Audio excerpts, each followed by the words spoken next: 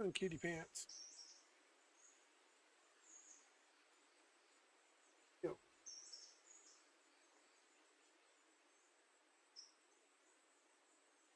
Damn good.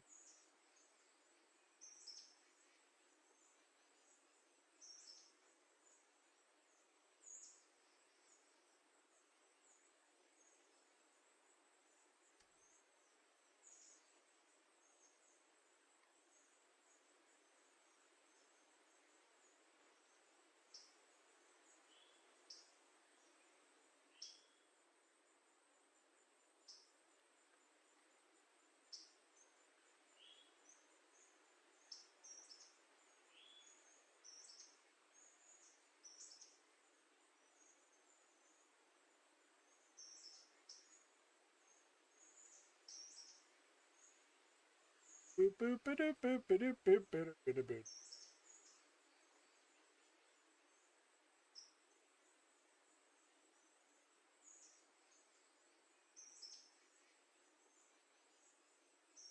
All right, let's see about that. Let's see if that's any better.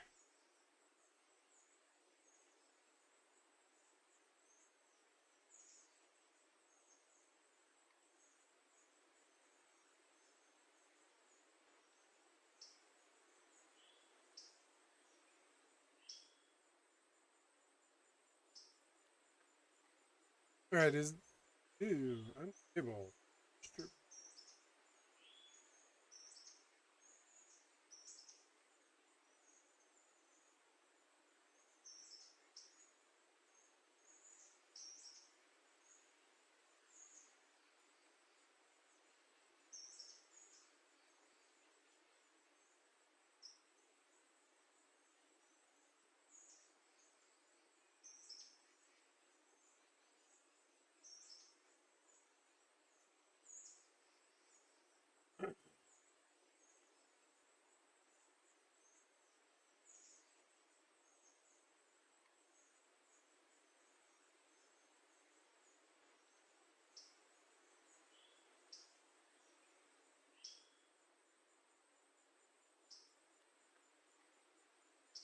All right, let's see if that's any better. Check and see Everest if that's any better. Doing that. 60. B.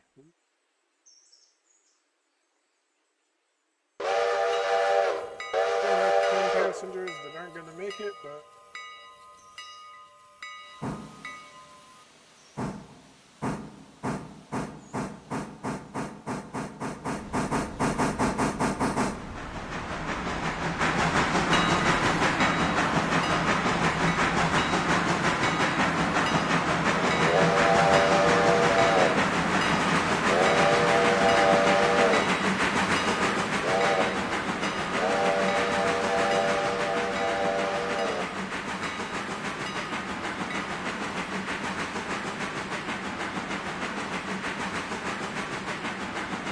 it sounded loud. Okay. Yep. Yeah, I was watching some of my streams the other night and they were really low, so I cranked the volume up. So I'm still trying to find the sweet spot of where it's not too loud but not too soft either. So, um, yeah, any input you can give me would be great. I think it's too loud, too soft, needs more, needs less.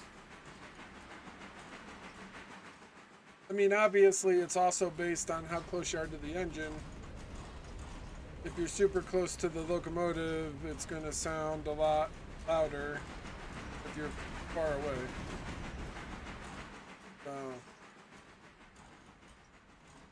So, but we're running some passenger freight or passengers right now. I think our locomotive up here at Wheeler should be good now.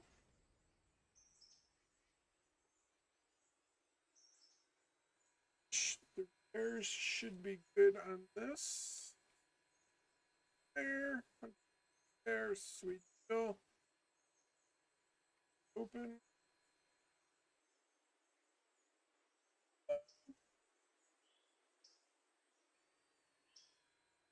Maybe a notch higher, but not much. Okay, we'll give it a little bit more. Follow. Follow. Okay.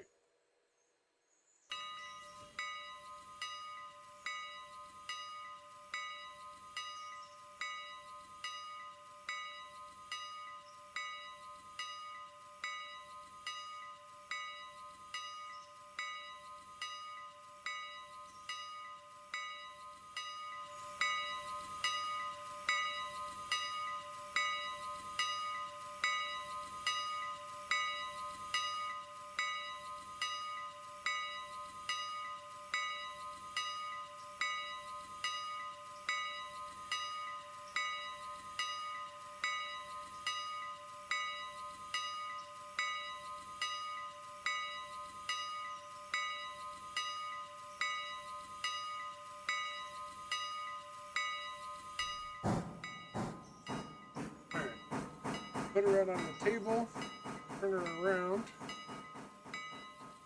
grab our cars here in Bryson.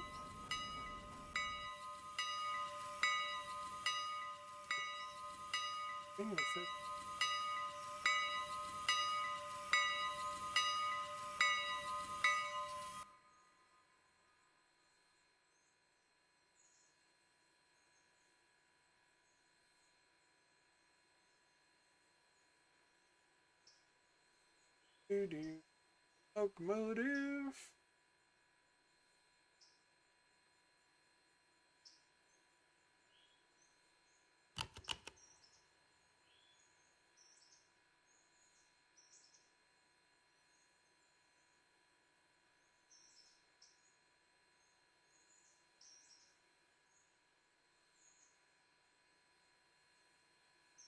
Up on a board. First person. Guy Cam 7 is a couple of, they would like to call it.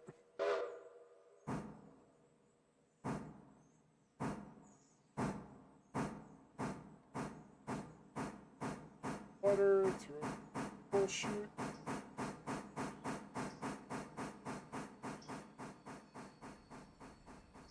Top this off with one full, just I missed it.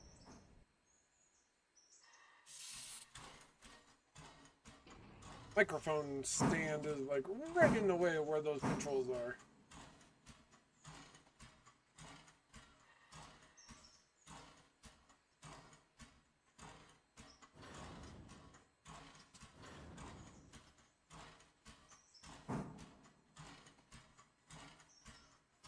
That's what we want to see. That's what we want to see. Pretty quick top off. Inspect.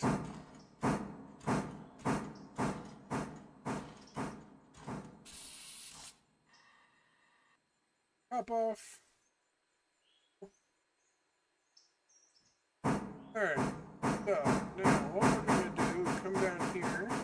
And I'll back up in.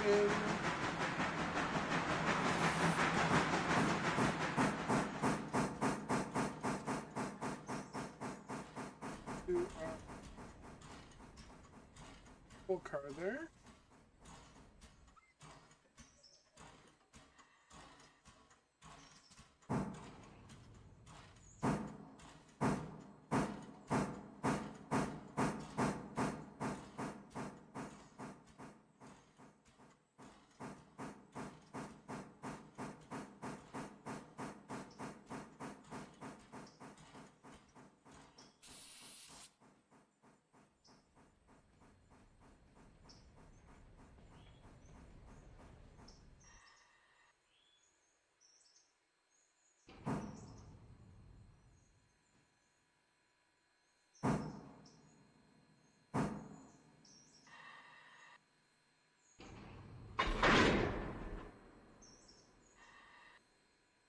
Go.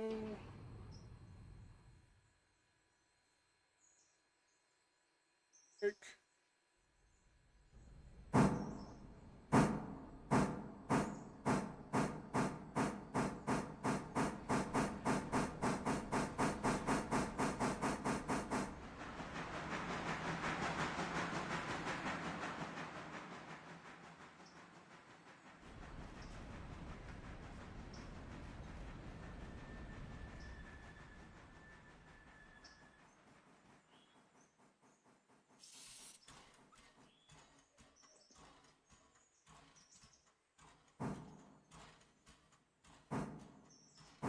Alright, we get this back on this car. We'll jump down to Dillsboro and get the passenger train on its way. I also want to take another peek at the Bryson passenger station. Just make sure there aren't any other cars there that we can pick up.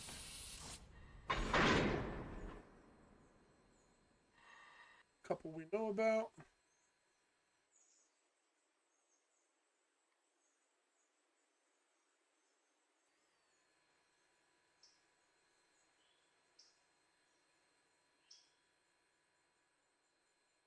Pick up anybody because we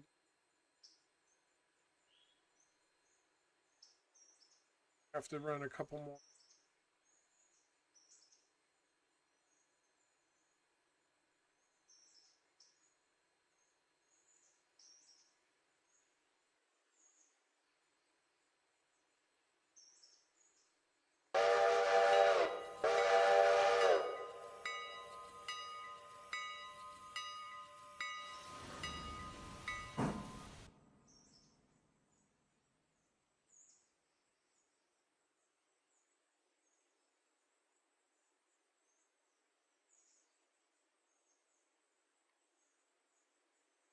Reactive waybills, that's all we need. Alright.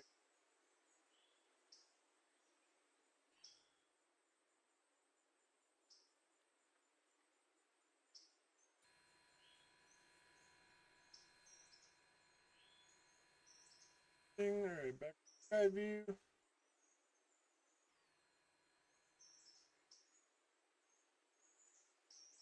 Third.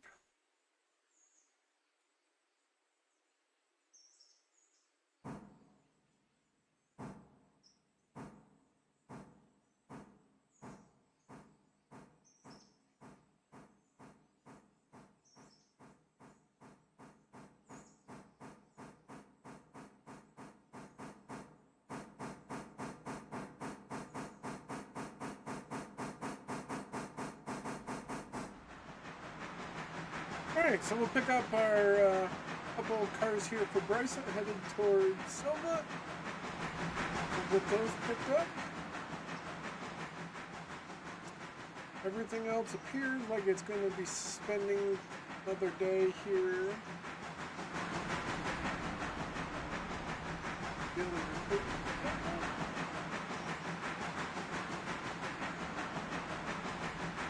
Right, outstanding waybills, one car in Ella, two cars in Bryson, which we're picking up.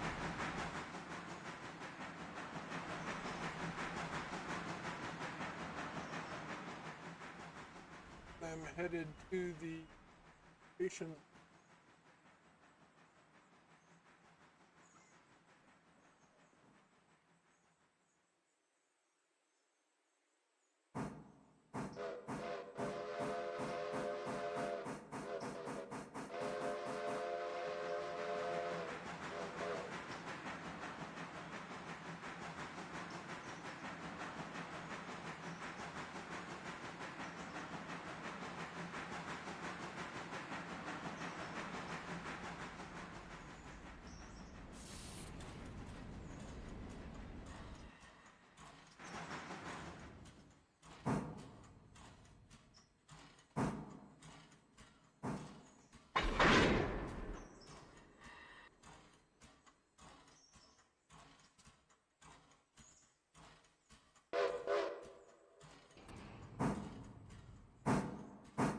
Okay, on we go.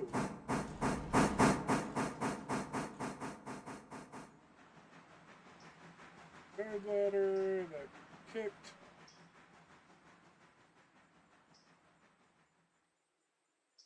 This one out of the yard.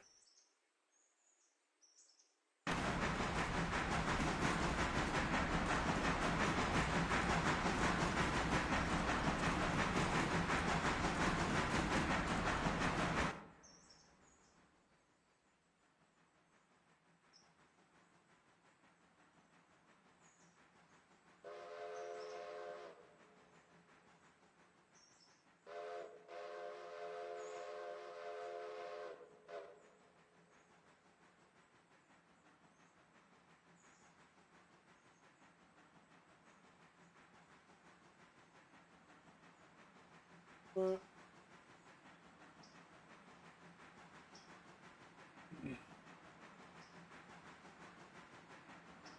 we'll get that taken care of.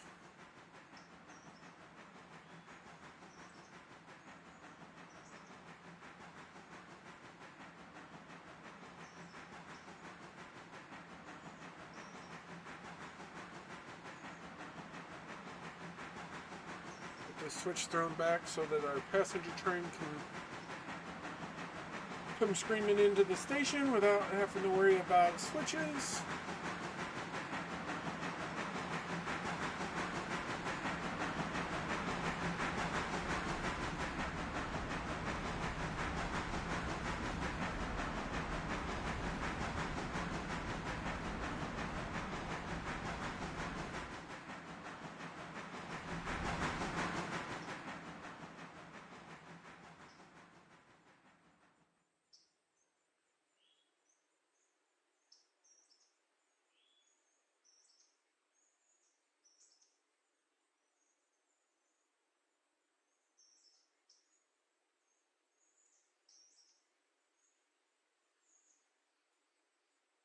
I have a car to pick up.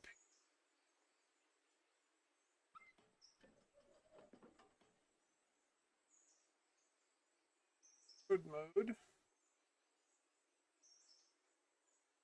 Stop.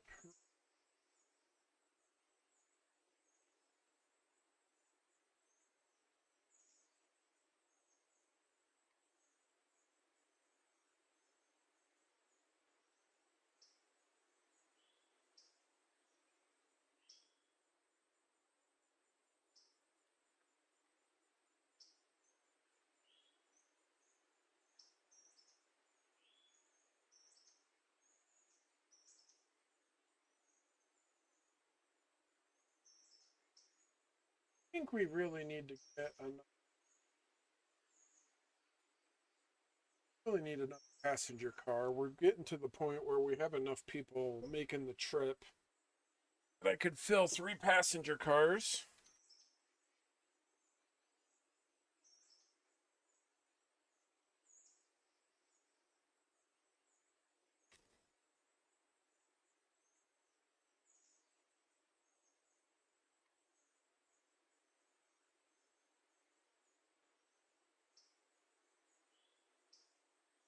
I think when we roll over day 8, get some money to do that. I think that's going to be our next investment is get another passenger car.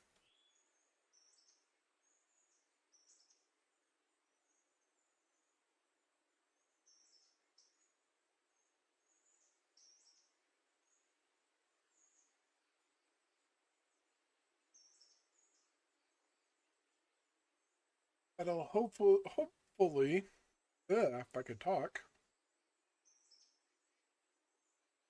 that will hopefully increase our revenue potential.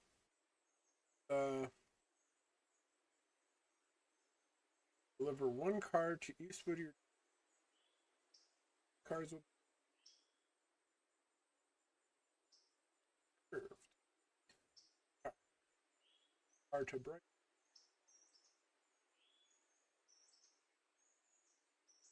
I don't know what the barrel fuel stand is, but we'll figure it out.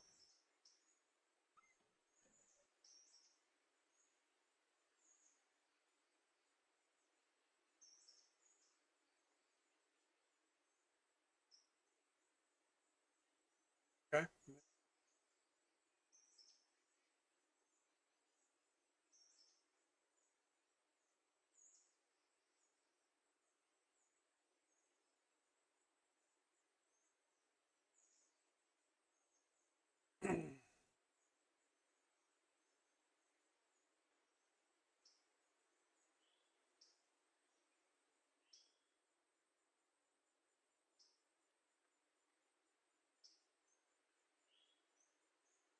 we'll see if we can get enough more or enough more passenger delivery to release that milestone as well. Get the bridge to Fontana, to the Alarco. Oh, yeah, I'm sorry, guys. I got some chocolate covered blueberries today, and they try to kill me every time I eat them. They make my mouth water, and I brain can't figure out how to breathe and eat chocolate covered blueberries at this time.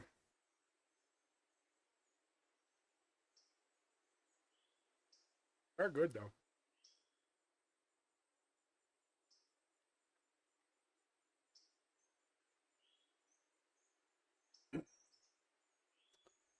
But we'll see if we can get enough money to get the first phase of the Bryson Bridge to and the line to Fontana opened up.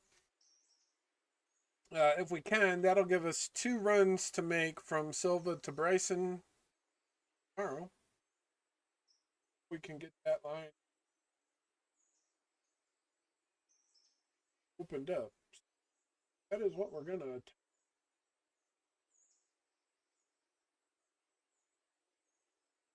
do.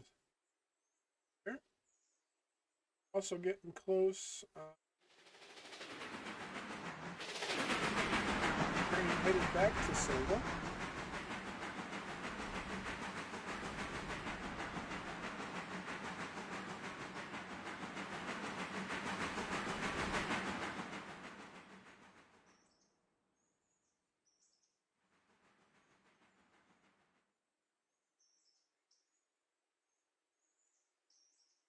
We're gonna jump on down to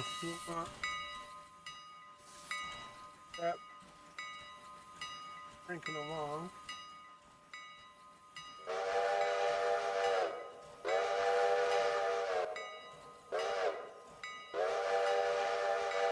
How many we got getting off?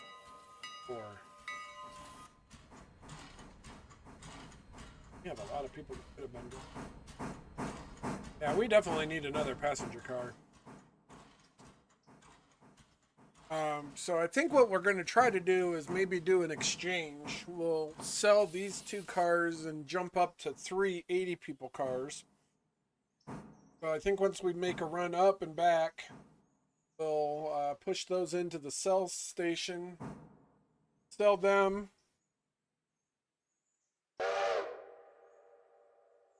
And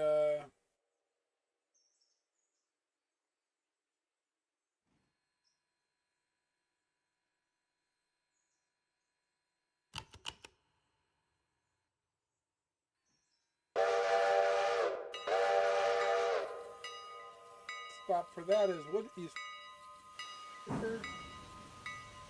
Whittier. All right, we'll try to get this switching done quickly, and we can do a meet in East Whittier. Do a meet in Whittier.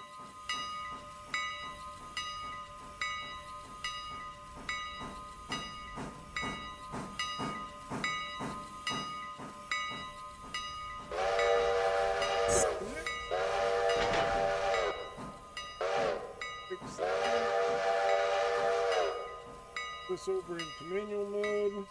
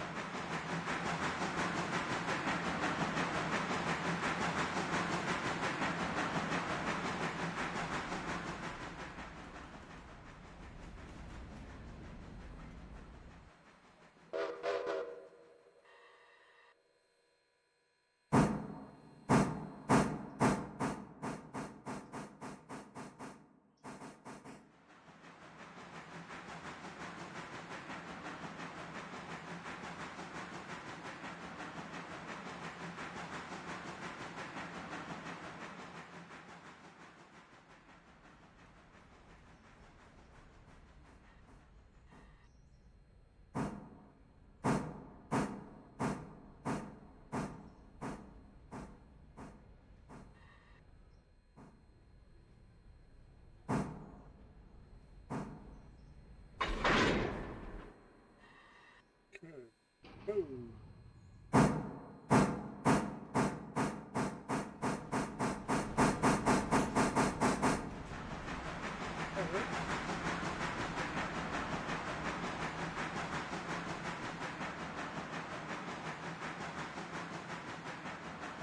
Control?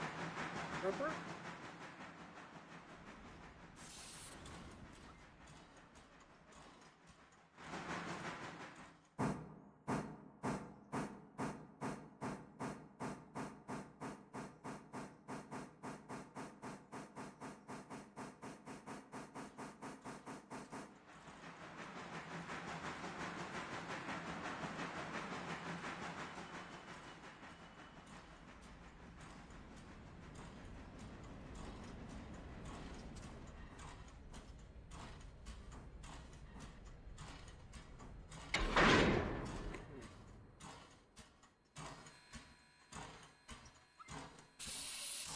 Bird.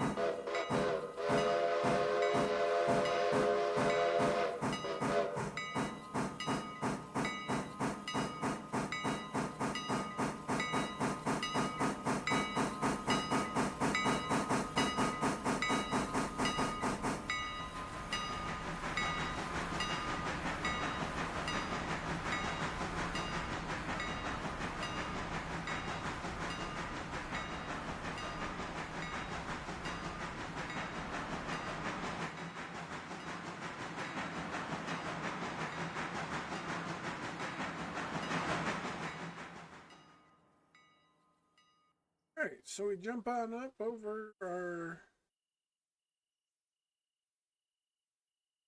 vector.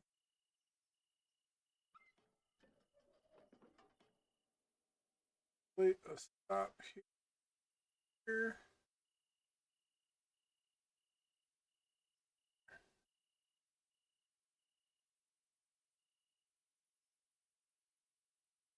Alright, got another car here we need to pick.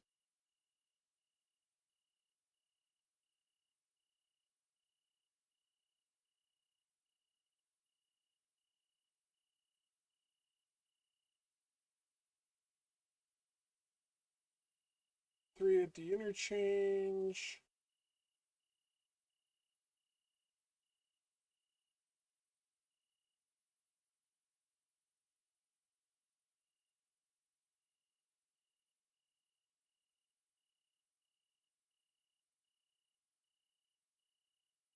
We gotta get there.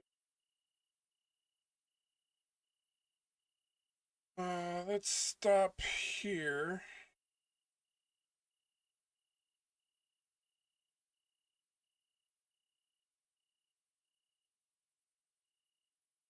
Good.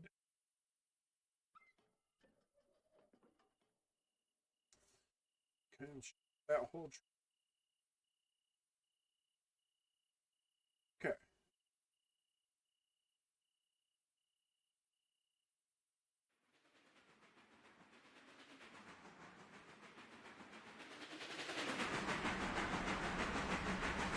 Okay.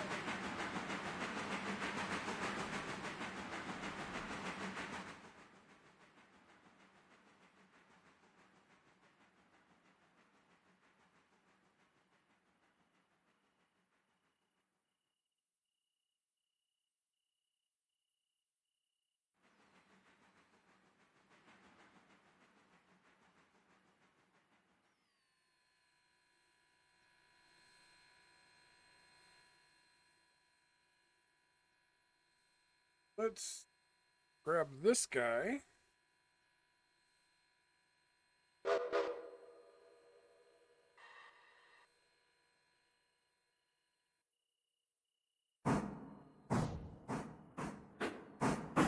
What we're going to do with him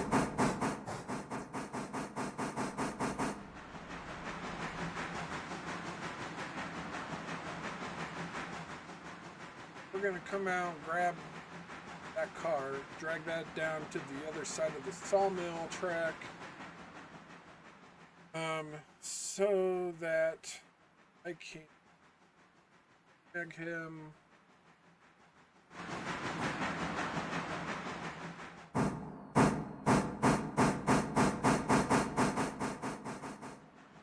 that other engine as we come by down to Silva.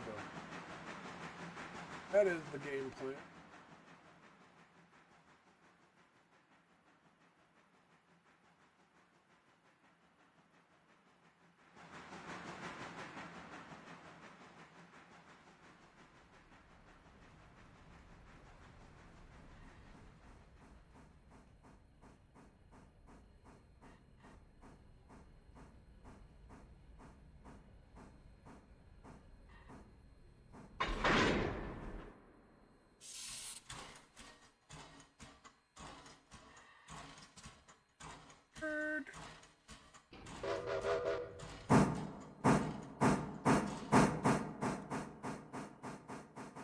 We're gonna dump her in here. What we can do is run it in. We'll stop the train prior to that switch. Run in, grab the 3 cars over here at the mill, back them back out, back down this spur leg, grab this boxcar, pull back forward, pull back out, back into our train, and continue. That is the plan. And our looks like our meet is happening in East Whittier proper. We get this back here into the siding.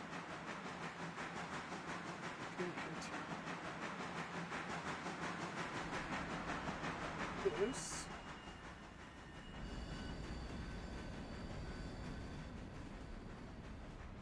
Okay. Right there looks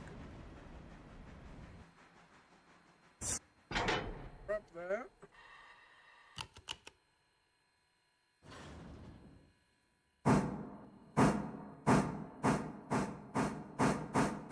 Just run this in.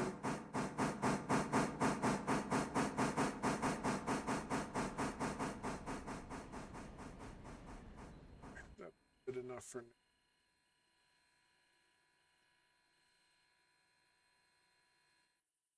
Alright. What we're gonna do that.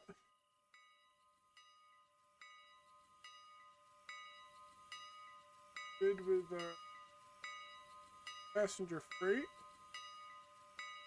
Cut that loose.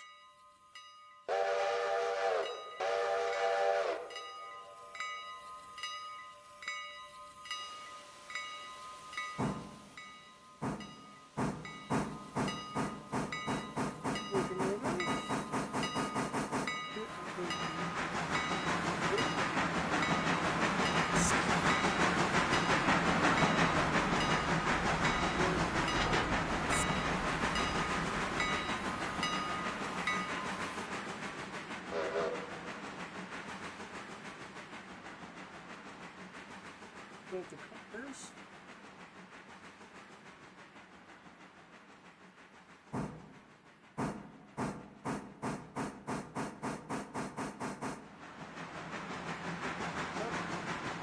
Go back in there.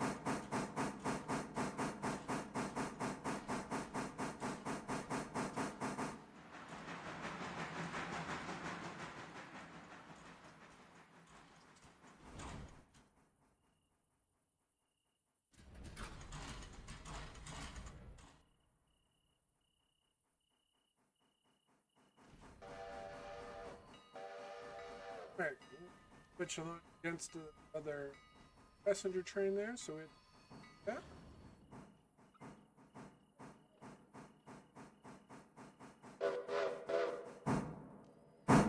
Back into our train.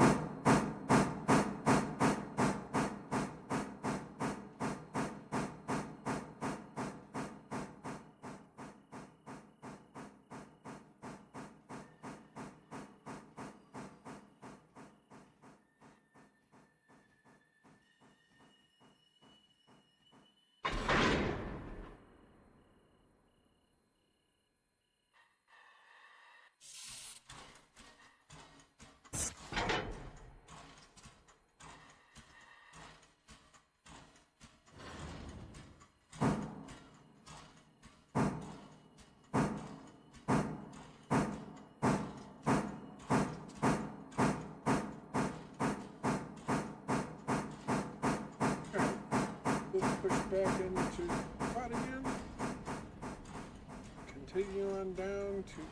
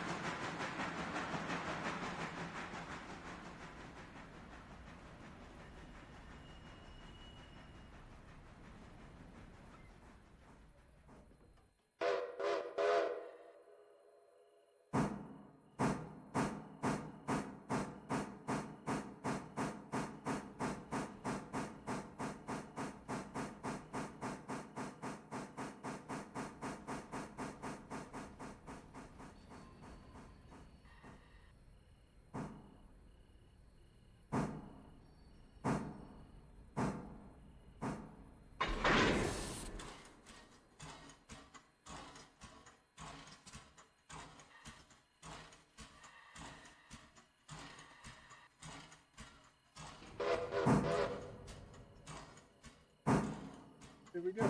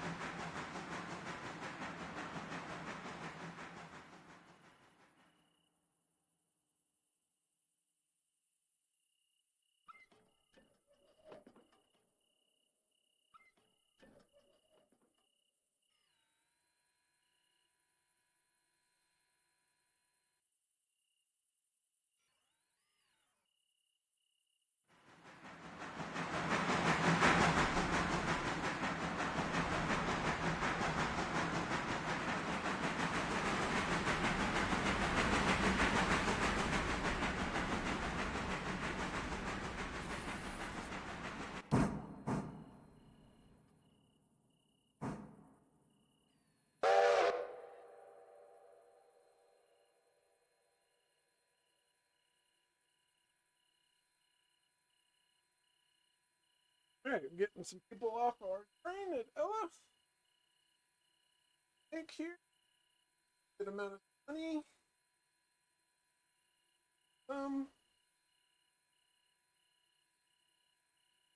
Quite a few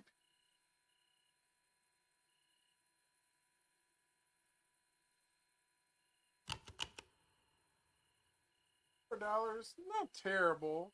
The best we've ever seen.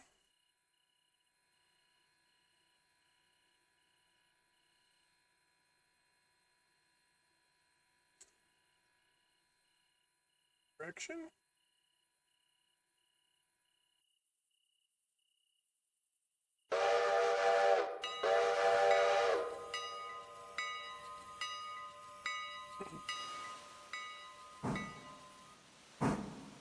Get that off.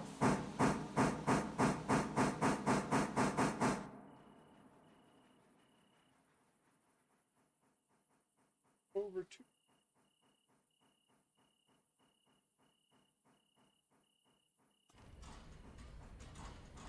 over to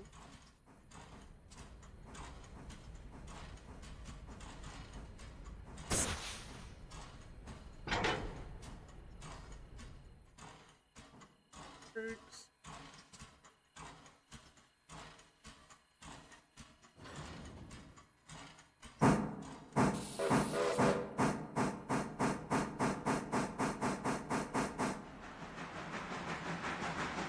That switch.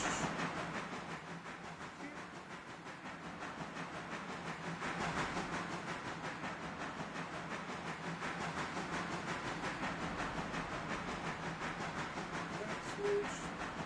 Out the car.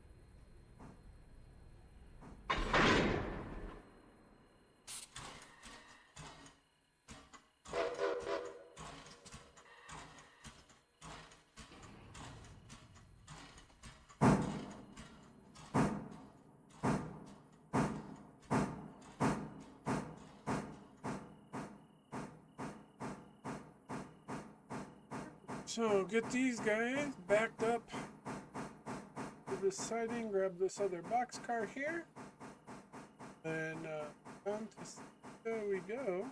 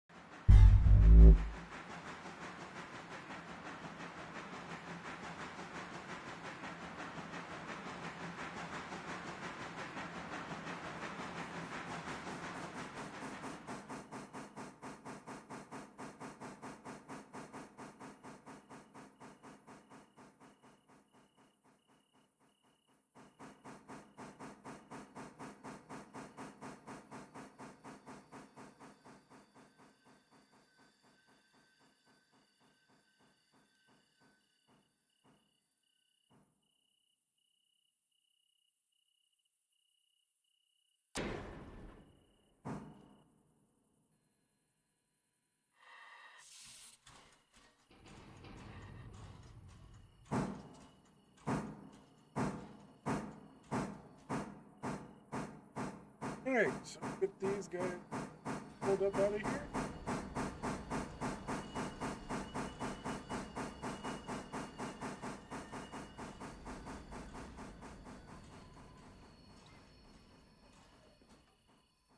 Which is gotta get pushed back far enough now to get the ball mill switch back.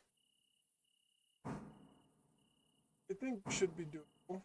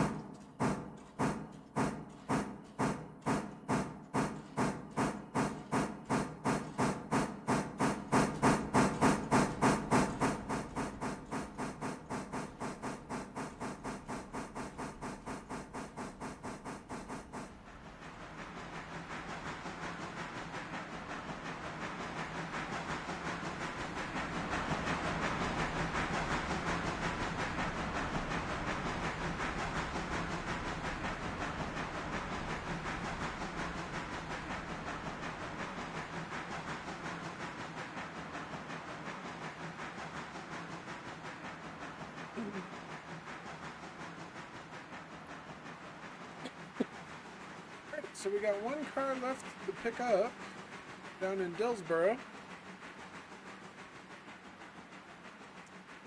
That's what we got left.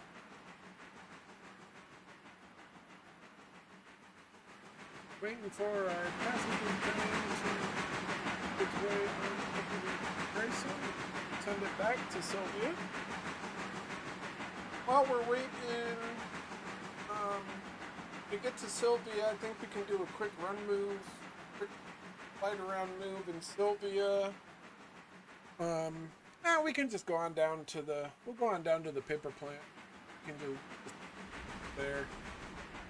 We'll do a run around move to get this locomotive on the back side of the cars so we can run down interchange Sylvia.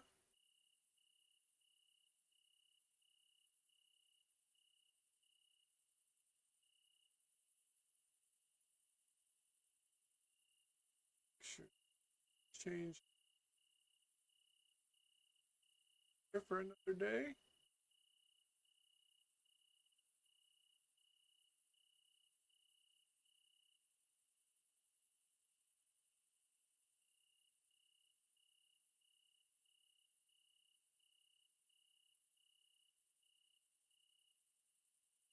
Hillsboro.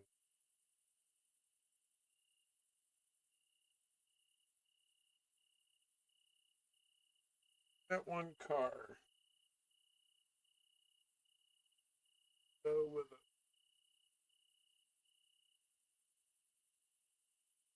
Alright, well, we'll get that car picked up. We'll have to go get the, we're gonna have to pick up the train in Wilmot and manually run it past the fuse.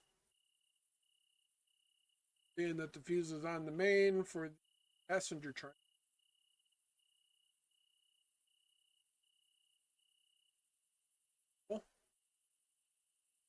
Actually in Grayson now.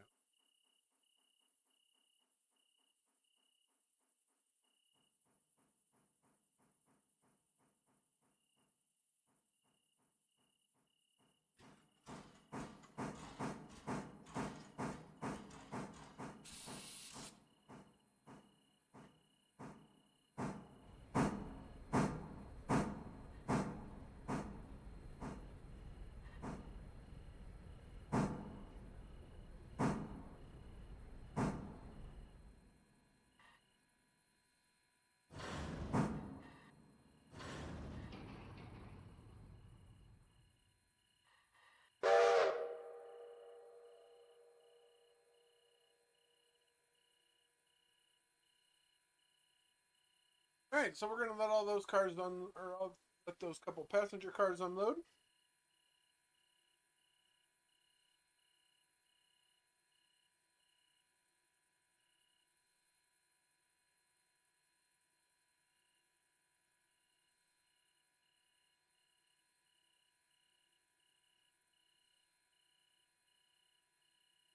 I think we're gonna wait till tomorrow. Wait till midday tomorrow to see about selling them passenger cars. Those for now. He tried to do a couple of observation cars, observation car bonus. So we're gonna get a couple of those.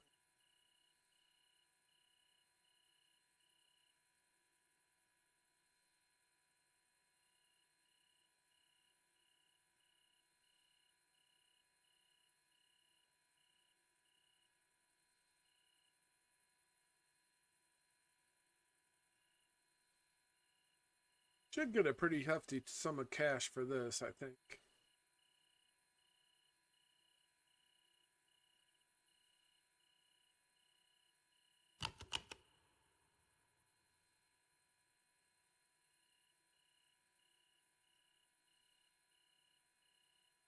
That 61 people waiting to go, and as soon as we get all them on, we're sending. Because we're getting pretty late in the evening, so we'll make another run for tonight. We'll get that on the road. Reputation was 92%. Passenger service. Safety is not great. But 38% safety. You need to do better at that. Please cause.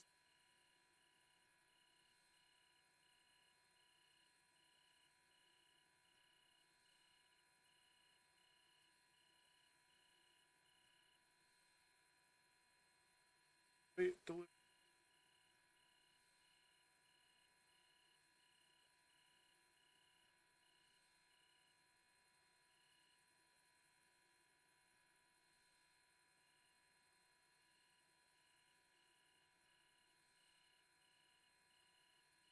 Okay.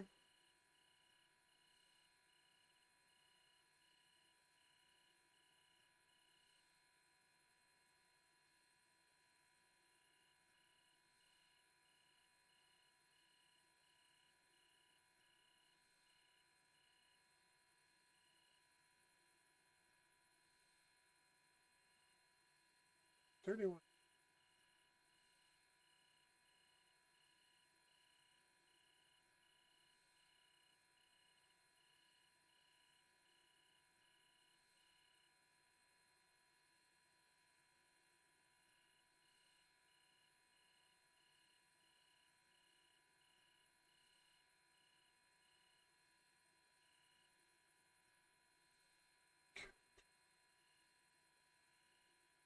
Decent chunk of money. Alright, we're going to have to wait a little around that, I think.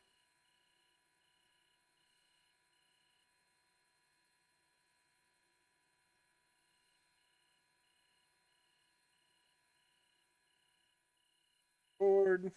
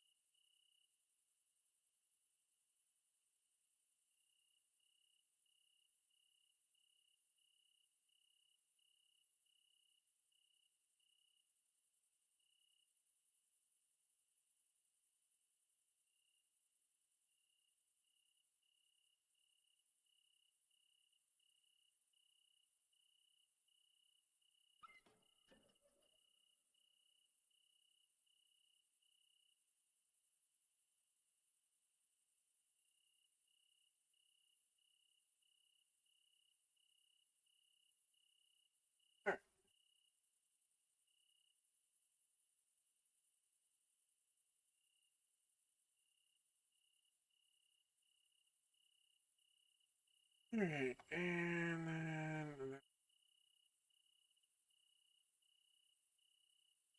Okay.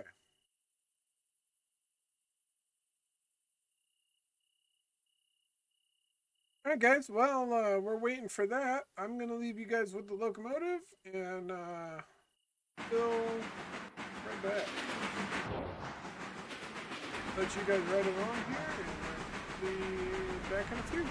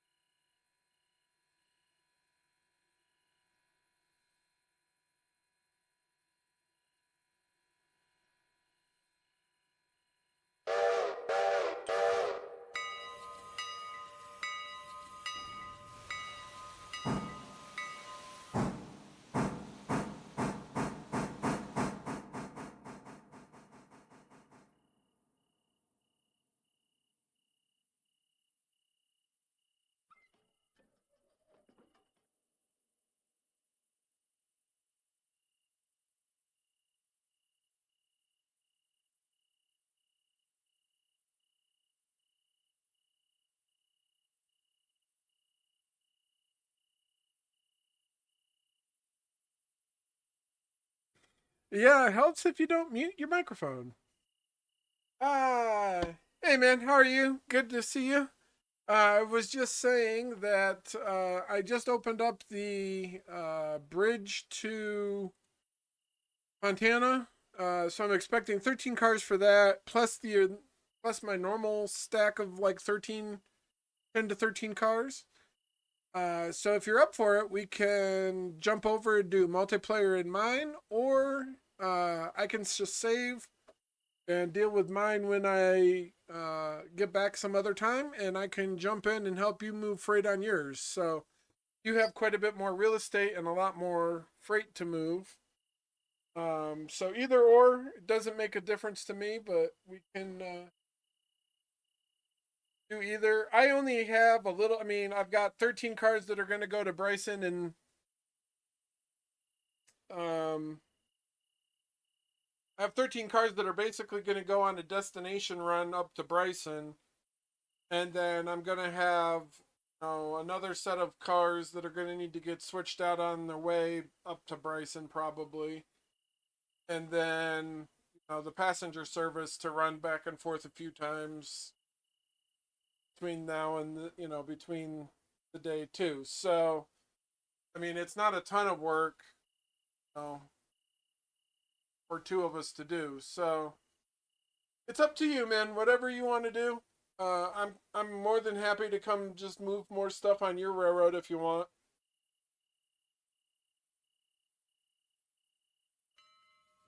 I can always play mine on my own when I'm, on my own. It's still pretty manageable for me to bounce through all this stuff by like midday.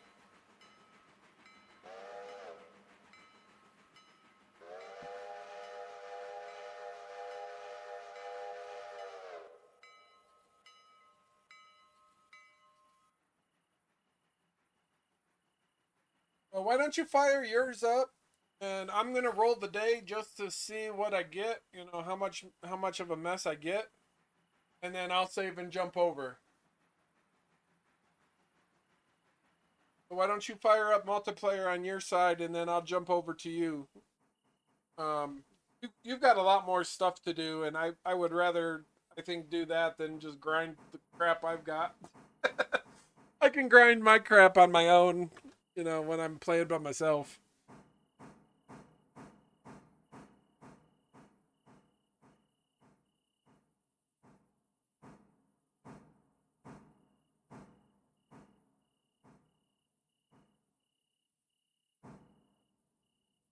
What's what called?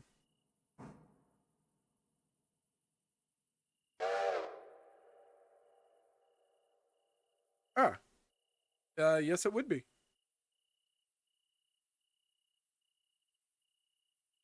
Yep, you are in the proper channel.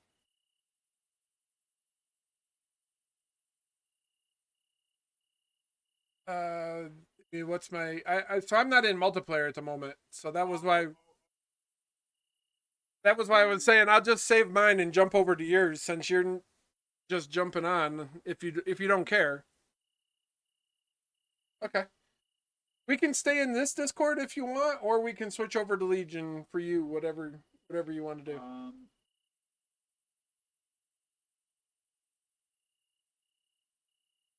Okay.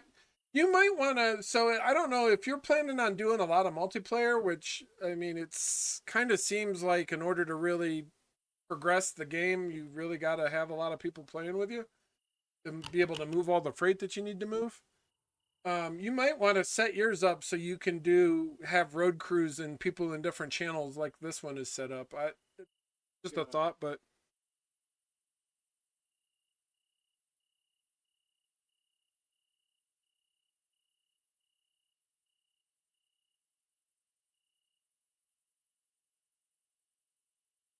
Ah, okay.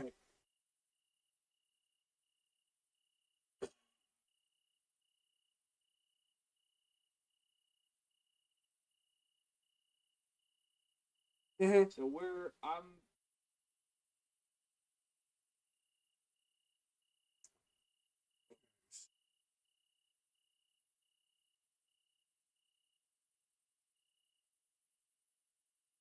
All right, so let's roll this. IRL. See what happens. But yeah, like, but pretty much Yeah, so very concerned about. that's set up. That was set up more for Railroads Online. So the names of stuff in there corresponds to Railroads Online stuff, not this game. But it would be easy enough to use the same, same format, but just modify the names for the towns in this game.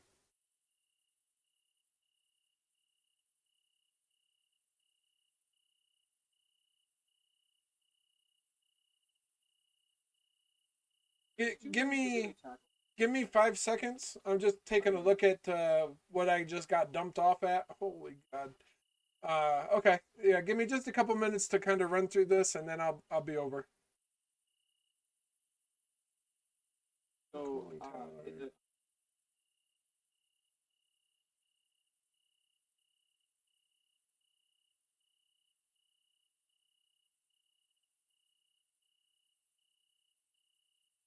where did it do?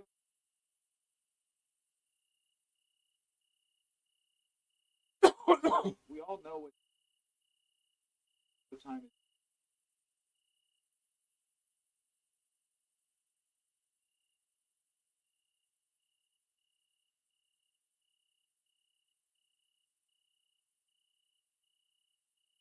This is a lot of stuff. I have to make a couple of trips because I don't think I have locomotives big enough to take all of this in one go.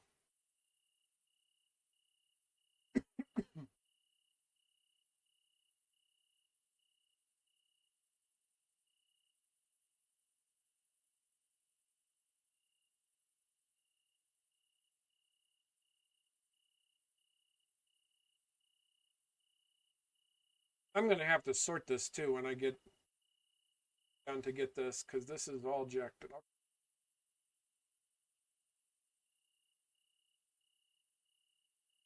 Someone in the yard is definitely. Right? All right, well, cool. Let me save this, and then I'll jump over on yours. However you want to do it. If you want me to switch over, I can, or if you want to stay here for a few minutes, we can do that too. Whichever you prefer.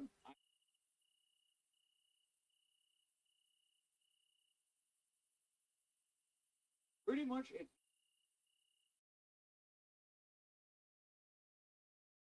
water, because we all know how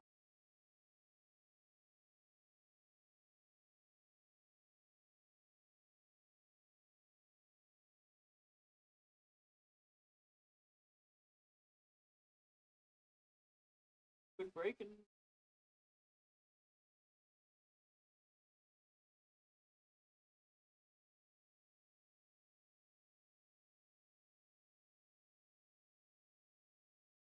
well, Yeah, no worries. I'm still running the stream, so you're welcome to stay on mine if you want. That's fine with me. And if you don't want to stream, that's more than fine. As long as you're cool with being on mine, we'll go with that.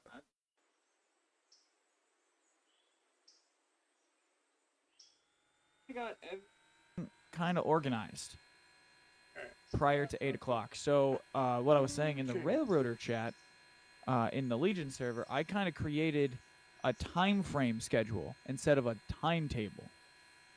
Okay, so let me jump So, over to like- that. So where are you talking at? So in the it's a fucking mountain of a message. Pardon my French. I owe you $1. It's a okay, mountain it's of in a the message. railroader chat. I got you. Okay. Yeah. Okay. So I 4 was sitting there a.m. and to I started. interchange service. Collect all cars. Take sorting. Put logs on pulpwood. Work sort. 6 a.m. Sorting should be in progress. Passenger. Light. Sharp departure. Check. Okay, 8 a.m. You'll see a motif with that, though. It's a running motif that I wanted people to laugh at. Check Paul logs and Paul Wood is on everyone. Okay. Yeah. Because it's like, okay, we gotta check it. First, Because you don't know 8 when it's gonna a.m. finish. They're like Hang 9 up or the 10-hour phone. services, so you kind of like.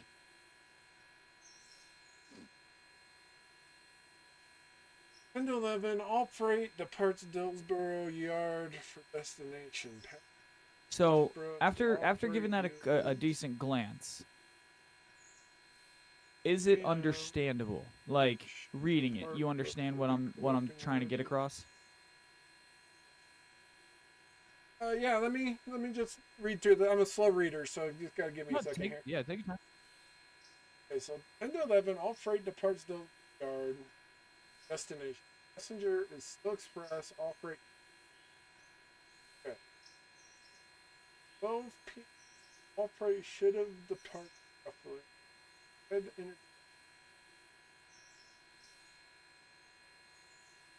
Watch cars in Dillsboro Yard, Bryson Yard. But 2 p.m. Passengers off freight.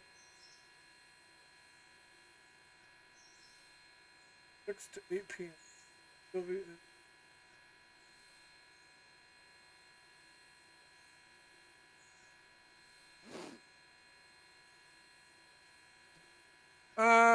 So yeah, I mean, I think it is implied. It makes sense. There's a few things I think I would maybe consider um, revising. I think Okay. based. So when you roll over to a new day, do you already have cars still sitting at industries that are headed to the interchange?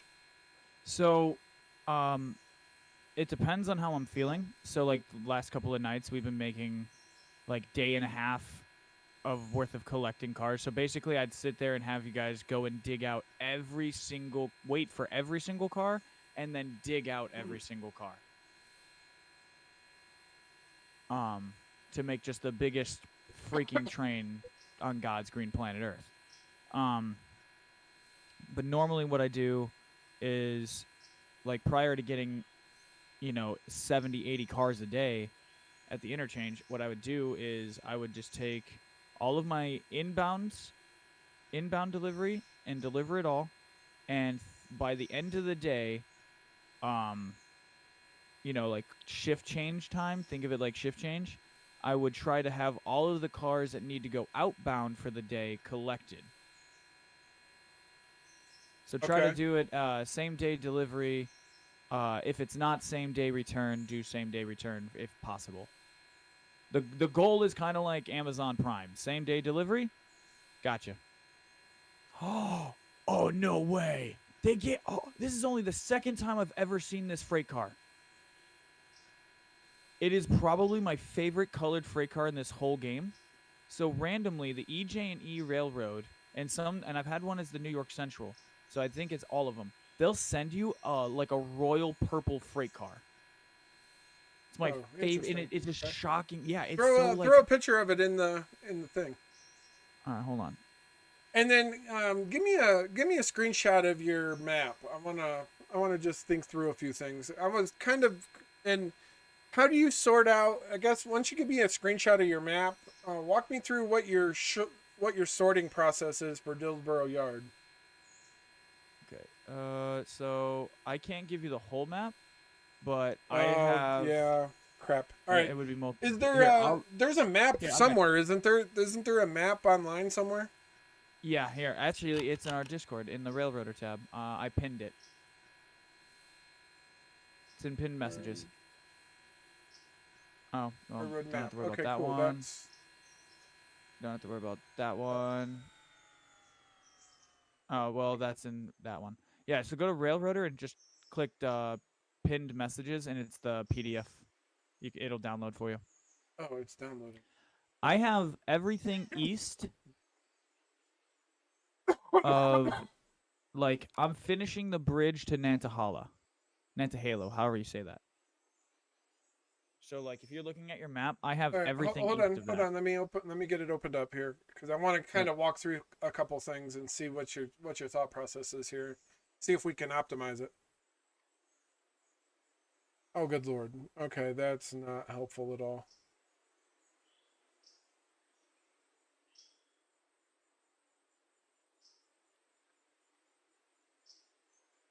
Damn. Okay, that's not quite what I was looking at, but what I was hoping for. But all right. Uh, What you getting? Or sorry, I'm trying to do like 8 different freaking things. no, no worries. So the map is more of a it's like a CTC map more than it is an actual map of like the actual whole railroad. But okay. And I'm gonna have to sort this. That's interesting. Okay. Workers.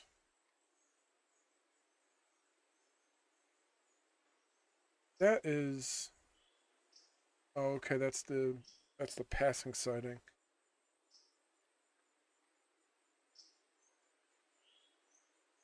Okay. So Sylvia interchange 23 cars. Cars 20.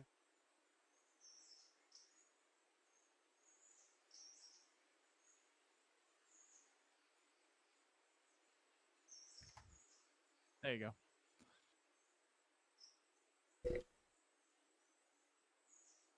Oh, okay. That's interesting. Oh yeah, it is Very by interesting. far my favorite freight car, favorite colored freight car. I'm a sucker for green, purple, and black, like that color scheme. So All right. like, first time I seen it, I think was like the first time I had streamed the game, and I was like, no way, they put a purple freight car in this. That's so interesting. Sounding like a posh hoity-toity.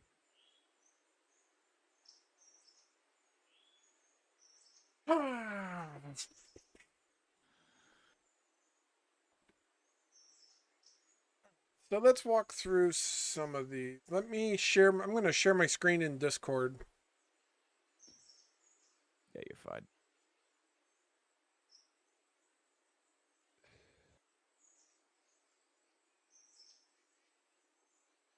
I'm going to throw open a Excel sheet, and then we can just throw some names in off the map here. So, are you asking like what's my thought process on how I do the sorting? Yeah, so that's what I want to. That's what I want to kind of walk through. So let's See just like compare what's it to your different. Switch thing here and see what we can optimize. So, right now, I make this as simple as possible because the way they kind of did it is color coded, right? If you have the tab, if you hit the tab button, obviously you see all the different colors. Whittier is yellow and Bryson's green. Alarka is Okay, dark so blue, so on and so forth. Yeah, you know this. yeah, yeah. Okay, so basically what I do is take so it's 4 in the morning. 40 cars get delivered at Sylvia Interchange. I don't care where they're going. They're all getting picked up as one cut, taken to Dillsboro. When they get to Dillsboro, whatever car, and I basically just break it down by track, and I do it by color. So, and then by destination from there. So I figure out what cars are going where. I'll look at the big cut, and I'll go, okay, I got 20 going on the blue train.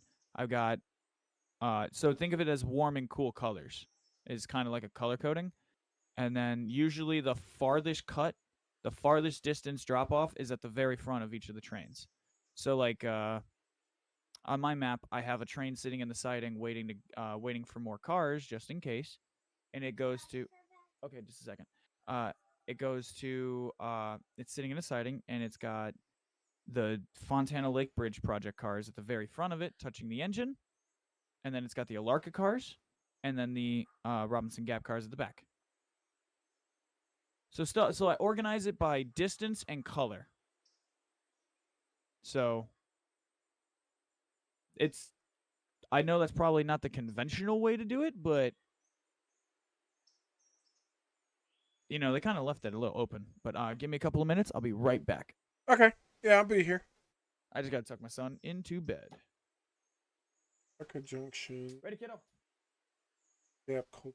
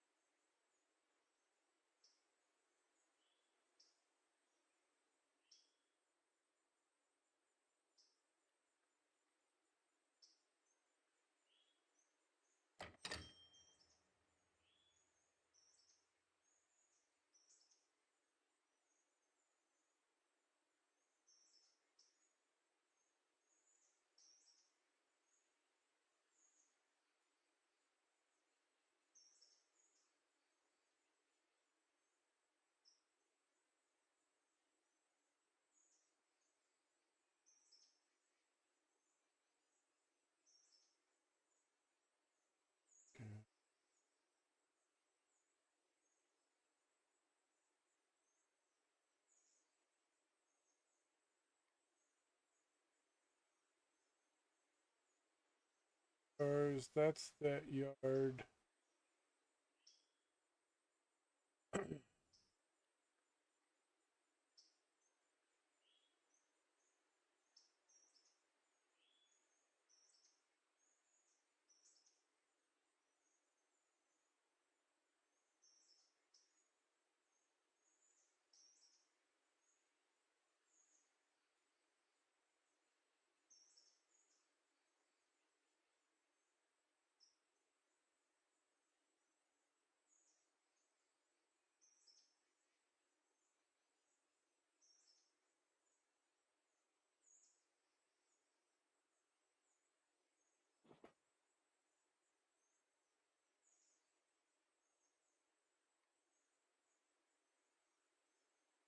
All right, I'm back. That's the log. So you don't use the Walker branch, right? You're You're Hell not no. really using that much. Hell no. Okay. So Robinson Gap.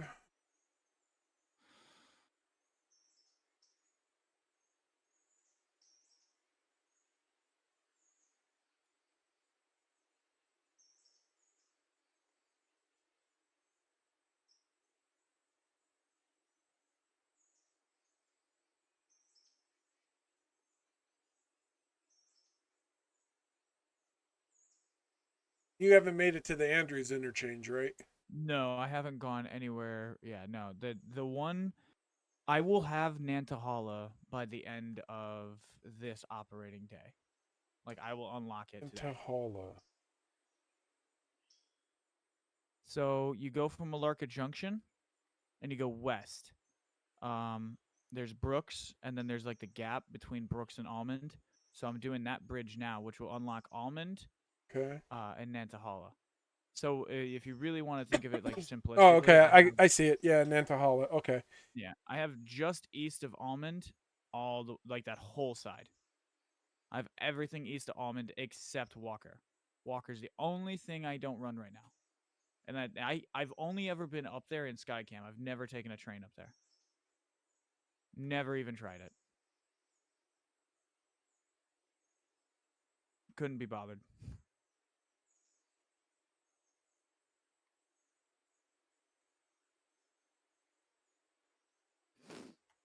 All right, so how that passenger? How many times do they deliver for your interchange? Is it just at 4 a.m.? No. Right now, so yesterday, for reference, dropped 76. So 40 at 8, at 40 at 4, and then 36 at 8. And me and JJ were theorizing that if the 8 o'clock drop off is completely full, which is what we've been trying to do on this railroad, is kind of force it to kind of happen. to see if the second interchange, if it says interchanges at capacity, then we know we're going to get a third service. Okay. Like I haven't gotten there yet. That's what we're trying to figure out, is kind of like, do you get more than 2 services a day, or is it just the 2? Because that really changes things.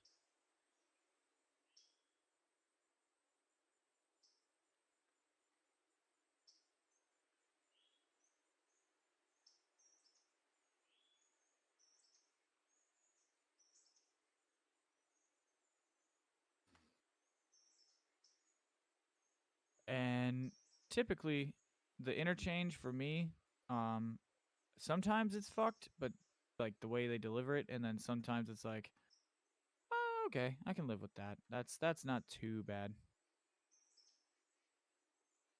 Like the one I have today, it falls into the it's not too bad category. But there's been days where it's like taken me by myself like 2 hours real life to cat um sort out cars. But I usually just leave the train in the yard lead, and then I just break it down from there, pushing it onto the sidings accordingly, or pulling the cars forward. All right. So I'm gonna try to. I'm working on kind of restructuring your thing here. So, uh,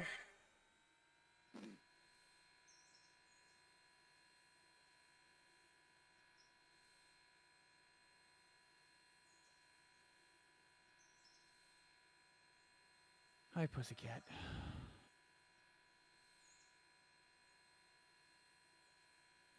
Burr, burr, burr, burr. What's new, pussycat?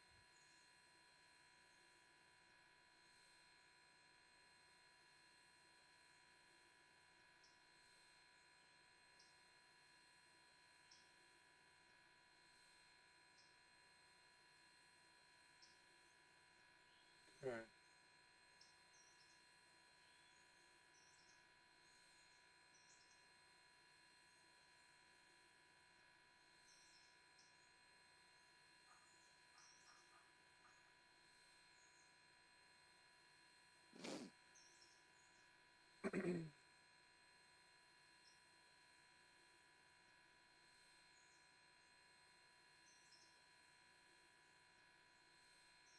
Then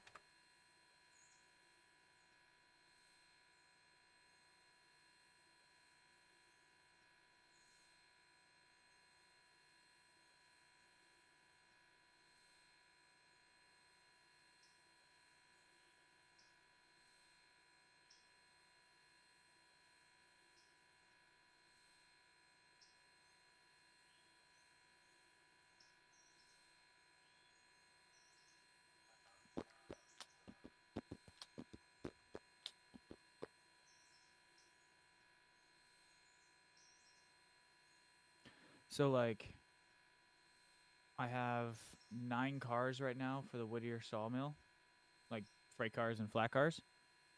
On average, I'm doing 16 to 18 a day.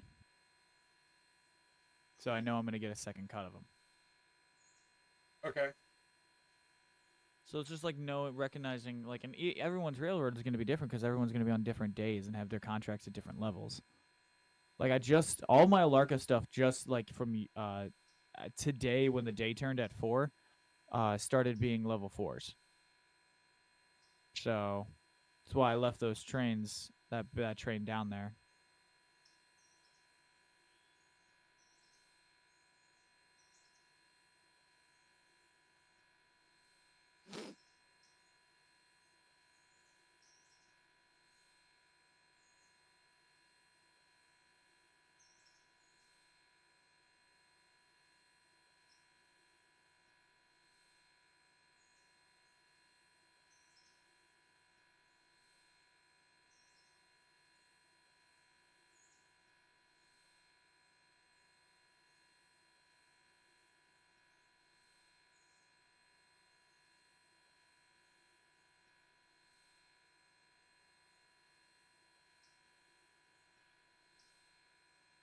Okay. And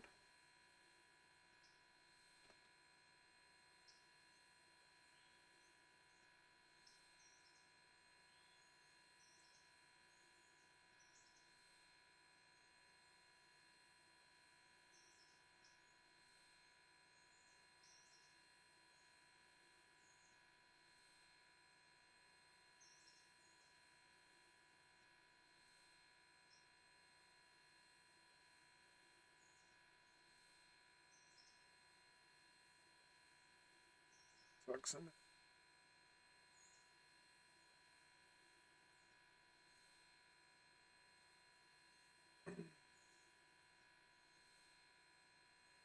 I'll post this and you can see what you can veto it or yay or nay it or whatever, but we'll see what your thoughts are.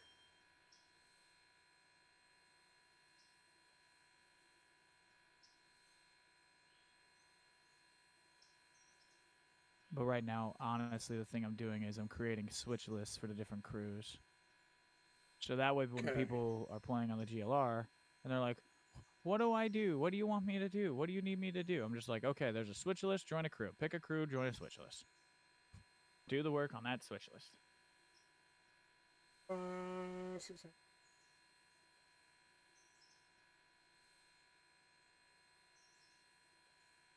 Nope. Dang it. Here.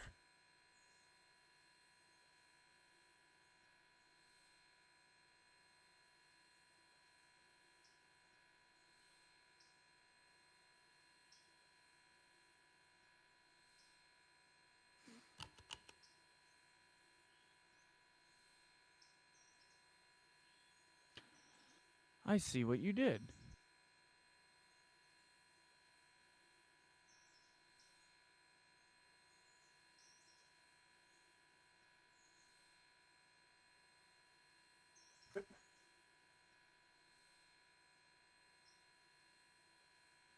Man.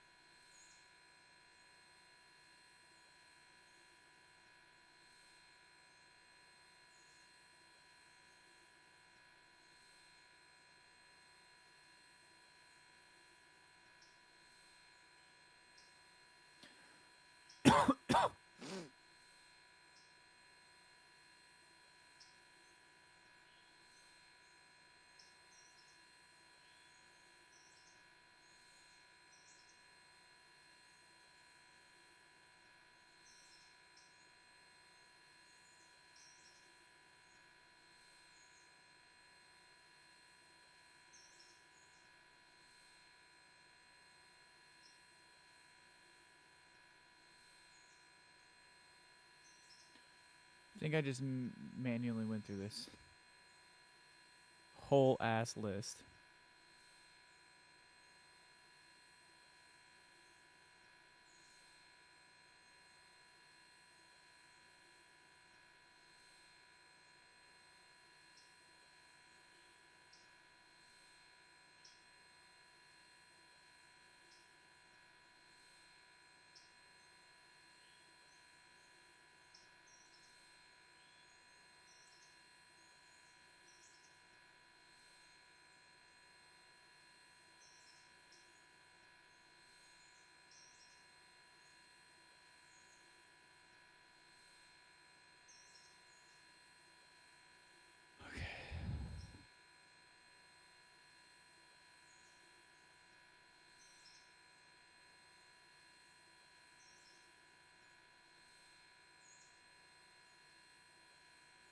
Oh, hell yes.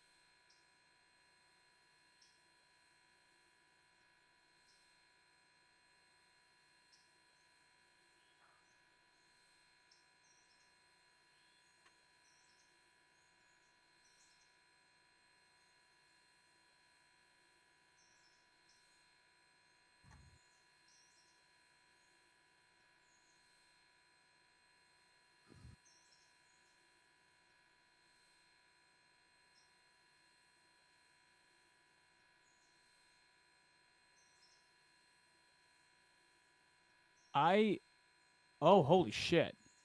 Holy crap. That is a it's a thoroughly thought out creation table there. Change Chili. colors. Yeah, I'm working on modifying it a little bit more. So So is this specifically for your railroad? Like what you're doing right now?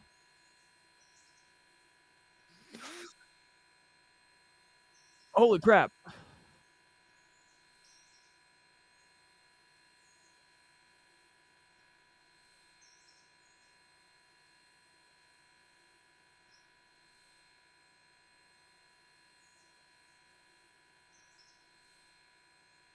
Ah, okay, okay.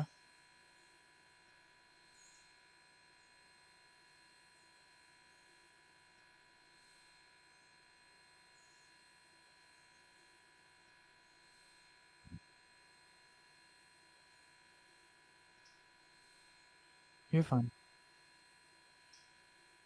You're fine.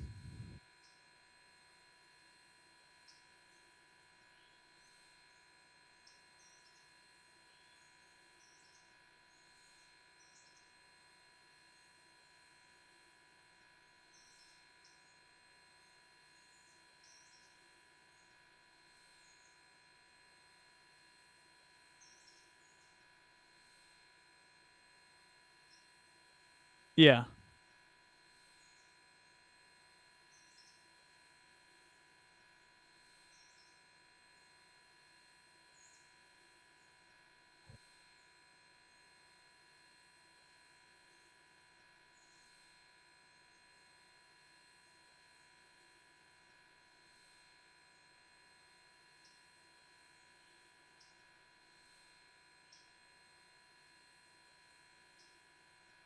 Okay.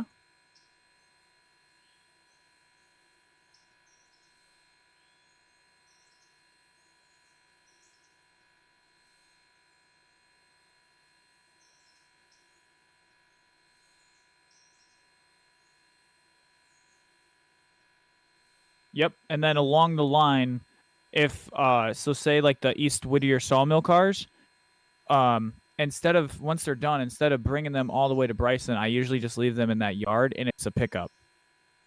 Yeah, it's a pickup for that service.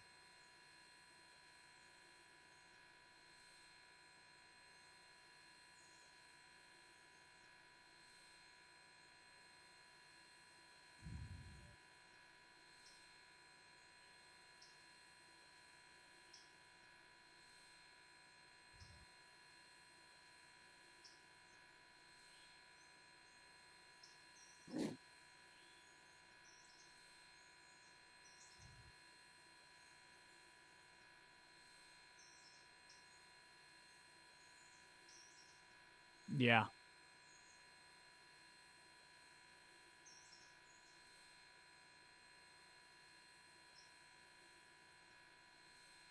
Yep.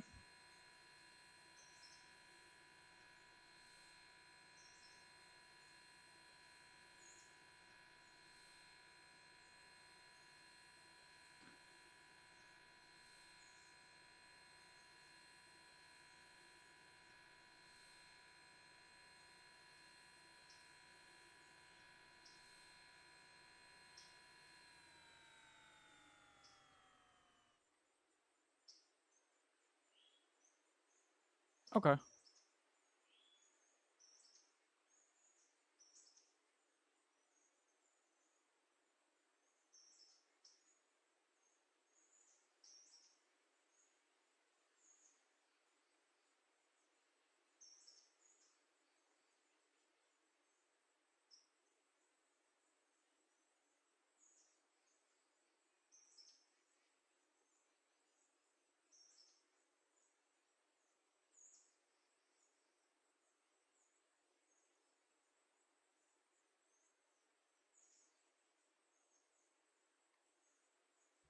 Yeah, right.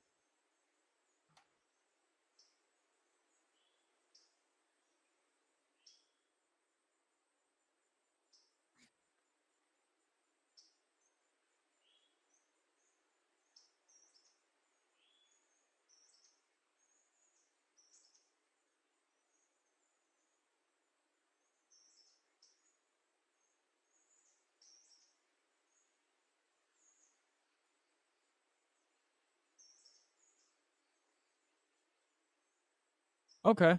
Um.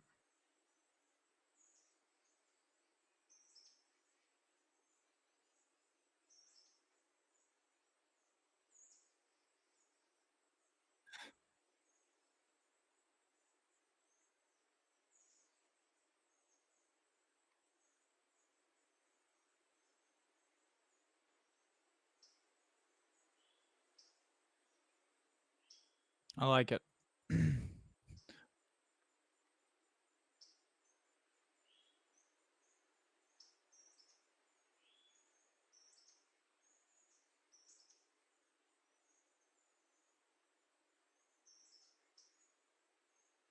Okay. Hey, do me a quick favor. Um, in the cruise tab, you should be able to join and leave cruise. Um, check for me, just check and see if the switch list for a like because I just spent like 25 minutes while there was no like real talking. Um, while you were doing the typing stuff and figuring this out. Um, I started sorting cars into switch lists. Go just for an example, go take a look at the join Alarka sub crew and pull up the Alarka sub switch list. Now, that should be every car.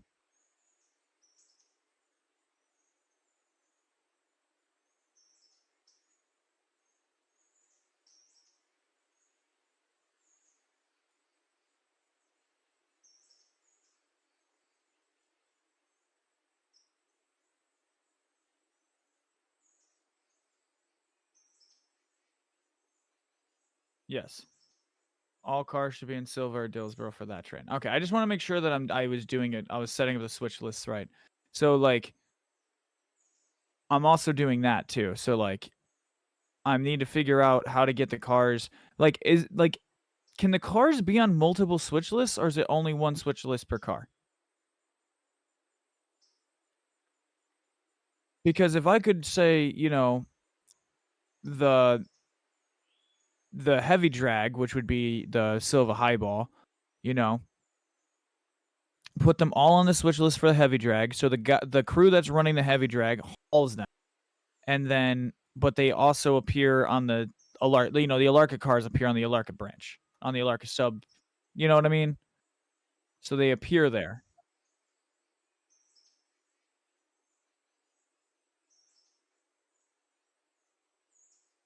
Right. I was just saying.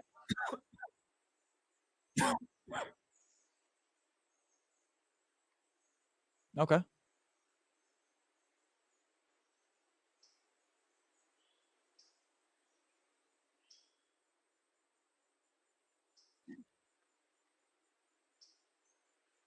True.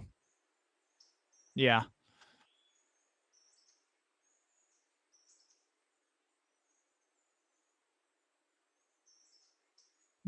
Yeah. Yeah.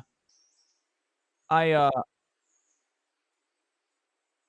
Right, no, it's honestly at the point where the railroad is so it's kinda it's hit almost a bloated phase where it's like, "Okay, we actually have to, like" Yeah. Make all of this godforsaken mess make sense. Alright, I do have an engine.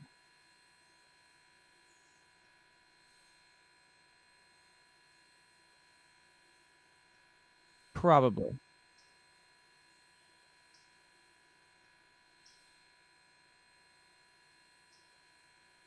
So, like, when we're talking local, when we're using verbiage like local, we're talking shunting.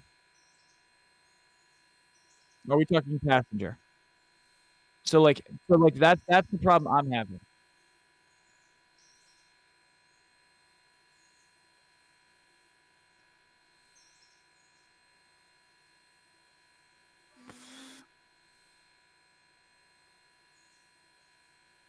Yard A to yard B. Okay, so alright. Okay. So say town A and say yard A and yard B are 5 miles apart. The local is picking up and setting down cars for every single business that is attainable. Okay.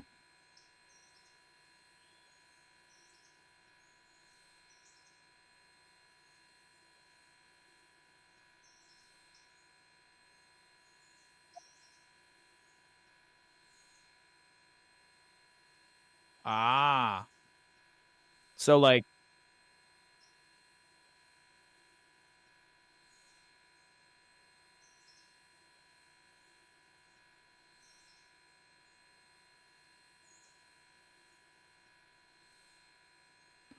okay.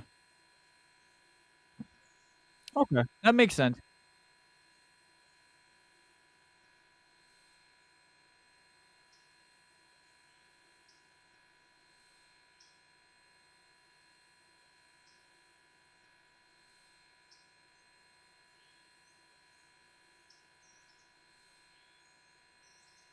I could honestly probably get rid of the cold drag line and just absorb it into the Alarka subline because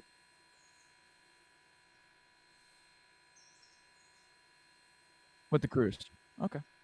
I'm presently hauling the second interchange cut back up to Dillsboro right now. It's 32 cars. So 72 cars got delivered today.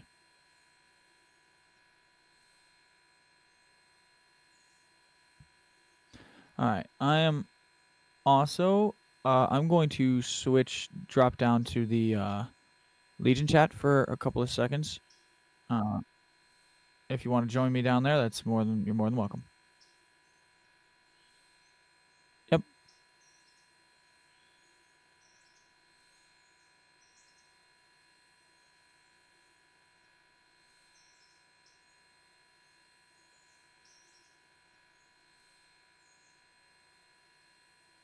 Welcome back. We've reached you about your car's extended warranty. See, what you don't know is we just reached you about your train's extended warranty.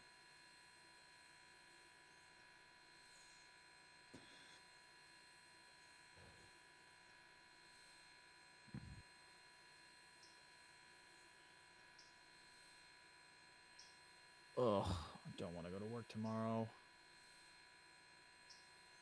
It's my Sunday, technically.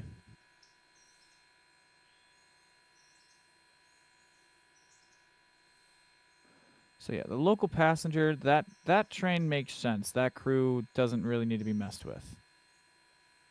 Log run, it just needs to be adjusted to what engines are on it and what cars are specifically on it.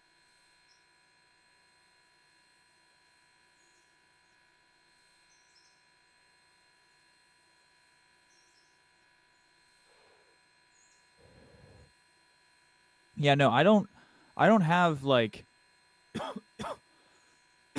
any structuring for a timetable besides between 6 a.m. and 2 p.m. That bitch is the priority on the line. She is the highball money service because passenger service is peaking between 6 a.m. and 2 p.m. After 2 p.m. and before 6 a.m., the numbers are up and down and they vary. But when you pull up to a station after 6 a.m., 7 a.m., it can be north of 100 passengers, 80 to 150, 200 passengers.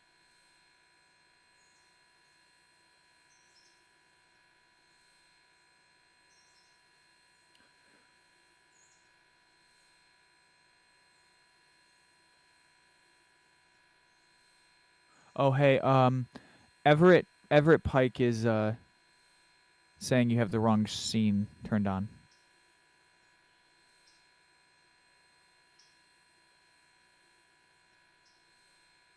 Thanks, guys. We got you. I have my uh, I have it like hot buttons on my keypad, so if I start typing numbers in, it changes the scenes in my OBS to. Oh, so it starts going crazy. Okay. Yeah, it starts going crazy the minute I start typing numbers on the keypad, which is a pain in the butt. But it's That great is a for pain when in I'm the butt. streaming. It's a pain in the ass for any other time. Any other time, yeah. It's just like, why are you choosing right now to be a pain in my dick? All right, so so if room on train is Actually, available, then, yeah, you can include pull up to any right Bryson there. card. So, come take a look at what I'm doing down Yes. here at Dillsboro if you got a second. At,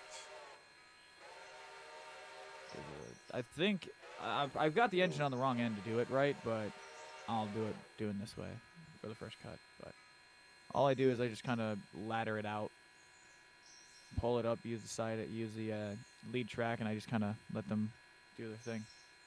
okay, where did you want me? Dillsboro? I'm at Dillsboro, yeah. Okay. Yeah, I'm pulling in. So gun. So what I do is I pull up to like where that fuse is at, and I just basically I'll pull up from the back end. So I'll be pushing this train up to the fuse, and then I'll cut cars that need to go to a certain track. So Okay, so what do we got here? like So this we first got a cut mess. is all right, like so the beginning of it is all Larka, Whittier. Burrow, So I'll put those all in their own independent track. that's all Bryson. Like I'll put them on track 1, which is Cole, this so one, and green then and blue on the back. so on and so forth. And I'll Here. just do it that way. I don't know if that helps you. I don't know if that doesn't help you. Okay, so yeah, this is actually really helpful. So what you should do is chop the train.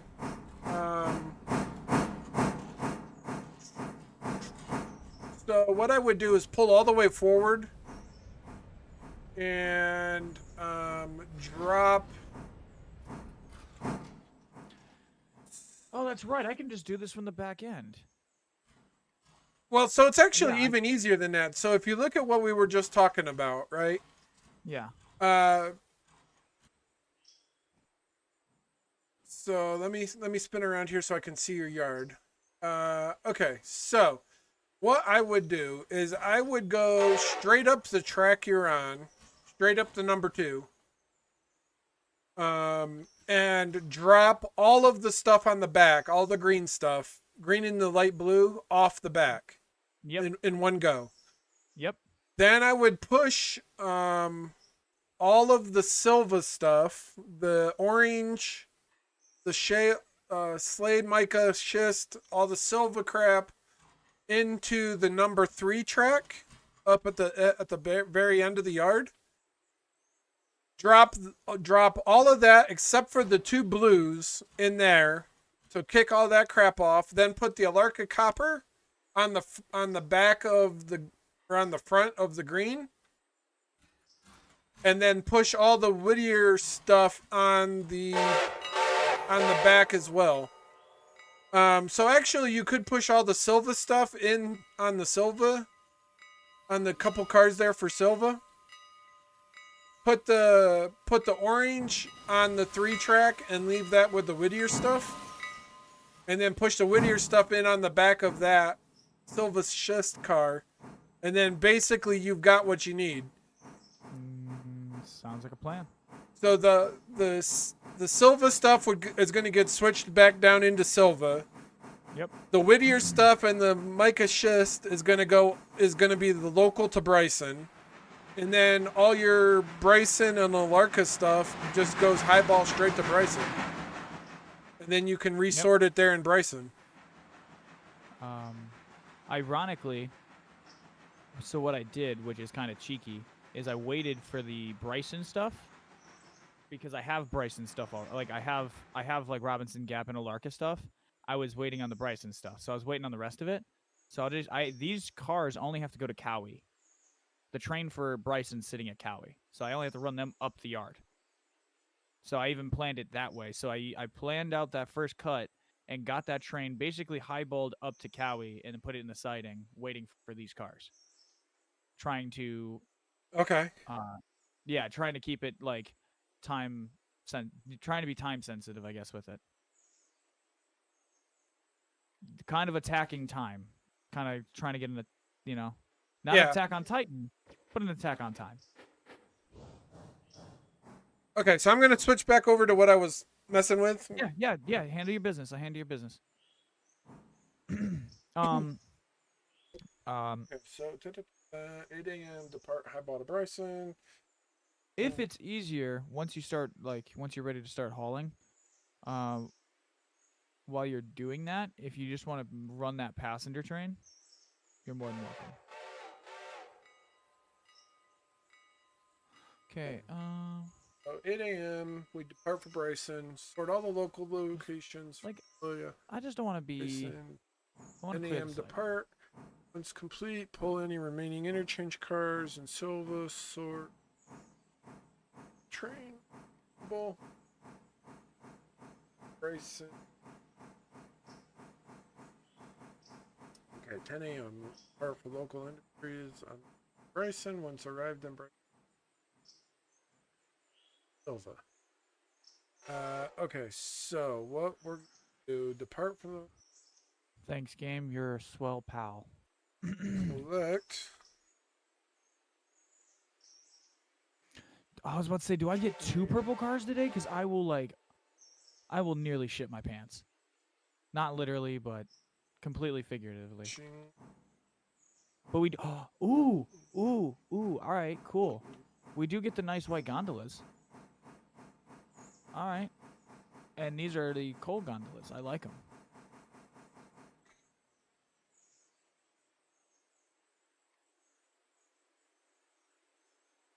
I've got odd tastes.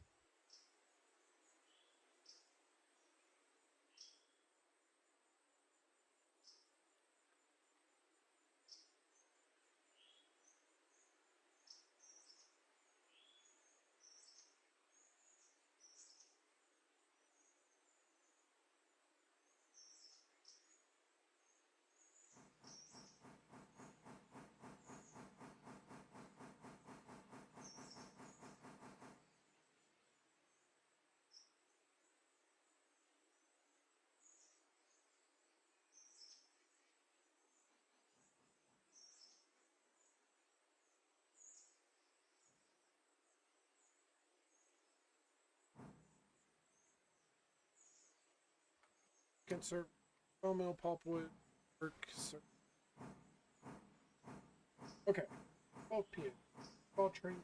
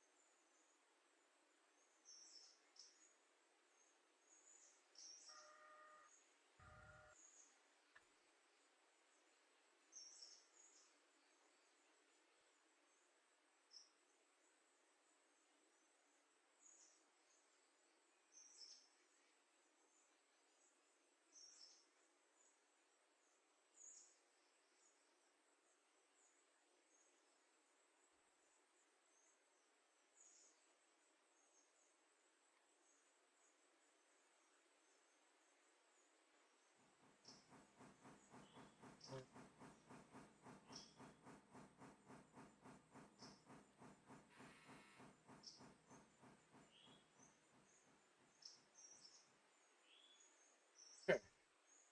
So, fun fact, I think my mom's watching Ancient Aliens.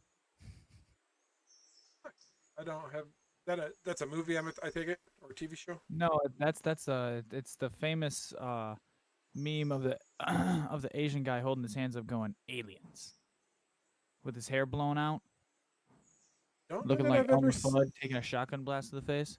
Not sure if I've ever seen that. Yeah, look up Just Ancient Aliens meme on Google. Okay, 6 to 10 p.m. It's like a smiling Asian gentleman with his hair blown out, and he's just aliens. And that was an actual clip. Like, that's how he looked in this like segment in the show.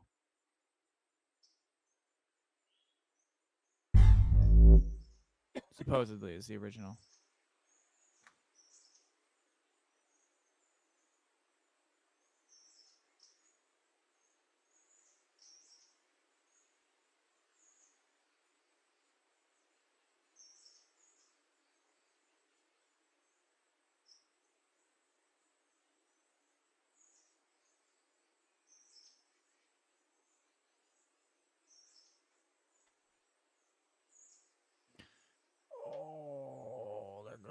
Oh, sorry, cat. Sorry, honey.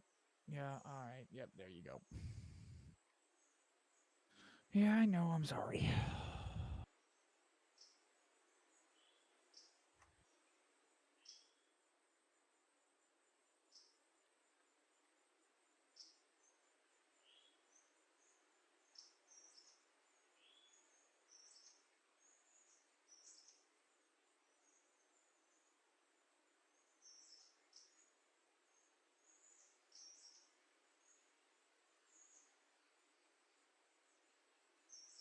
When does the second um, when does the second service of the interchange happen? Does that From my happen like in the midday? from from my railroad, the two interchanges are at 4 a.m. and 8 a.m.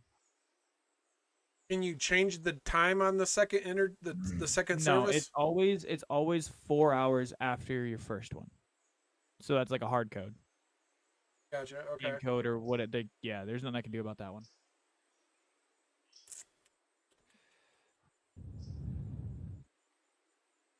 But I chose the 4 a.m. one to be able to take advantage of as much daylight as possible.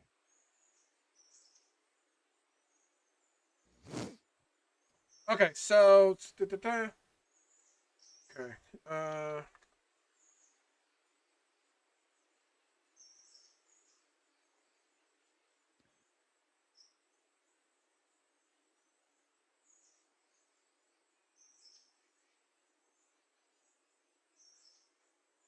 Ow.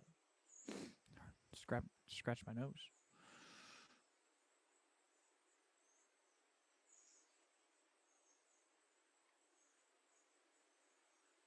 Okay, clear up this.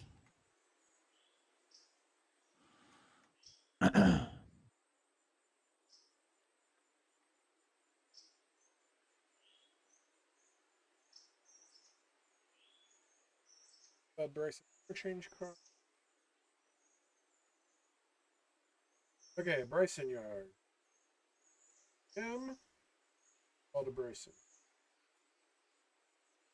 9 a.m. Bryson train. If destination.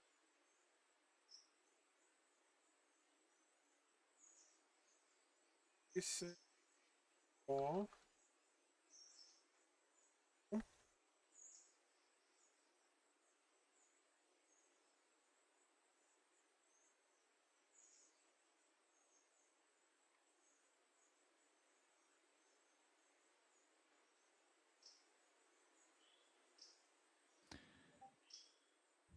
So.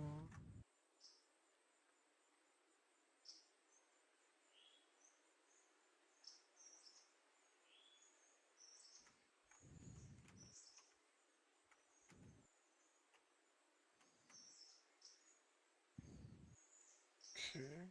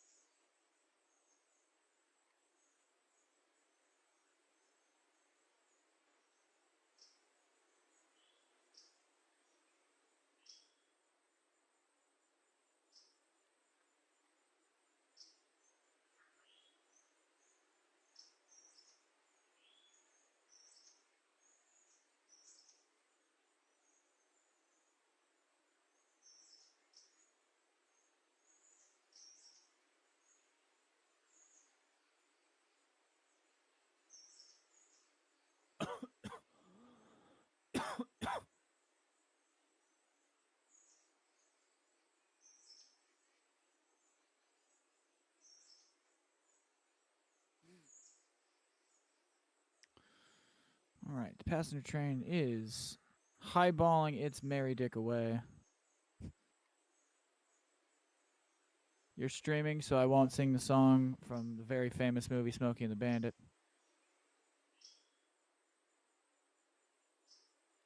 But it's got a little riff that goes a little something like bam bam bam bam bam bam bam bam bam bam bam.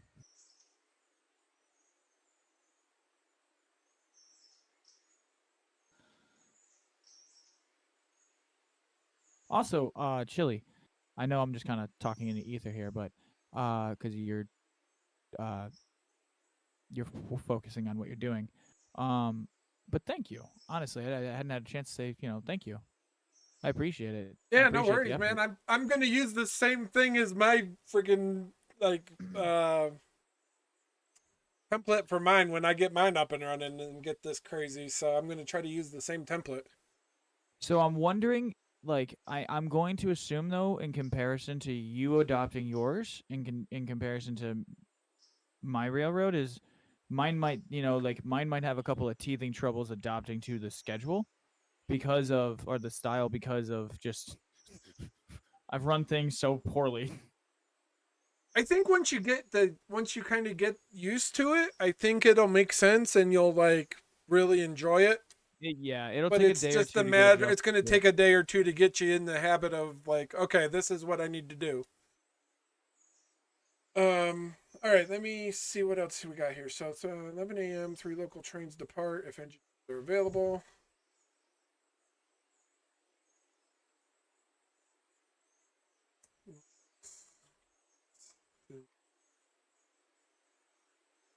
Each.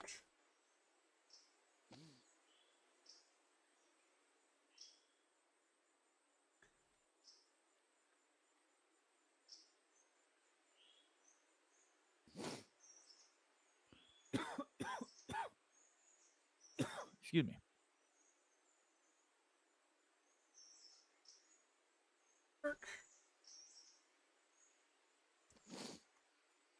Pending. Int. I hate my cell phone sometimes, man, because uh, it won't go off. Like I checked the volume and everything, it won't. Uh, um, sorry, train of thought. Um, because half the time when someone like sends me a Snapchat or a text message or an email or something work related or music related, even Twitch or uh, YouTube related, um, I won't get the message. Like I'll get the message as soon as it's sent to me, but I won't get the notification for like 12 or 13 hours. And I've checked every possible thing. My phone just has this weird attitude problem, and it doesn't do it every day. So like the last 3 days, it's done it, except like today, like the last 3 hours.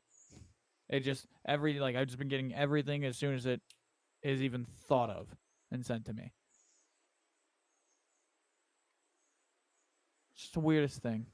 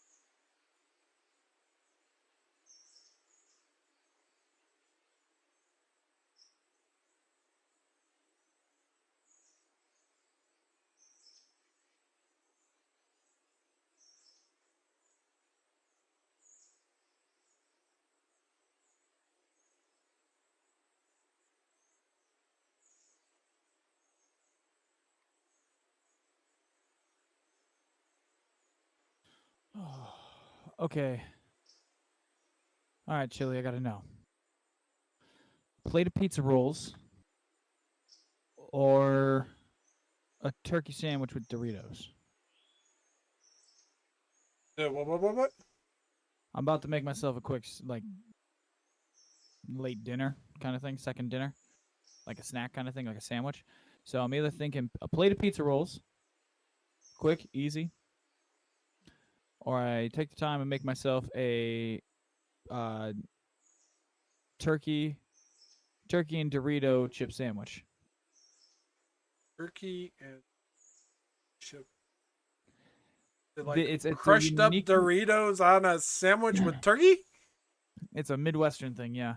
So what we do is like we make our sandwich, and then so you like hard salami sandwich on white bread, and then as a kid I used to use barbecue chips like Lay's barbecue, and I put a couple on there, a little handful on there, and then you put the other piece of bread on top, and then you just smash it a little bit. You don't smush the sandwich, you just smash it a little bit. You get those chips kind of breaking up, and then as you bite it, the chip like it gives the sandwich a little bit of crunch and a little bit of kind of like an odd flavor to it. It's weird, kind of unique. But yeah, we do that out here.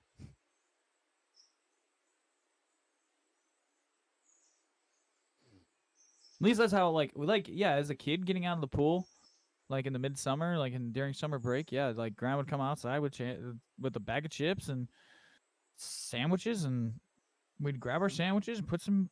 Every kid did it. It was the weirdest thing. Every kid in my neighborhood, at least. So maybe I don't know. I know that's like that is you're from the East Coast, yeah? Yeah, I'm For from the East reference, Coast. that's not a thing out there. Pennsylvania-ish area. Okay. Outside of like kind of like the Pittsburgh area, kind of thing. Because I think you said So you were by Jersey. I lived in Pittsburgh before I moved to New Mexico and loved it. But I grew up 2 counties in on the Pennsylvania-New York border from New Jersey on the East Coast. So Oh, or okay, on the okay. east So side. you weren't far from all the like busy shit. No, it was like country rural bumpkin shit. Like our my little bumpkin town that I grew up in, I think got a Lowe's back in 2016 or 2017, something like that. Was like the Lowe's finally came to town. Didn't Lowe's go out of business like 3 years later? No. Lowe's is still in business. Lowe's is still good. No, Lowe's just closed a bunch of its locations, right? I don't think Because so. Not that I've heard yeah, of. dude, yeah, dude, like that was a thing. That was a whole ass thing. Yeah, because the one my mom worked at up in so I'm originally from Indiana, Chicagoland area. Um, I'm the second county in from the. Well, now I live in the first county, but I'm originally like from like a weird area in the middle of it. Um, but yeah, no, I'm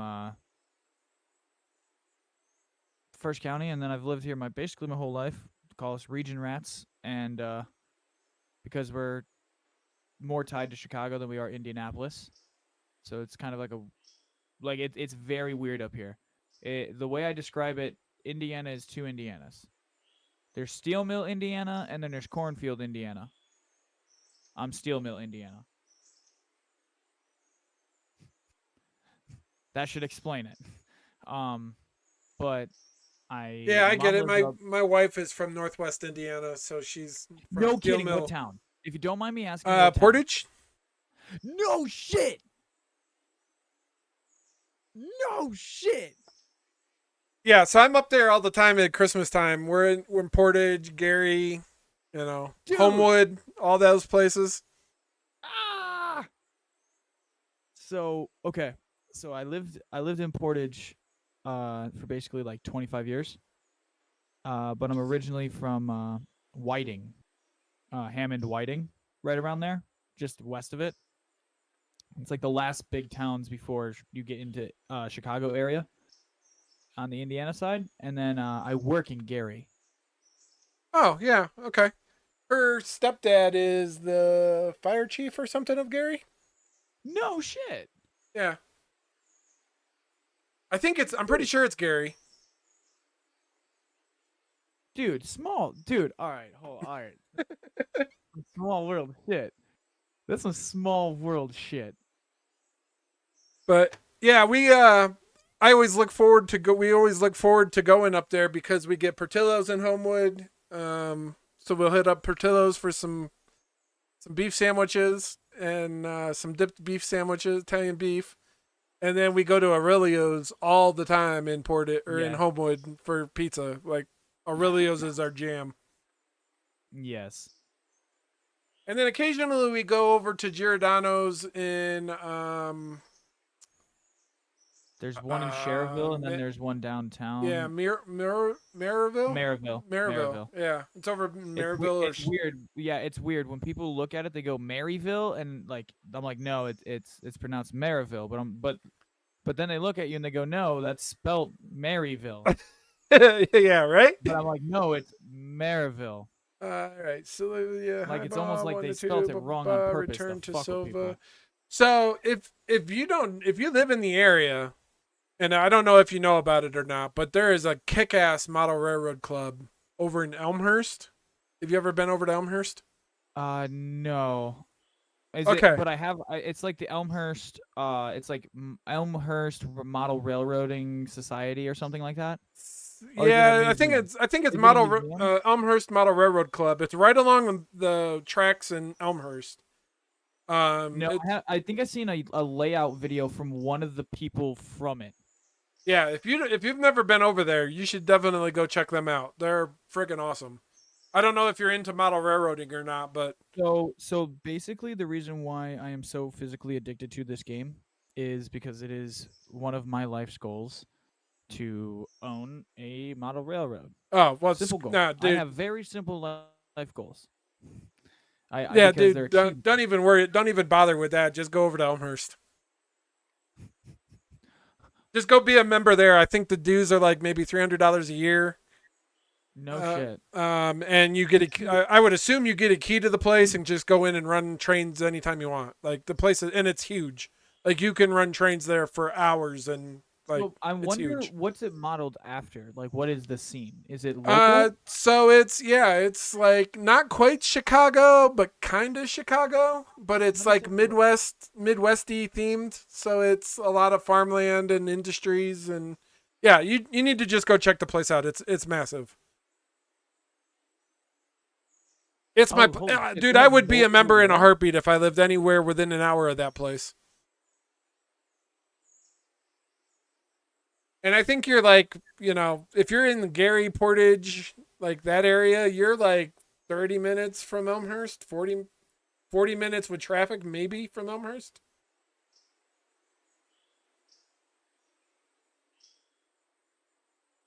I think they So they have do. three layouts. Holy shit. They do. Yeah, they've got N scale. They've got HON3, which is narrow gauge, and they've got standard gauge HO scale. So I own absolutely zero model train stuff, but that's why I've always had this I know I don't have the skill to physically build it. Like I have the carpentry skill to build like the tabletops and shit. I'm not stupid and hand tools. But I don't have the actual prowess that you see people I Oh don't have, yeah, the dude. hand, I don't have the hand stability to fucking perfectly put together trees or do the trees and it's like I don't have that my hands are shaky a little bit. I got shaky hands.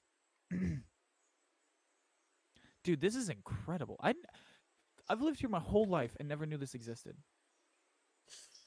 Yeah, that place is awesome. And there's a hobby store right down the street too. So you can go right down to the hobby store and get whatever you need and be set. It's awesome. And so you can get depending on your, electrical knowledge and how much you really want to get involved, you can either buy locomotives, model scale locomotives that are DCC ready, where you put a DCC chip in them. Or Basically, you can plug and play. more or less plug and play. But you have to get the right, it's going to take a little bit of you'll have to talk to the people at the hobby store and say, hey, I don't know anything about model railroading. I need a couple DCC locomotives and some cars, and they'll hook you up. And they'll either give you DCC ready, which is like a plug and play, and then you'll have to buy the DCC chip, which is the little computer chip in the locomotive to give it its own address. Or you can buy ones that are already like DCC enabled and with sound. You're going to pay a little bit more for those, but then you don't have to mess with them. They've already got everything in them you need, and you're good to go. And then what I would recommend is go over to the club and ask them, what do I need to be able to operate? I think they have like a bunch of throttles already like at the club, but you may want to have like your own throttle just to like, play Have with. my own throttle, yeah. The other key is you'll want, you're likely will have to spend a month or two like shadowing somebody till they feel you're comfortable with the group and like your way around and you know what you're doing. And then another thing you may want to do is get like a little depending on again like how much you want to play with it and how much you want to get into it. If you want to do like any kind of customized programming, you may want to get like a booster pack and a command station and some like track for you to be able to like hook up your laptop and program your locomotives at home. Okay, basically like a test track. Yeah, more or less a test track. I mean, you could also set up like a 4x8 sheet of plywood with a couple of like, circles on it and with 22-inch radius track and, run trains around in your house if you wanted to. But yeah, I would just be a member over there at the club with the big layout to run on and like just go over there, for their, and the cool thing is they do like operating sessions where they actually will run trains out of yards and switch out the industries and move cars around. So basically the same thing we're doing here, but in real life with model trains. Basically figuring out how to get there from the highways. Yeah, I don't remember the highway, but it's not hard at all. It's like you run out, I don't know, 340 something, or you kind of go up like you're going to Midway and then you just hang a left. And you get like off a the random ass left. Well, it's like you're going to That's Midway on the like. highway, but then you get off on one of the other roads and you go out that a little bit, and it's like, you get out there by Yeah, Elmhurst, and it's like right on off. 294. Yeah, so you would take so it from looking at like the directions on this map from their website, it's you take Eisenhower to, which is 294, and then you get off on east. You'd get off going on east on West North Avenue, and then you just go down, and it's right there. Yeah, like it's down 3 blocks. it's right like off the right highway. into downtown. It's in the basement of one of the downtown buildings there in the middle of Elmhurst. Their operating hours they would work to my schedule too. Yeah, they're there like basically like mid-afternoon into the evenings most of the time.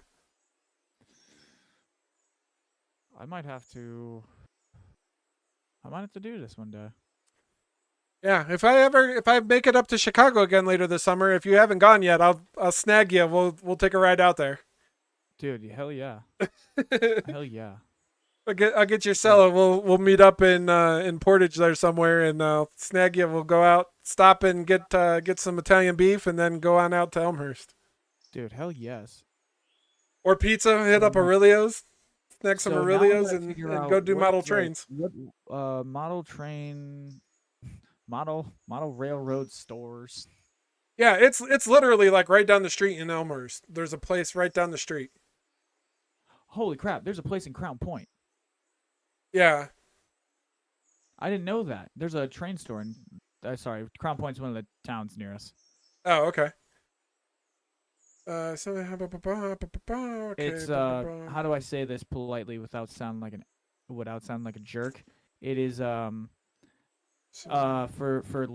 the county, it's where primarily a lot of like the wealthier hoity-toity, you know what I'm saying? Like they kind of get the special treatment first in the county before anyone else. They get all their stuff upgraded before everyone else. They get their roads repaved before everyone else. Kind of they're the special child in the county. Okay, I think it's done. So take a look and see what you think. Okay. Holy shit. Okay. I had to break it up into two because it was giving me limits on how much I could post.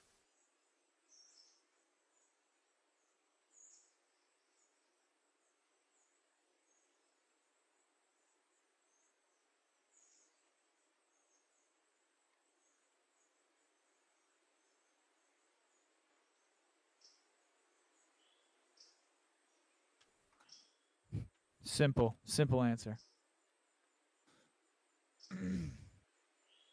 I gotta pin that though. There you go. Yeah, pin both of those, the Bryson and the Dillsboro. And then once we get to Andrews, we'll do another one for Andrews and how that plays with Bryson. Yeah. All right. So let me, because what I'm looking for. So, what? Out of curiosity, I don't think I ever asked you this question, but what is your favorite railroad? Actually, believe it or not, Santa Fe and Burlington Northern. So, do you own any model railroad stock?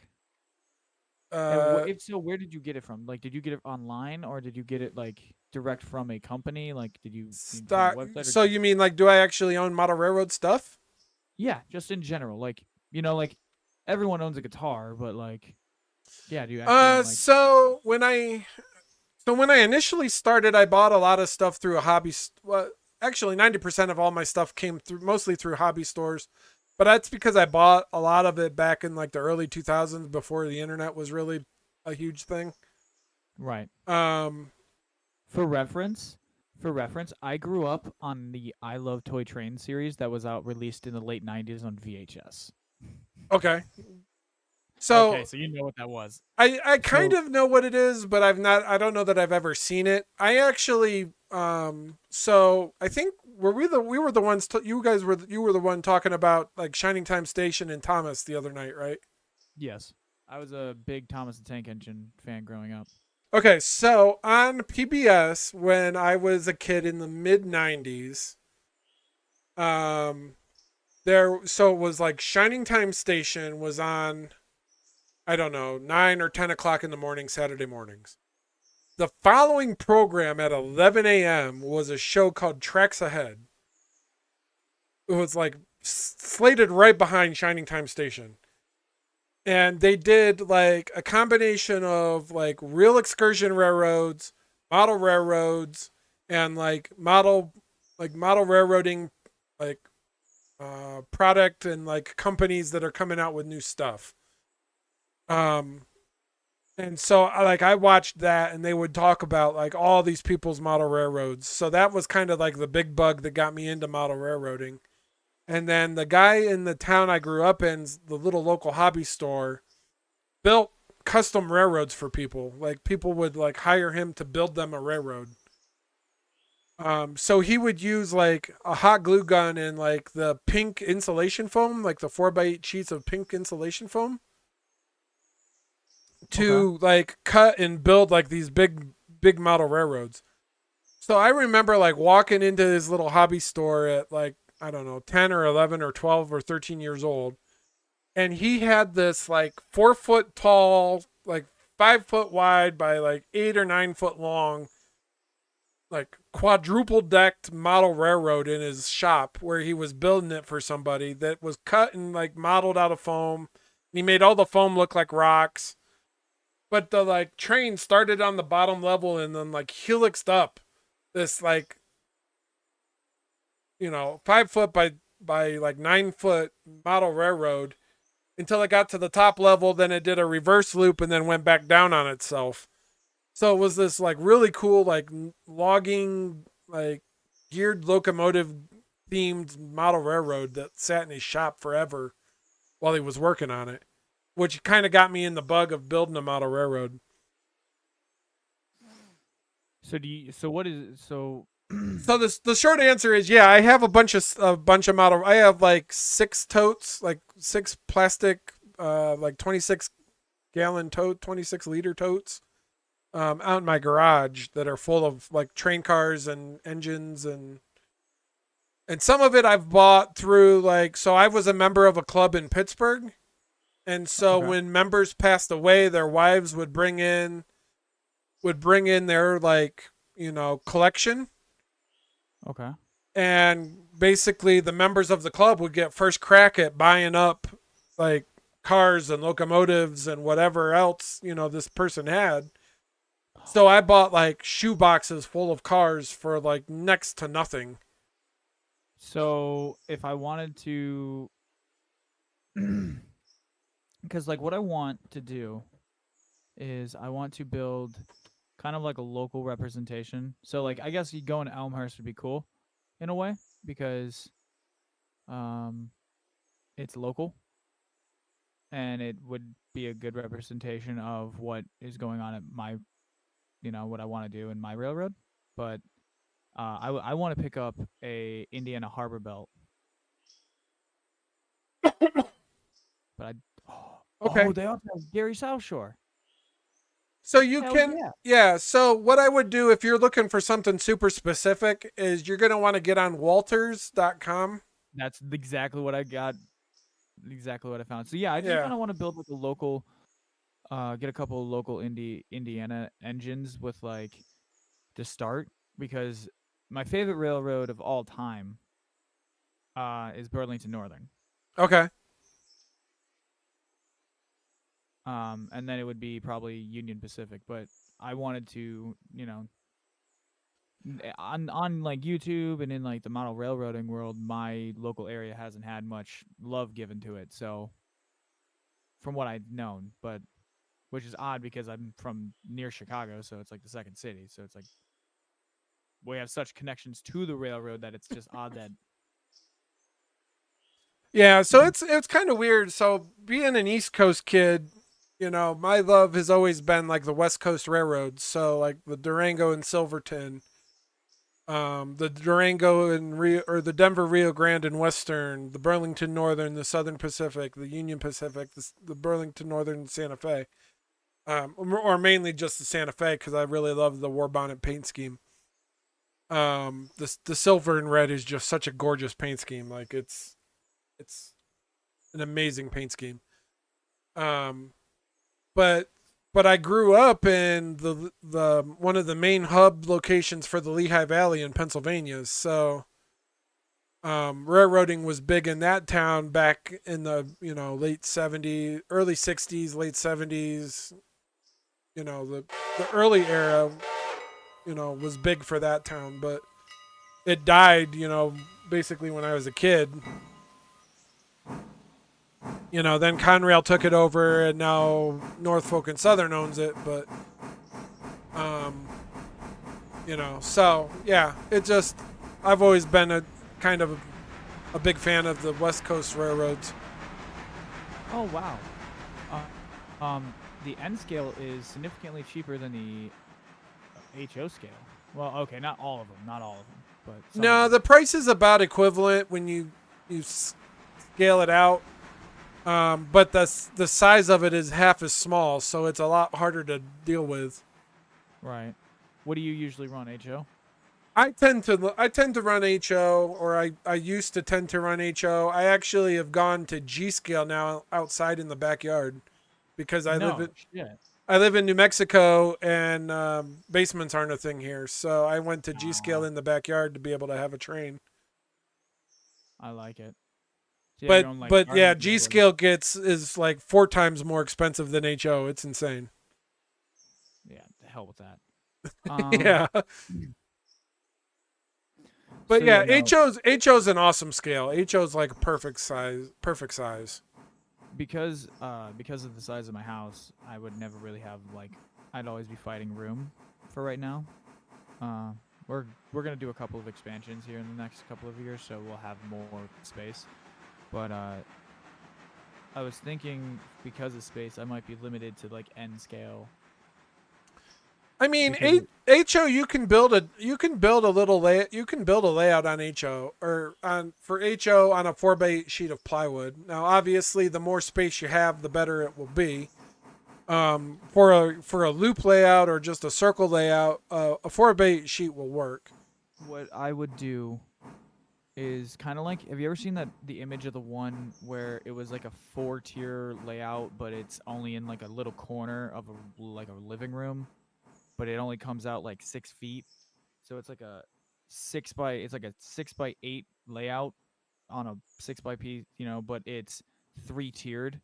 So it's got multiple hundreds of feet of track. Like there's an image of it somewhere. I've Yeah, seen I a mean YouTube video. you can build something like that with HO in a pretty small area. I mean, like I said, the kind of the key with a 4x8 or a 5x6 or a 5x8 or a 5x10, the little bit more space you get, the better you'll be. Um, so like on a 4x8, the maximum radius you could go is 22 inches. Because of because everything in HO scale or the track is measured in radius, so it's half the diameter. Okay. So a 22-inch radius is a 44-inch diameter circle, which gives you 2 inches on either side on a 4x8 sheet of plywood. Oh, okay. So you get Um, 22-inch radius will just nicely fit, and then you can put an 18-inch radius inside it. However, the caveat with that is a lot of the six axle diesel locomotives, especially the more modern ones, won't traverse an 18-inch radius.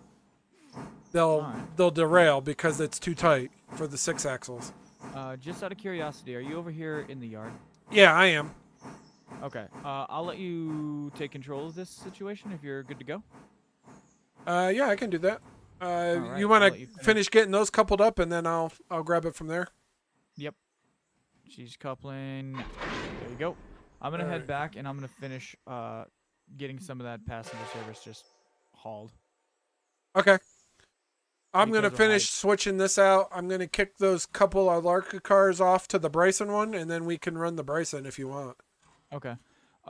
If so you're aware the rest of the Bryson train is sitting in the Cowie siding up Yeah, I ahead. see it. It- Oh, yep. you mean So up you above us? up above Dillsboro, yeah. So yeah, you can just Uh, run the rest of that cut up to the back of it and we can haul it.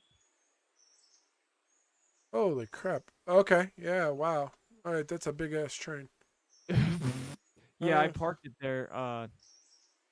it there because I knew we were gonna get a bunch more, and I didn't want to waste. I was trying to be efficient, so I was like, all right, I'll just park it in the siding, and when we're done shunting, we'll just haul that son bitch up there. all right. So All right, I'm gonna go make myself some pizza rolls. Give me 2 or 3 minutes. sounds good.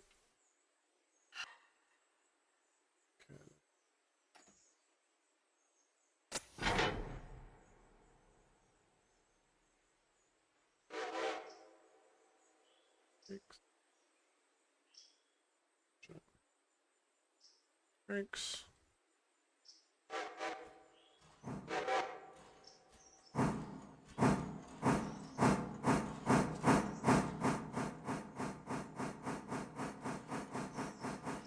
All right.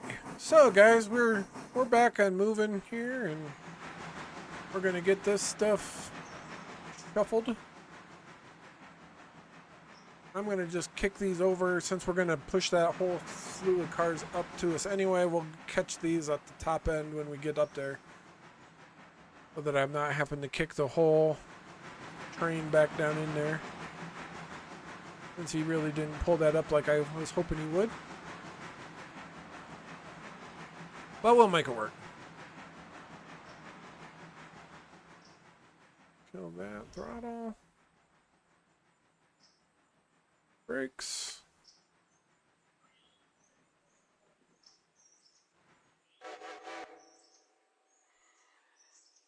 Okay.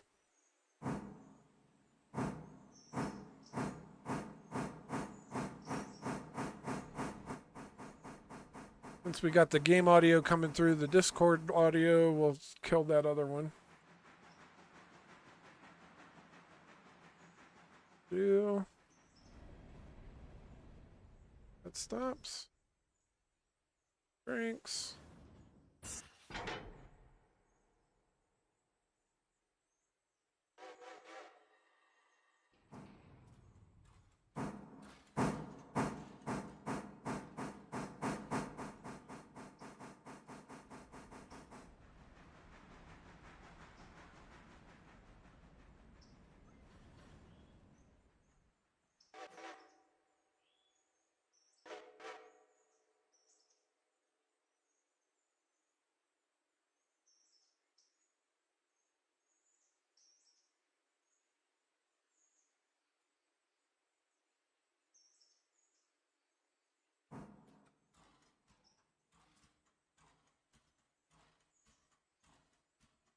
Shit, we're gonna.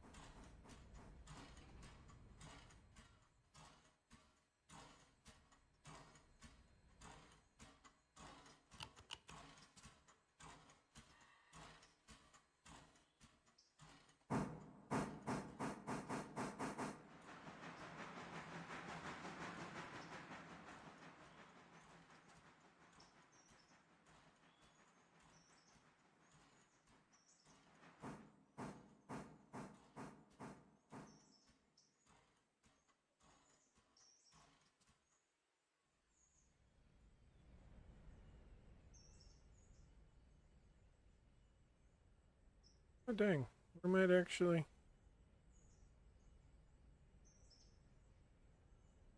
Is to connect without having to do nothing.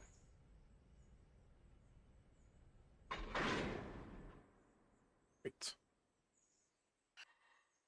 That will.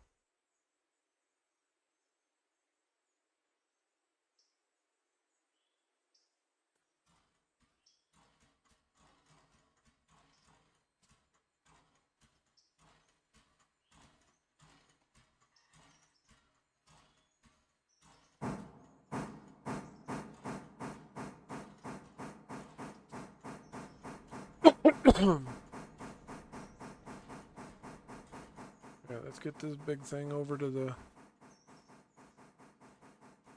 water inner. Hopefully we can coast through there.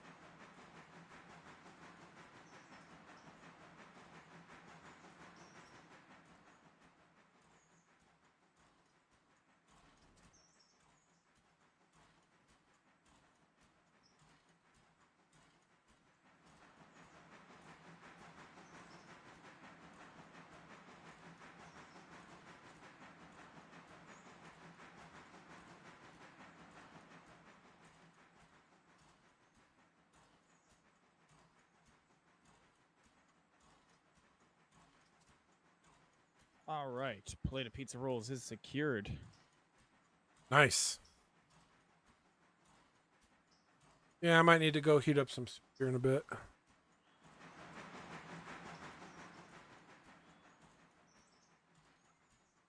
Switcher locomotive's almost out of water. Yeah, I was a bad kid.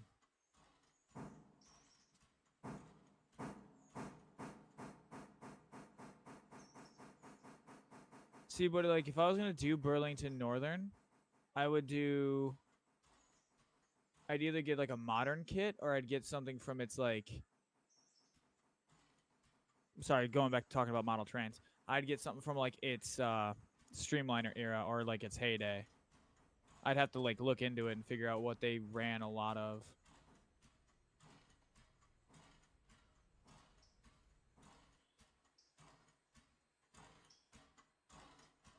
They have the German stuff in here too? What the hell?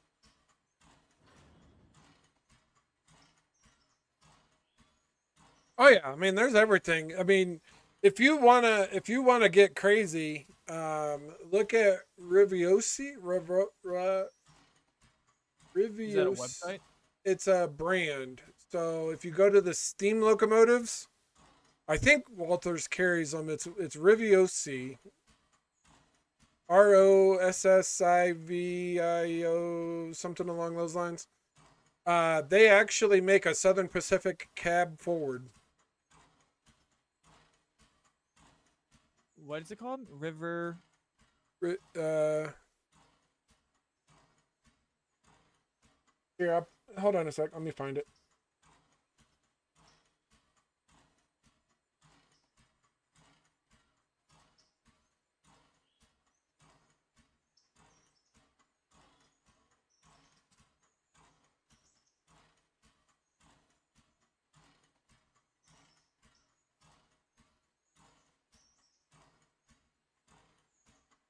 Okay, it looks like it's actually Hornby Hobbies in the U.S.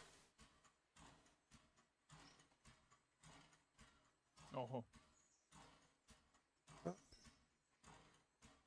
Railway. Hornby Hobbies, USA.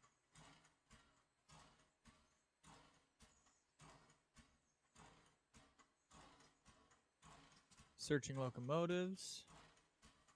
Brand. Choose River Osi.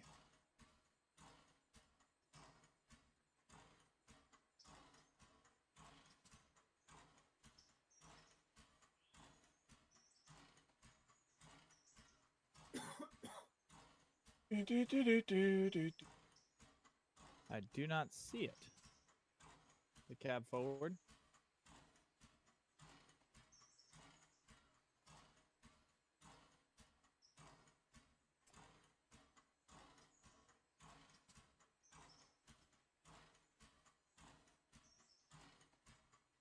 Okay, I put the link in the Discord chat.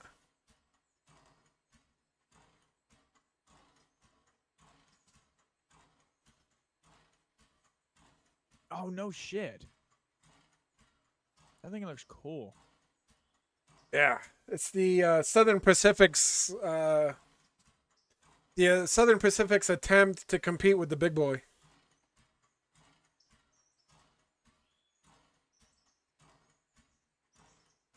So it's an oil burn locomotive. It pipes oil out of the tender up through, basically all the way up to the front of the locomotive, where they have the injectors to inject the oil back into the firebox from the cab at the front. But yeah, it's a cool locomotive. I've never seen one, but it's pretty.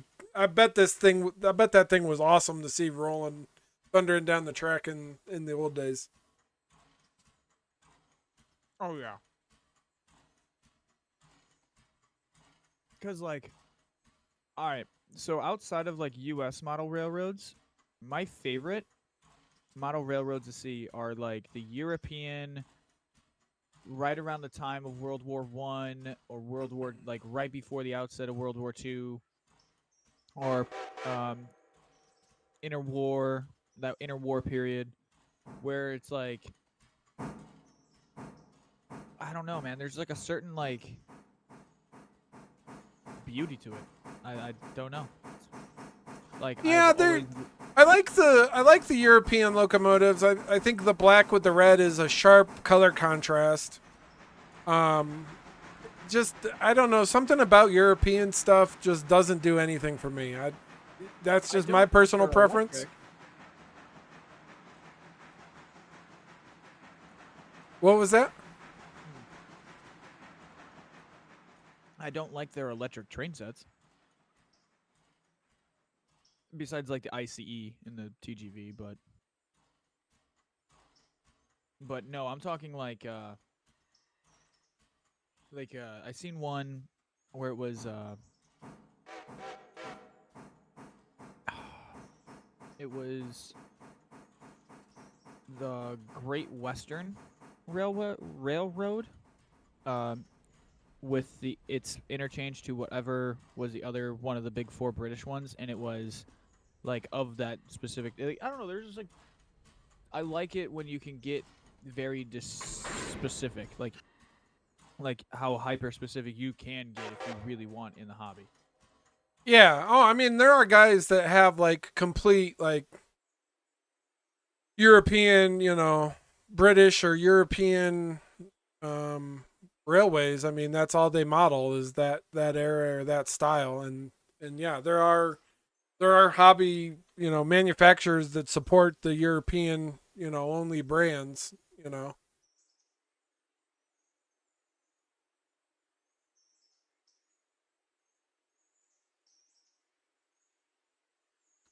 Another cool place to look at if you're into model railroad stuff, get on YouTube and search for Miniature Wonderland in Germany.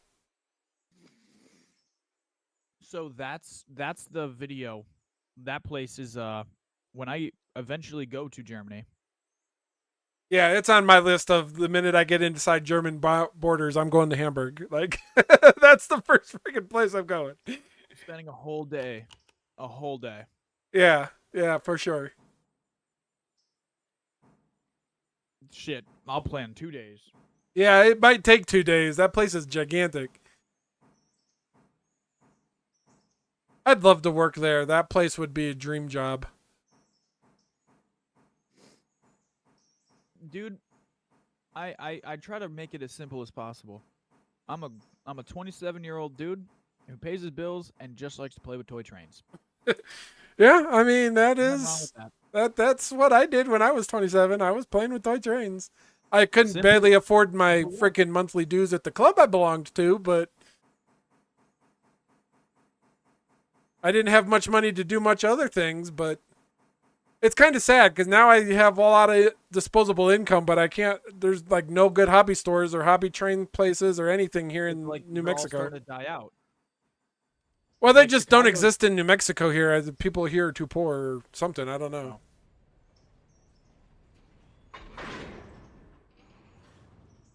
They're just too poor. I love. I don't know if it may not be they're too poor. I think it's the cultural thing. So there's a lot of Hispanic Wow. culture here, and I think it's just not a thing in Hispanic culture.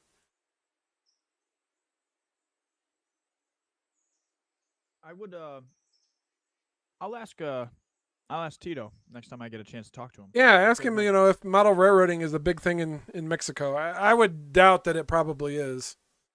Where he lives, I would shit a brick if because like he kind of lives in more of like a tropical nicer built up area is how he described it. Like the city he lives in is beautiful. I'm talking every photo he has sent me. The beaches are the cleanest you've ever seen. Everything around it is just beautiful. Color, vibrant, alive, and he's like, yeah, me and my girl can walk down the street. I ain't gotta worry about shit.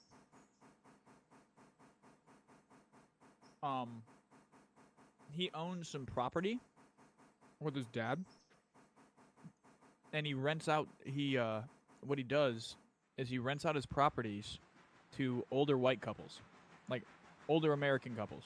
I don't mean to say white specifically, but he goes, yeah, I have this group of older white ladies that rent from me every year for 6 months. I call them the Joneses, but none of them are related, and that's what he's implying. It's like it's just a sense of humor, and they all come from like Seattle or something, and it's basically when it gets too cold for them to be in Seattle, they just go and stay at one of his places. Nice, that's cool. Huh.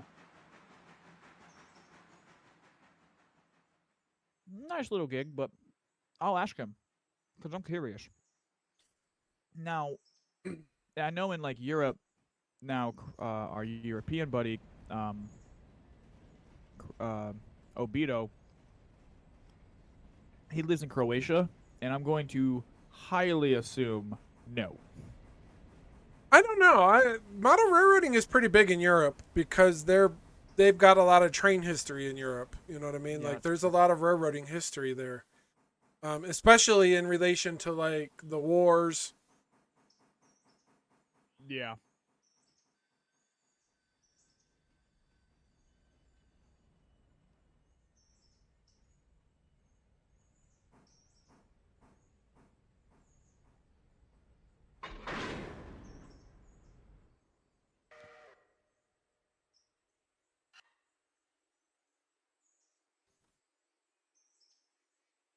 East.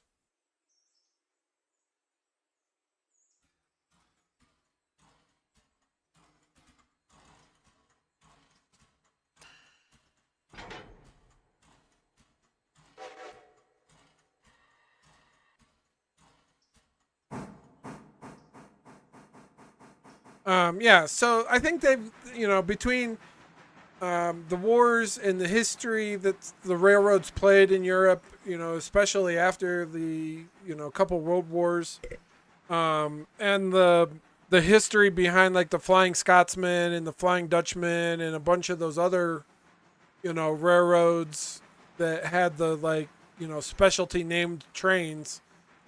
Um, Europe, and like that area of the world, I think still has a pretty big affection for railroads and trains and those things. But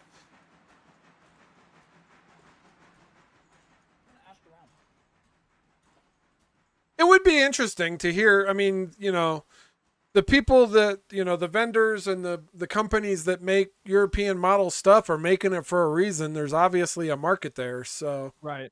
I mean, Hornby, I'm pretty sure, is a UK company that, yeah, it's a UK like, company. didn't it only just, like, I know Hornby's been around forever, but didn't Hornby only just start selling in America unless you were exclusively ordering from their UK site? Yeah, I think so. Because of how, like, and that should go to show you, like, in just in the United Kingdom alone.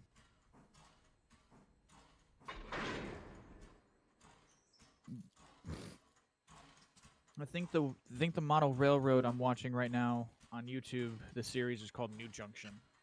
It's a British guy, British gentleman. There's a really cool guy on YouTube that does like automation for his model railroad, and it's called the Little Wicket. I think it's the Little Wicket Railway or something. But he Yeah, talks about like doing automation with like Arduinos and like little microcomputers and like a lot of that kind of stuff, which is really cool. I've watched a bunch of his videos. they But I his think but his whole model railroad is based on like European UK type British railway stuff.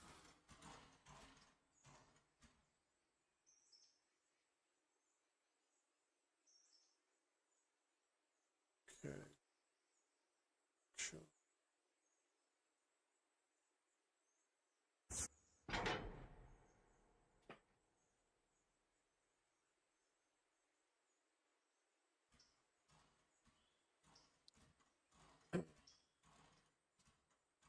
The other one that's really interesting is so there's a company called Markland, and if you're getting into model railroading, it might, well, I don't know. It's a toss up whether or not it'd be worth it for you. Especially if you're gonna do the Elmhurst route. If you're looking to just do model trains on your own, I would almost steer you to Markland. So the cool thing about their stuff is it's actually three rail. So it's like old Lionel, and I don't know if you're oh, yeah, I was gonna familiar. say that's like old school. Yeah, so like the old I would Lionel. say growing up, I was probably like, because of the I Love Toy Train series, all of that stuff was Lionel, and it was MTH trains, and it was MTH model trains and Lionel. Like, it was just this little kid, and he was just going to all these like grown, pardon my French, he was going to all these grown ass people's like model railroads and playing with them, and like talking about them and showing like what these guys is like special, like the 5 or 10 most special locomotives on each of these railroads, and like each of 2 or 3 super super special locations. Oh, And nice. Okay, that's cool. yeah, there was like 23 of these VHS set tapes. It sounds similar to like Tracks Ahead. Like the premise of it sounds very similar to Tracks Ahead. We just weirdly had a little kid just going to model railroads. Well, this was an adult guy going to people's model railroads, but yeah, I mean the premise is pretty much the same.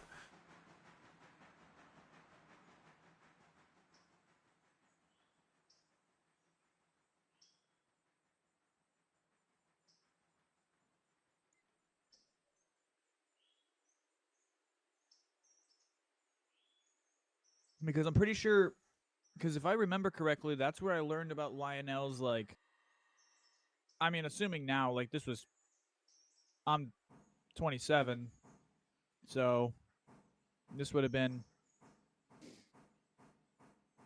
2000, 2001, 2002. I was watching these videos, and I remember watching one where it was based around Chicago, and they did it was a Lionel super, like, hyper exclusive special edition, um, like all chrome train set, like, of the California Zephyr, Okay, yeah, that would or the make sense. Pioneer Zephyr. No, it's the California Zephyr. That's the right one.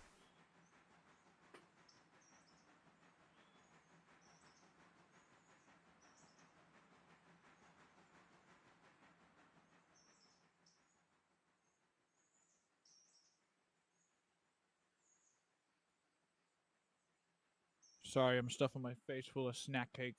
No, you're good. You're good.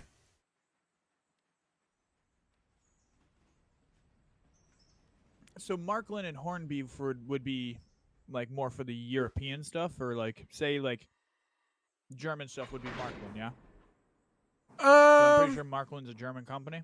Yeah, I think they're German. They do a lot of, like, American models, so they do a lot of American stuff as well.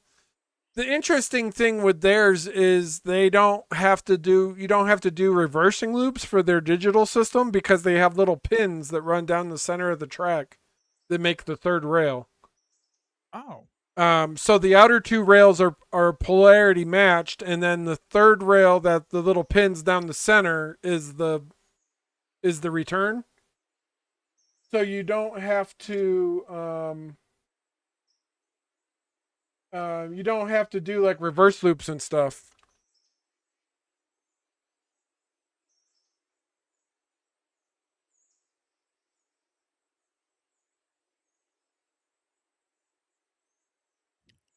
Hello? Hello. There you go. You didn't. You trailed off for a second, and then just. Oh, did I? Was I not pushing the button, or was talking to you and not pushing the button? Yeah, you know what it sounded like? It sounded like when it sounded like one of these. And in today's news, like, you went to say the next word, and, like, you turned off you cut your sound out, like, you cut your decimals out,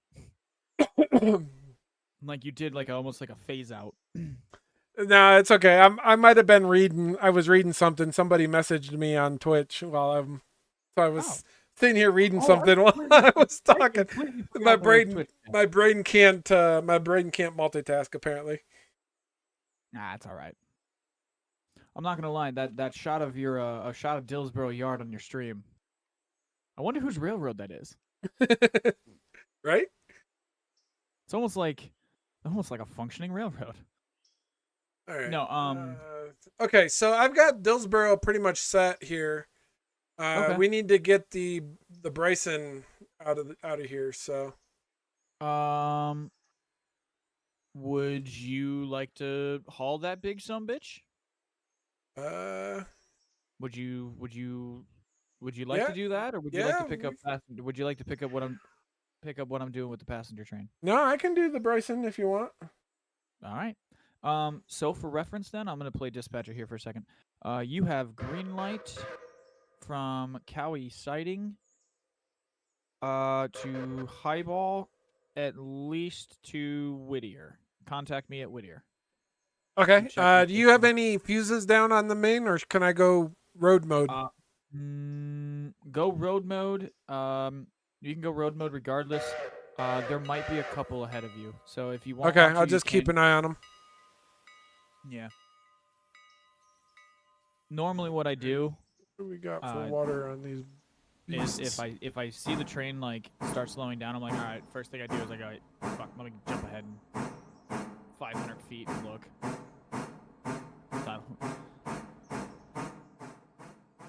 Because I'm pulling back into Cockney for reference.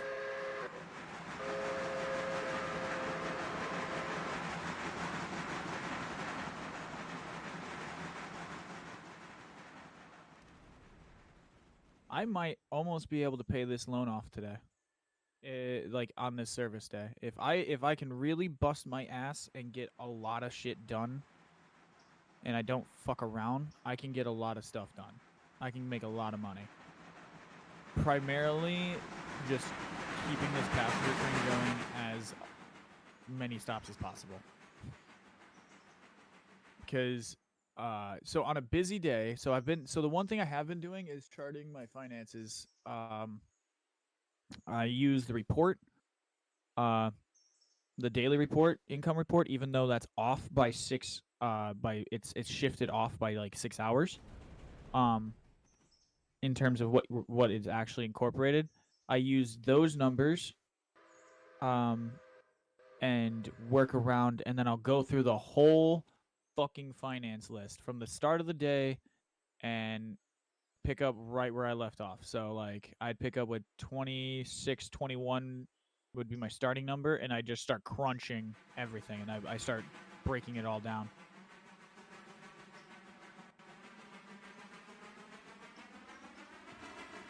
Okay, cool.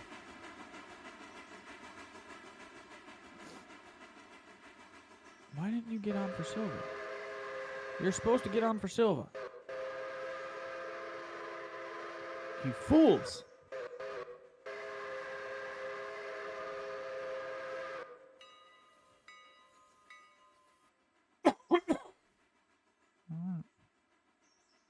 Highball. So how big's that train you're hauling? It's big.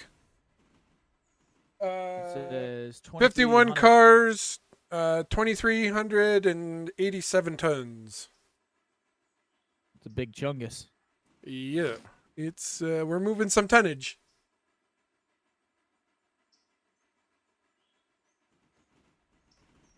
All right, when I get this up to Bryson, I might go grab a little snack or something, try to find a little bite to eat. Yeah, dude, that's fine. My wife had a doctor's appointment today, and I had a surgery thing that she had to go to, and I grabbed a cheeseburger at the hospital while we were there, but I wasn't quite hungry for dinner when we got home, so I haven't eaten actual supper yet. So I may go throw something together. On a positive note, I hope everything went okay, and I hope everyone's recovering just fine. Yeah, everything's good, and yeah, should be back to normal. Hopefully soon, but yeah, was a follow-up thing for something that happened a couple weeks ago, so they had to go in and take something out they put in, but yeah, everything's good and all's well, so that's good. That's all that matters. That's all that matters. No, my mom works for one of the car manufacturers out here. And she stepped down off of a step stool and broke her damn toe, but basically broke the bone that connects that specific toe to the foot at the joint. Like, it's like a 1 in 1 million break kind of deal. Yeah, I gotcha. So she basically has a completely broken foot. Ugh, that sucks. Yeah. So I was like, I think my mom's watching Ancient Aliens. She was watching one of those like unsolved mysteries kind of shows. Like what happened to the people at Roanoke? Was it aliens? Was it disease?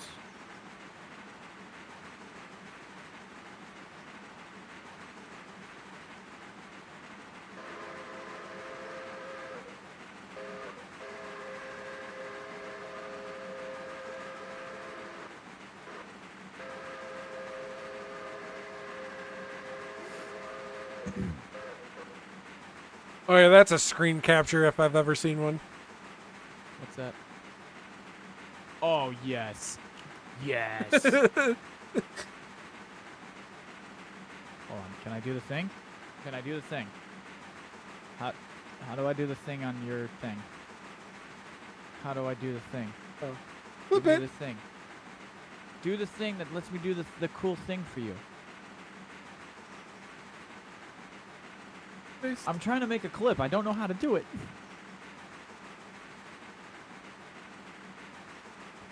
There you go. I think I got it. Yes, that is Sports Center worthy. All I got Right? was, dun-dun-dun, dun-dun-dun. This is Sports Center.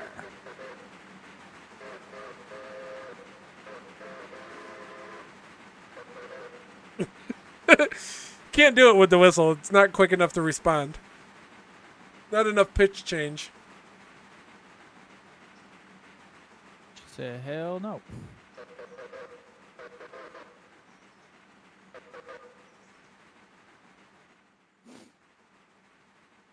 Yeah, what I'm gonna try to do with this passenger service is generate about 10 grand with it. Because I think on a bad day, so like the last day where the train derailment happened, and I had to put the whole consist into the repair yard. All 10 wagons, all 10 coaches had to go into service. Yeah, I saw that sitting in Bryson at the rail facility there. Gambino. Nah, I love you, Gambino.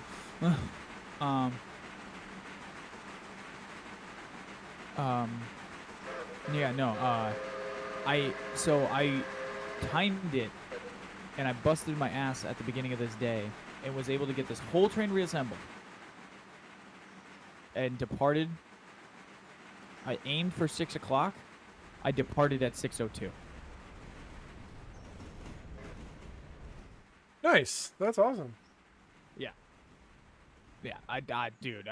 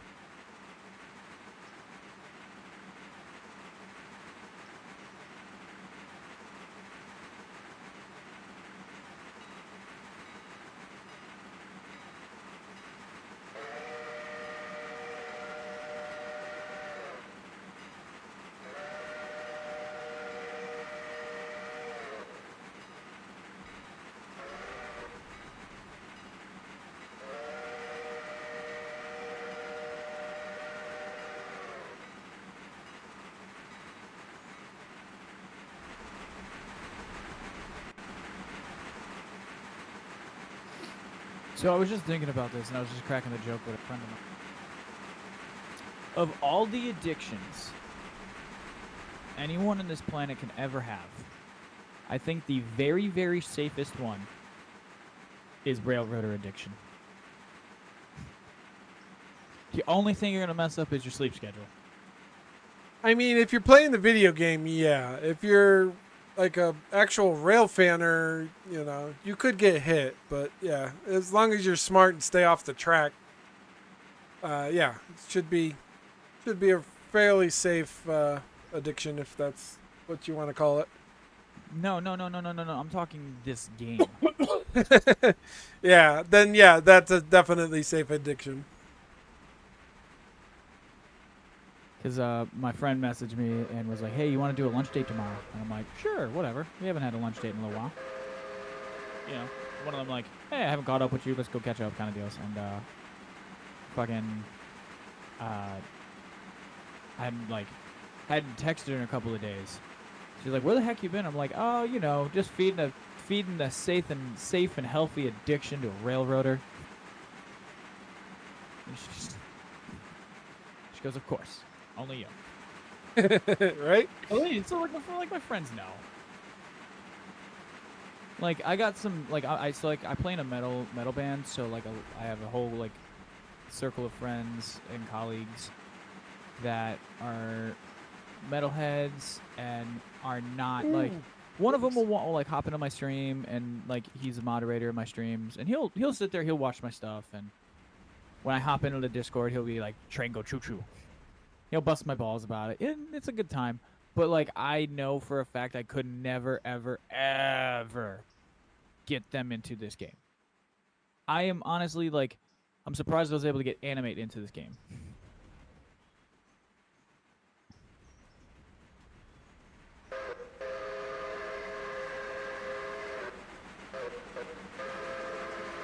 But I am pleasantly surprised at how connected this community seems to be. Like, everyone kind of is cool with just everyone, and the number of griefers is very limited. It's more just like the one person in your friend groups that just wants to role play the dickhead. Right? Yeah. And I actually cracked the joke with Animate about it earlier. I was like, you know, you're kind of role playing the railroad's jackass, and he's like, I like it. There's got to be one. And I know it probably it might cause some bugaboo, you know, get under y'all's skin, and I really hope it don't. Well, that's what, that's kind of what I was getting at with the Railroaders Online. Like, that was the community Railroaders Online had before all the shit went down with that group. And it was just like, like the game had so much potential if they could have got their crap together and just gotten some of the multiplayer bugs worked out of it to get it to a point that like the multiplayer community would have been happy with it.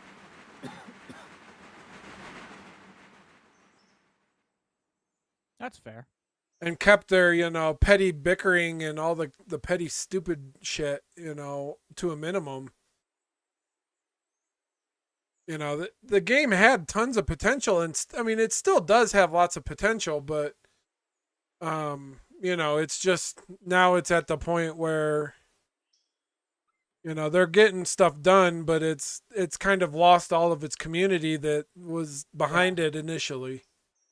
So would it be safe to say then that a lot of that community kind of gravitated towards like this and like Train Sim World and stuff like that? Yeah, a lot of them did. I don't know how many of them are like active now or have gone back to it since. I've gone back and played it a little bit here and there, and a lot of the issues that were there are still there. Like, they haven't sorted out. They've added a bunch of new stuff, but they still haven't really sorted out the issues they had. So, and until that kind of, until they kind of sort out a lot of the multiplayer and the stuff that people were having problems with, it still doesn't really have much of a multiplayer community. It still doesn't really have much of a multiplayer community behind it. So, and now that this game has come out and Centuries of Steam is working on a version of, basically a similar thing to Railroads Online, I would be shocked if their community comes back to what it was. But, time will tell. I guess it all depends on how quickly they expand it, how quickly they develop it, how quickly they get a lot of the issues sorted out of it. So, all right, then a follow-up question. Say like there was if the people that played all together on the GLR all played together on Railroads Online, is there enough shit for us to do to all have fun? There can be. That just depends on, what you want to do. Kind of like we were talking the other night, where Railroads Online is more kind of enclosed. It's not interlinked, so it's not an open. I guess I'm not really sure how to explain it, but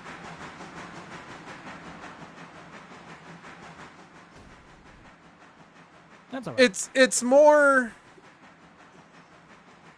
There's enough stuff to do, and I think especially now that they're getting some more industries put in it, I think this game is a lot more developed and a lot more thought through, and like the availability of work in this game, especially once you kind of get to the level where you're at,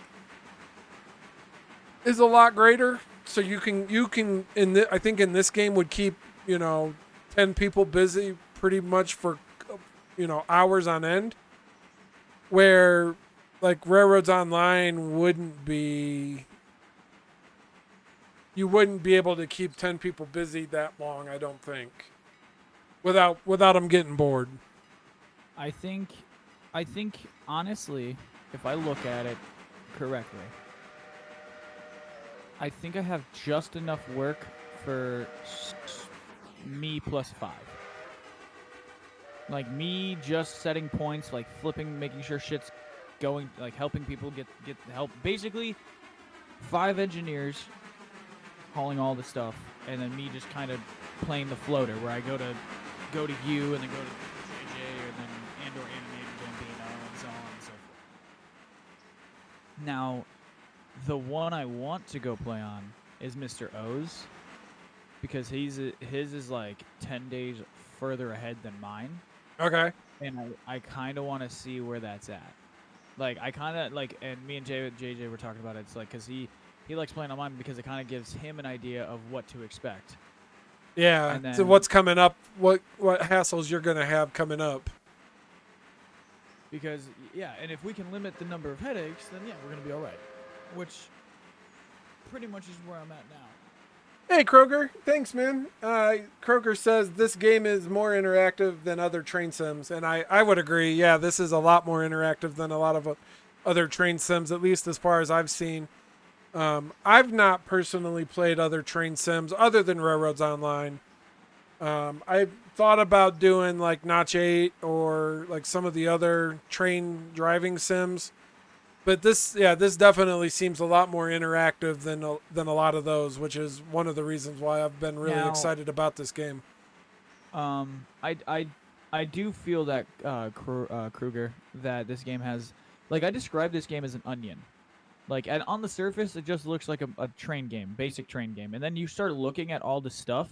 It's got like this weird like history, military history almost style logistics to it, where like you actually have to strategize. So this is a really hard game to kind of pinpoint exactly what its center, like its focal point is, because it's so reliant on you planning logistically. And it's an interesting concept because a lot of it is not told to you. Yeah, that's one of the things I really like about it is it is a more like you have to figure out how to do it. Like here's the stuff, figure out how to get it there. Like a real railroad is. Like that's how real railroads operate. Hello from the States. He says good day from Australia. Hey, nice, man. Cool. Drive a train on. Well, I'm glad I'm not streaming because I'm not paying attention. I just blew past my second state passenger station. Got stuff to do and keep in a row. Active and busy. Like an yeah, amateur. Exactly. You missed it earlier. We were actually working through. So this is not my railroad that we're running currently. This is Desert Fox's, and I was actually helping him kind of plan out and strategize his railroad's deliverables from day to day and kind of give him some feedback on at least kind of my interpretation of what he should do to help organize his railroad for his operating sessions. One of the suggestions I had was to kind of group all of his Bryson stuff together and highball it to Bryson, which is what we're currently doing. So this is all the stuff going to Bryson that's on this train. And we'll take it up to Bryson, and then we'll sort it out into some additional trains in Bryson. He couldn't have said it better. But Kruger says he's gonna get the game next week. Yeah, so, dude. Definitely go get it. Yeah. Hell yeah, go get it. See? Why wait till next week, man? Pull the trigger now. It's like $30. It's like a couple cups of coffee.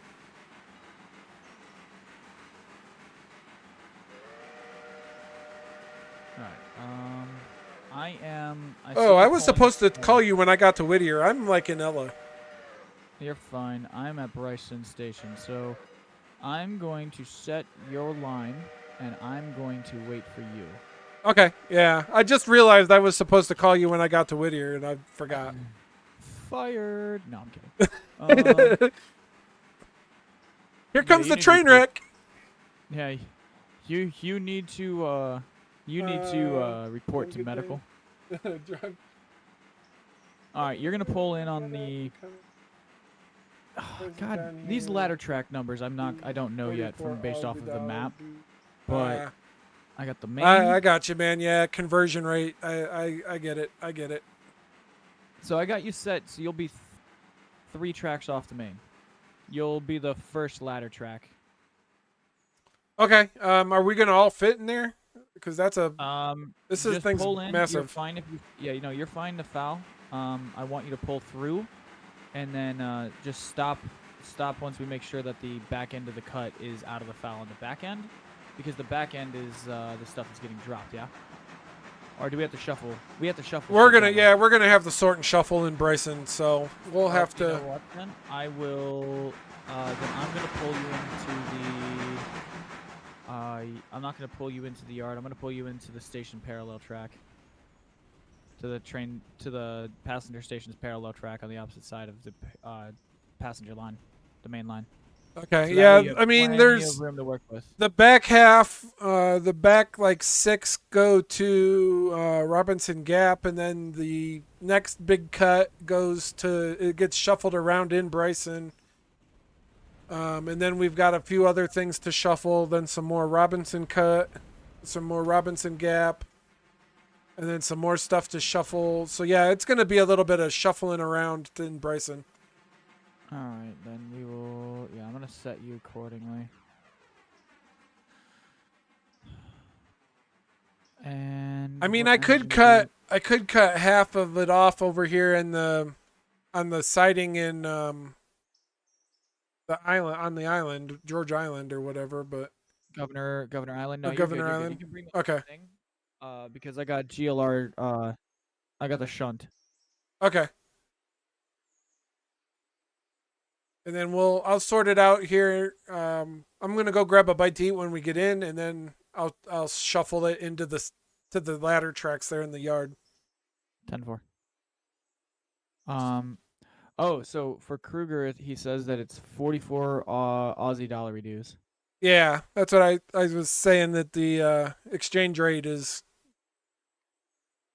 makes it a little bit more expensive for him over the U.S. cost.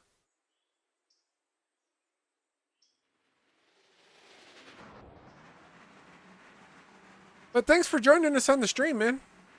Yeah, man. Yeah. I appreciate the views and appreciate you hanging out with us. Yeah, man. Once you get the game, man, you're more than welcome to come hang out.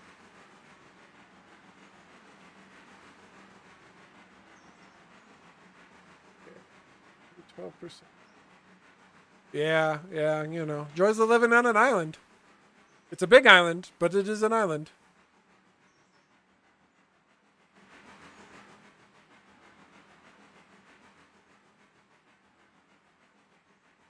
Actually going to be cheeky.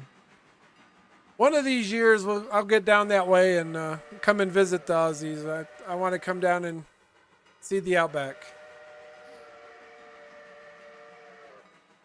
I might actually be able to breathe. It's an asthmatic joke.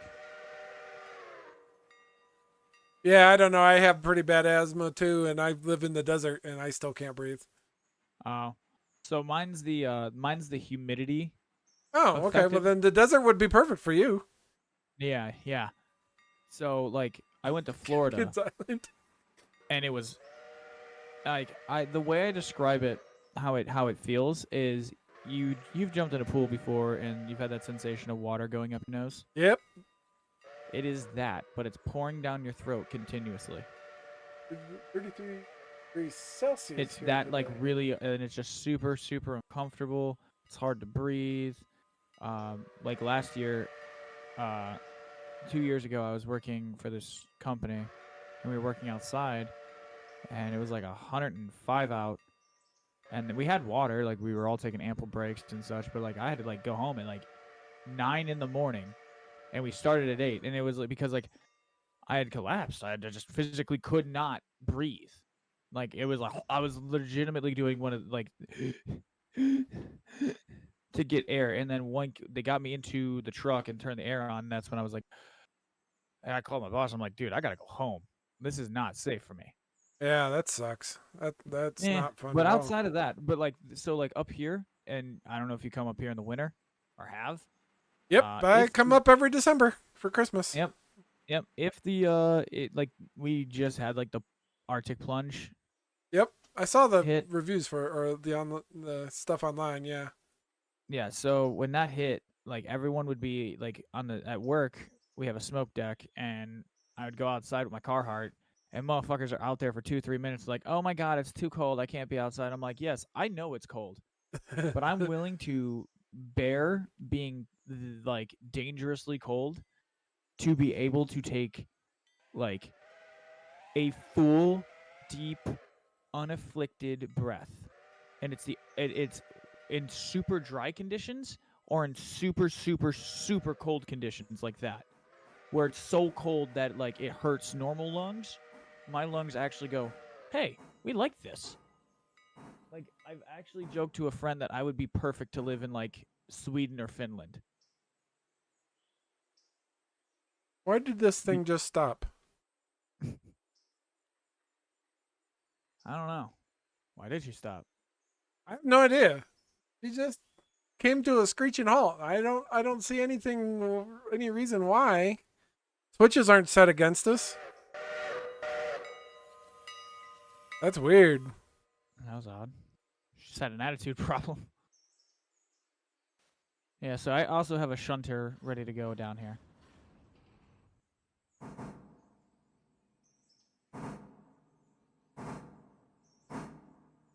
That's so It's weird. I 33 have no degrees. idea why. I have It's no idea why it stopped. That was weird. 91 degrees. In Australia today, yeah, that's really hot. Now is it dry heat or wet heat? That's the I question. I would assume it's dry, but maybe that's just based on where they live. You know, if he's on the deserty side or if he's on the rainforesty side. Like, yeah, because like if we ask JJ, it might be a totally different answer. Yeah, it was weird. When I went to Hawaii, Hawaii was like that. Like one side of the island is like wet, humid, rainforesty, and then you go to the other side and it's like deserty, dry. It's really weird. And the island's only like a couple miles across, like, 4 or 5 or 10 miles across or something. Like it's not very wide, but it just was really weird. Yep, you're gonna stay. The track you're pulling onto is a track we're gonna shuffle this off of. Yep, I got you. But yeah, I got 10 down here. Shunty McShuntface. I've also I have prided myself on naming my engines just very unique things. Hey, Mr. O, welcome. Uh-oh, Mr. O.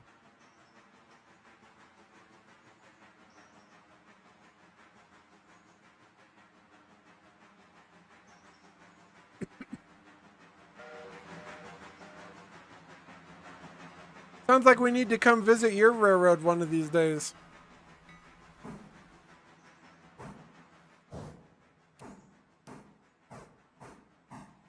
All right, we're gonna flip this over to manual. Fill on power. All right, cut the power, and as soon as we clear, we can be good.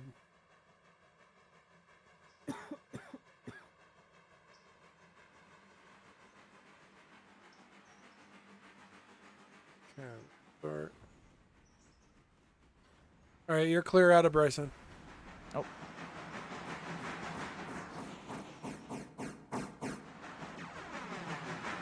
Alright. Are you cool to shuffle that stuff around? I'm gonna work on shuffling it, but I'm gonna go grab a little bite to eat quick Yeah, first. yeah, you're good, man. You're good. I think in terms of the timetable or the time schedule, the time frame, we're actually doing okay. We're actually a little ahead. I believe. Yeah, I think so. I think I had the like 10 o'clock ish. I think was the time frame I had to come to Bryson with this drag. So 9 a.m. Bryson High arrival. 9 to 11 a.m. Switch Bryson into corresponding locals. Robinson Gap Cole, Nantahala, Alarka Branch. 11 a.m. to 3 local. 11 a.m. 3 local trains depart if engineers are available. Yeah. So but in terms of Dillsboro, depart. Yeah. So if anything, I think we might be like a couple minutes behind, but nothing like nothing major. highly. Yeah, nothing Yeah, like major. it. And there Like wasn't like anything it's else kind in of the just interchange. So the whole second half, the second runs aren't going to be needed right now, at least.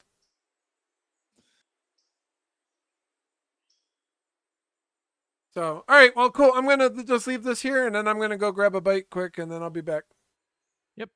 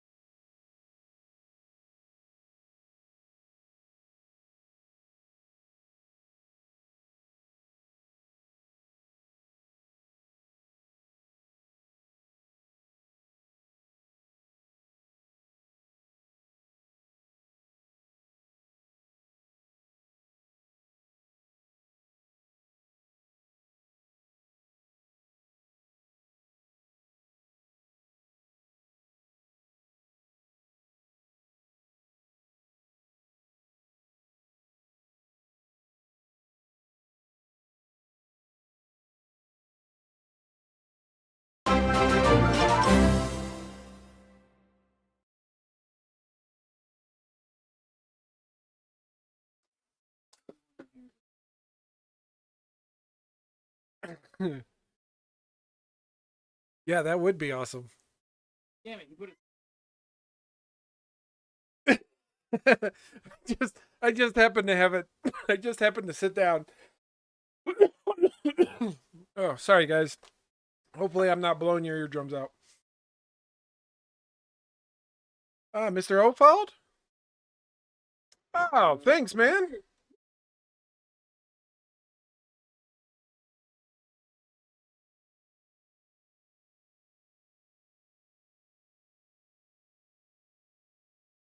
Thanks, Mr. O. I appreciate it, man. Appreciate it. If I ever catch you on, I'll return the favor. If I see it pop up here in my notifications, I'll return the favor there, sir. Appreciate you.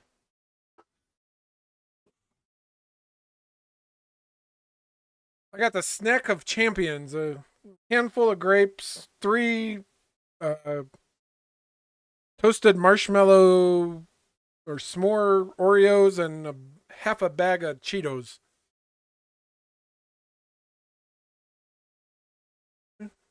Yes, snack of champions.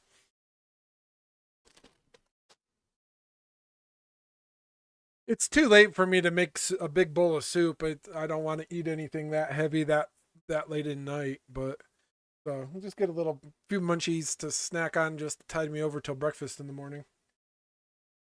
All right. So what do we? Woo. All right. We've got 3 tracks there. Got a little bit of run out to the top. So that. So it's all right.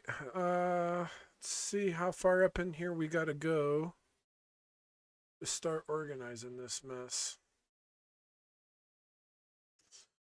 Okay. So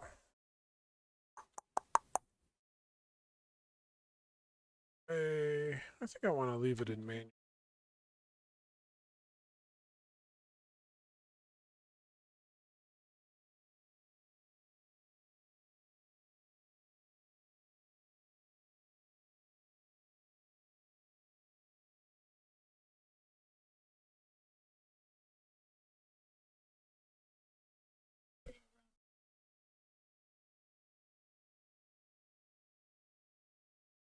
Yeah, I mean, I think I don't see it on the map, but if you go out past the Appalachian hardwoods, that track goes on forever out there along the hillside.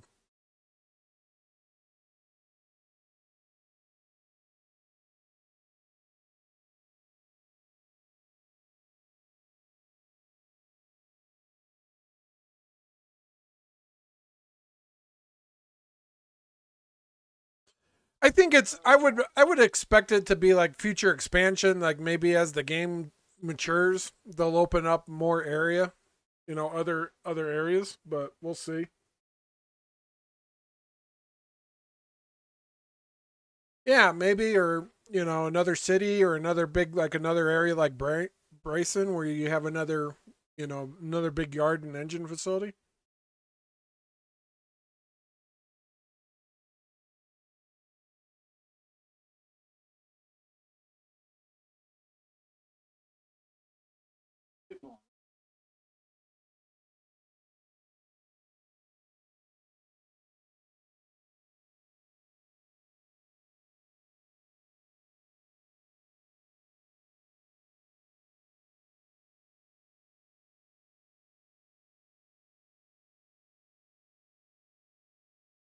Yeah, that might be interesting. I was kind of thinking, what would be really interesting is, maybe that goes over to like a wharf. Like, let's hypothetically say this is like, maybe Northwest Seattle or Northwest Washington or Northwest Oregon. And you go over and you have to service like a car float or a ferry terminal or a wharf, where you have to service like water industries, like on on a pier, and then interchange with like a car float or something. So like the interchange could be a car float. Would be kind of interesting. Just kind of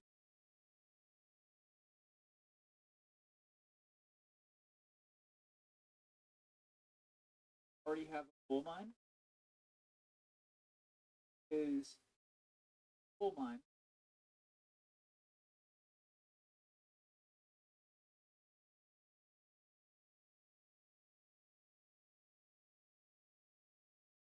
Get another like here in Robin, and we get a iron mine. It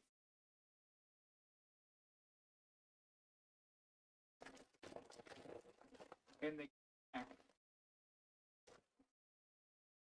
Oh yeah, that would be cool. Because then you could ship steel out to the interchange.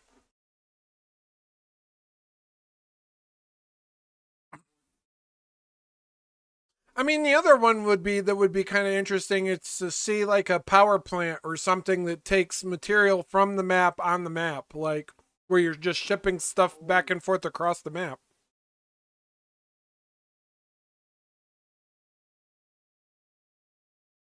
nine.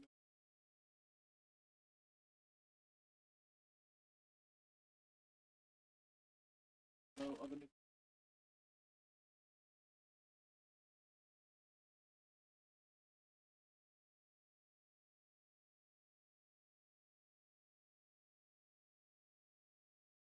Nah, I don't think I have been.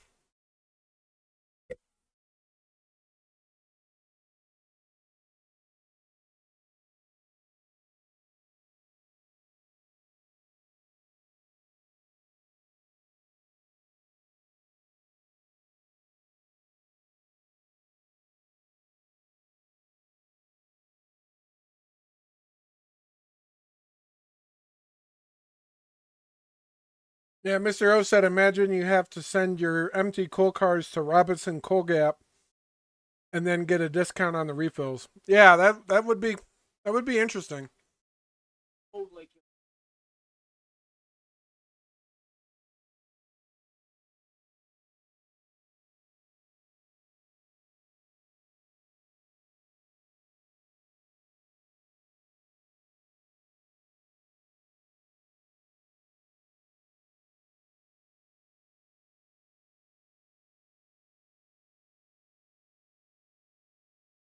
Yeah, right now that's the only thing I don't really see a bunch of like maybe they'll add that functionality to it later, but they don't really have a reason to buy a bunch of cars or even a lot of cars available.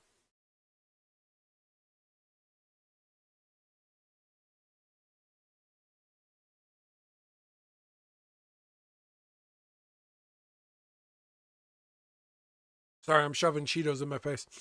Um, well, like so, like you know how you buy your you know, your skeleton log cars or your couple passenger cars or a couple tankers for diesel fuel or a couple coal cars. Like we don't have any industry that we service that's like internal to us. You know, where we're shipping material from one place to another place and need like a big string of cars. You know, like everything comes in, like there's no reason for us to own cars. Like why like that would be kind of interesting to expand on that, like the railroad owning its own rolling stock for stuff.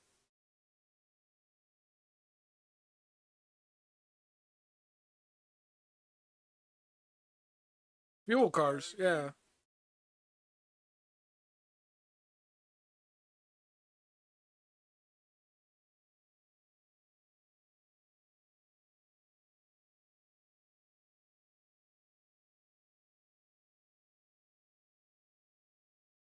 But yeah, it would be interesting to see like more opportunities along that way, along those routes. The other thing that would be kind of interesting to see is like an iron ore mine, like to get the 22-ton iron ore jennies, the little shorty jennies. Oh, indeed. That'd be cool.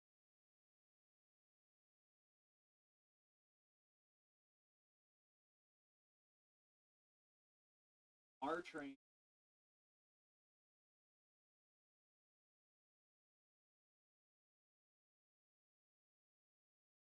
But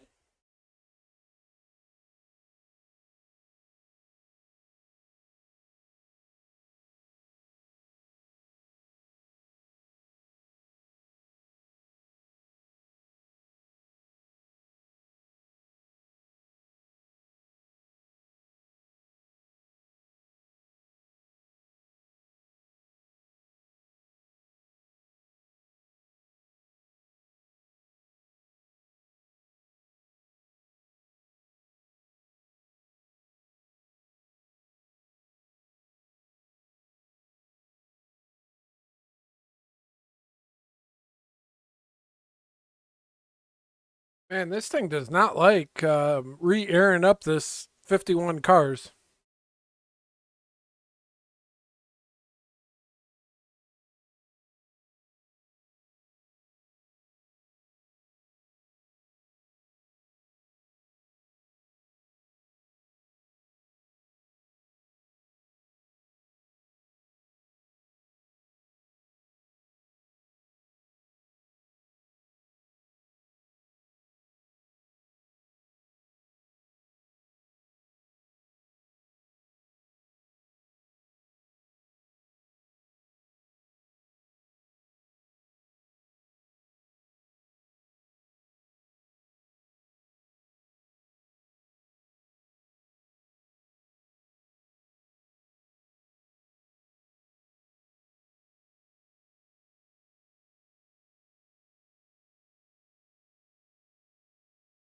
All right, guys, I know for those of you on the stream there, watching me eat Cheetos is probably not the most entertaining thing,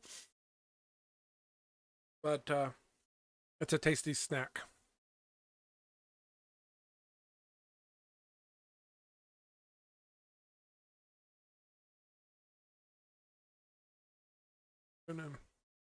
Yeah.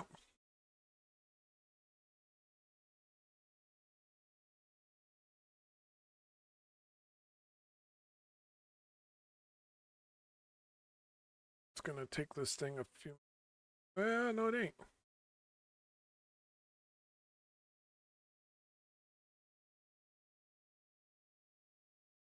Got that there.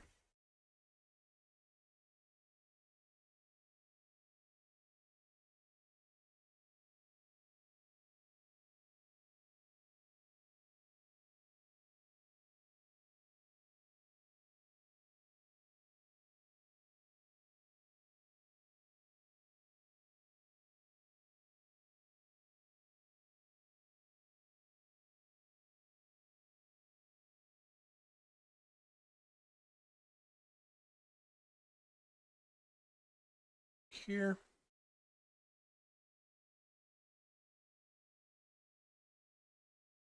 So yeah, I don't know. There could be some really cool like an oil refinery might be really interesting. Not that one, not that one, not that one. Having like a cattle company and like a meat packaging plant might be kind of cool. Like, so you have to deliver the cattle to the meat packager, and then you have to deliver like hoppers of grain and stuff to the farm for the cattle. Yeah, I mean, even just like a couple of grain silos and like a couple like a flour mill or something would be interesting.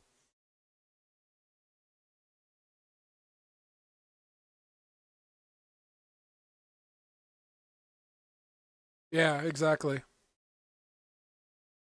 I think there's a lot of potential depending on, how much they want to expand on it, you know.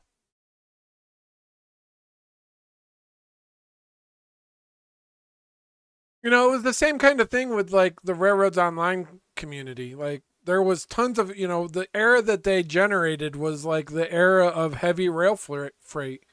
Like you can do a ton of stuff if you want to you just got to invest the time to do it. You could do a ton of a ton of really cool stuff. Like they could have an ice house, and you have to push the reefer cars over to the ice house to get the ice loaded up.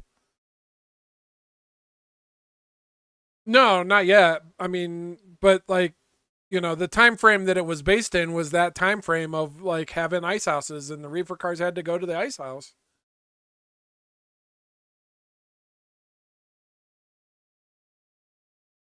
That early 20th century you know, before everything was computerized and all that, that's how they refrigerated stuff.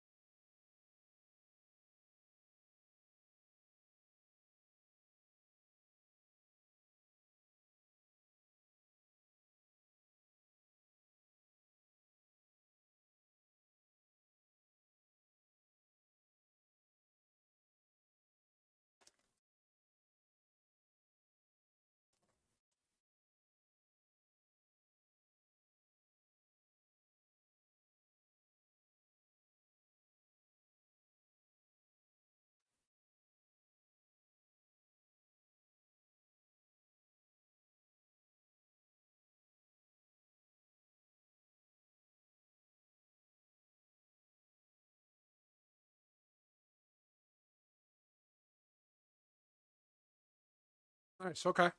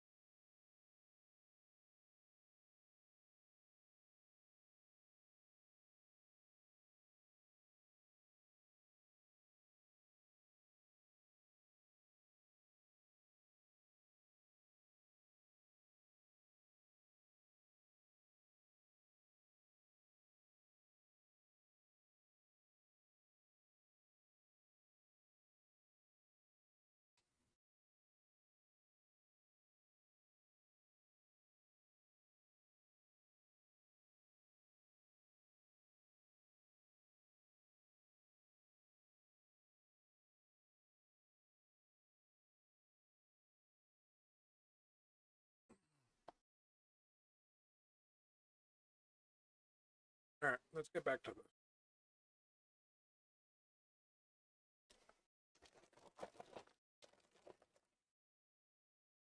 Later.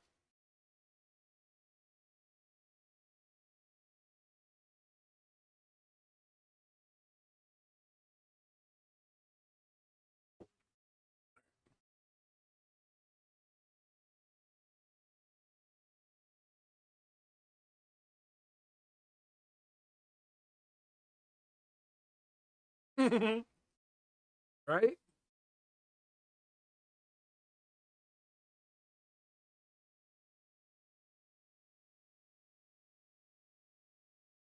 Big white elephant.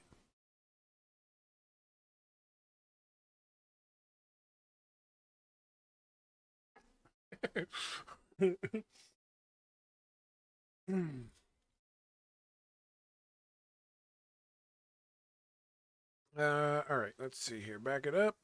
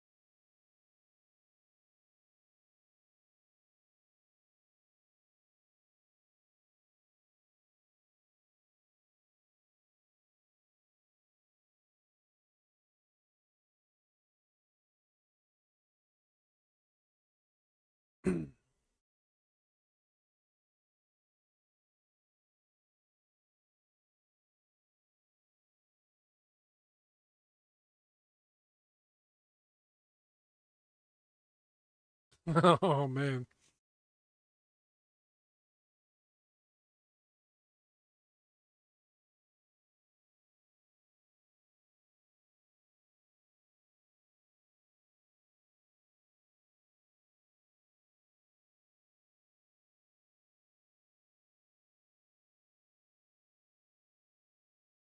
There you go.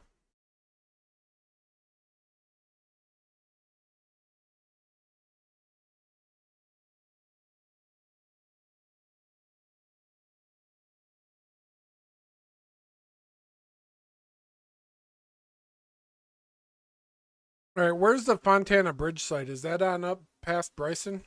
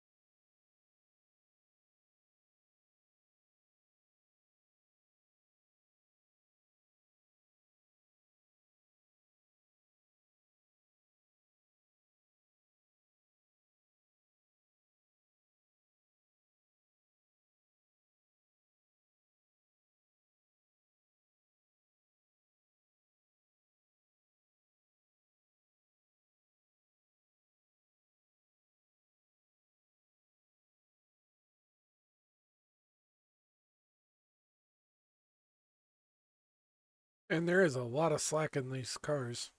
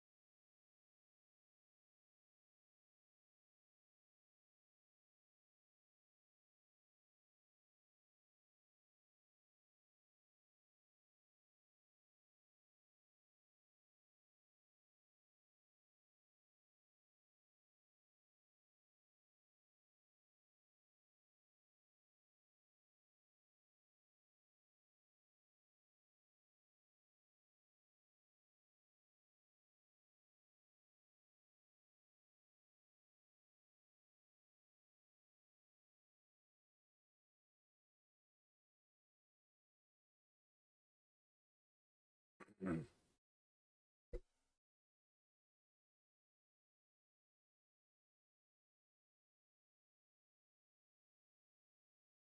right, this train is sorted.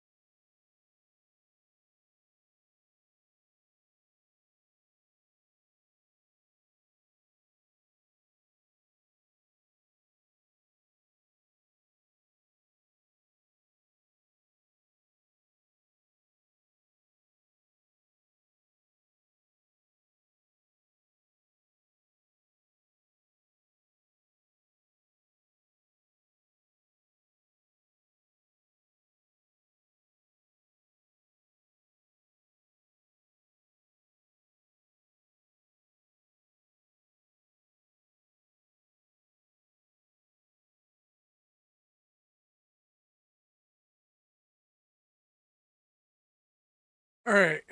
Um. Okay. So, do you want me to use those locomotives to run this stuff up, or pull locomotives out of the roundhouse?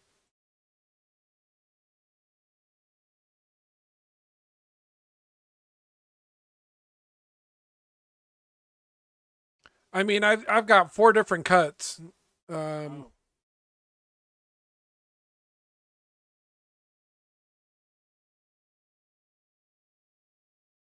Well, three cuts. The font. So there's a Larka, the Fontana Bridge site, and then Robinson Gap, and then there's all the stuff that needs to be switched around Bryson.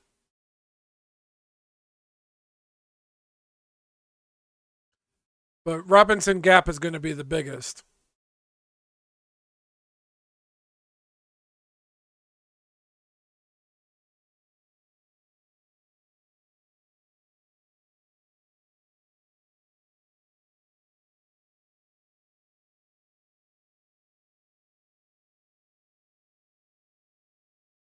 I would bring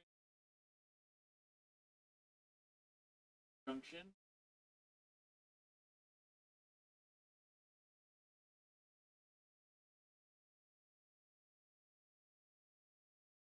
Break off 2.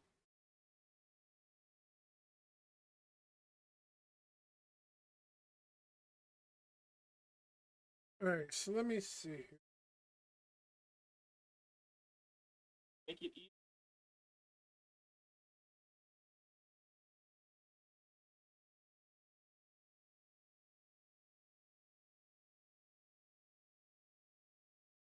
Oh God.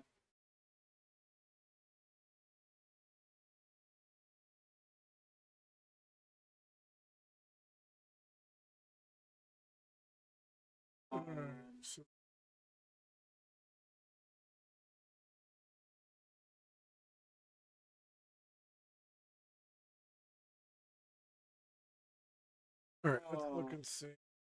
What happened? Wow, do you have Robinson on tier 5?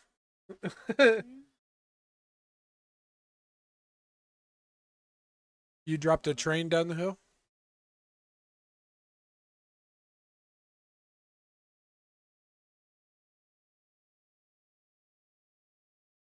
Oh no. All right.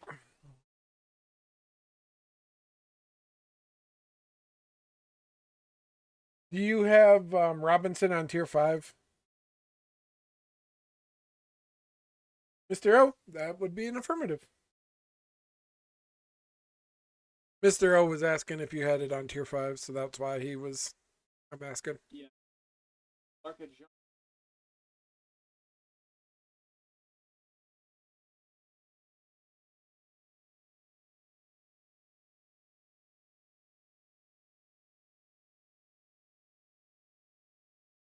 All right. What we're going to do, disconnect Big Iron.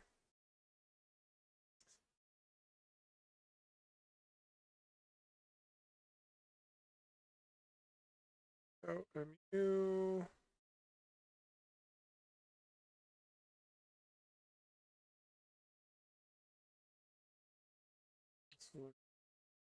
Apply the brakes.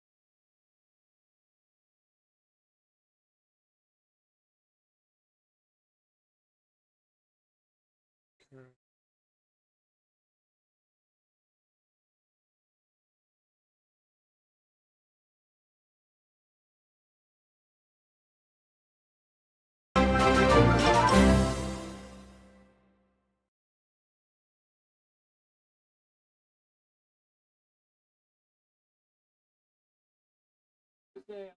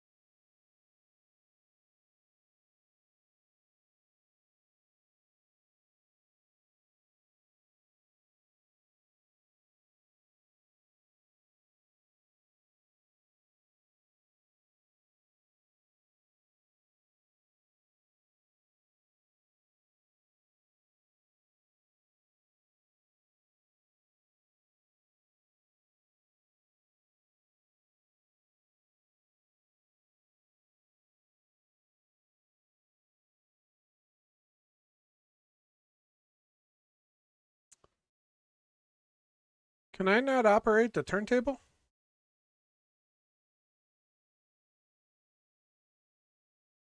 Really?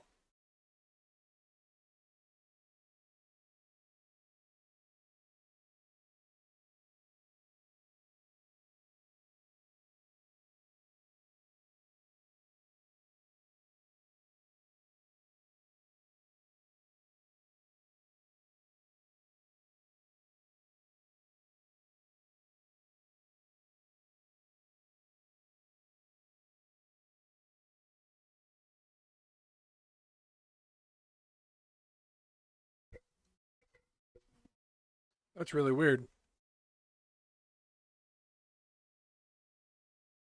It like does not go. Seriously?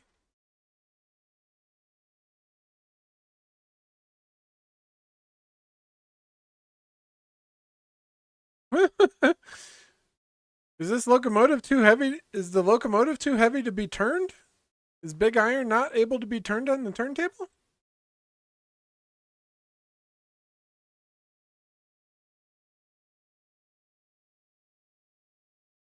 First person.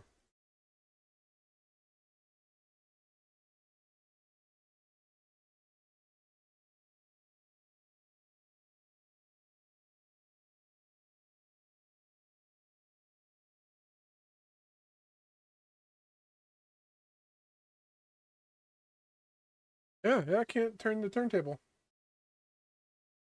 One loco is too big for the turntable. It is the one you have there now.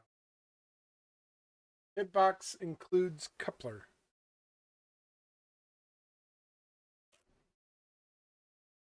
I mean, the coupler's on the turntable.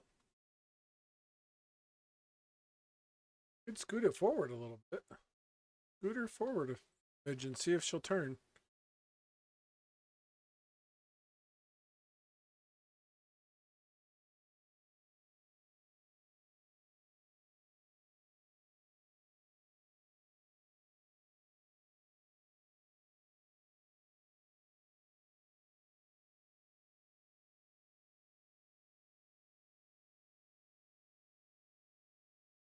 It goes now. A little more centered. Yep, there it goes. Yay! Ooh, it's choppy though. Holy cow. Alright, she doesn't like to be turned quickly.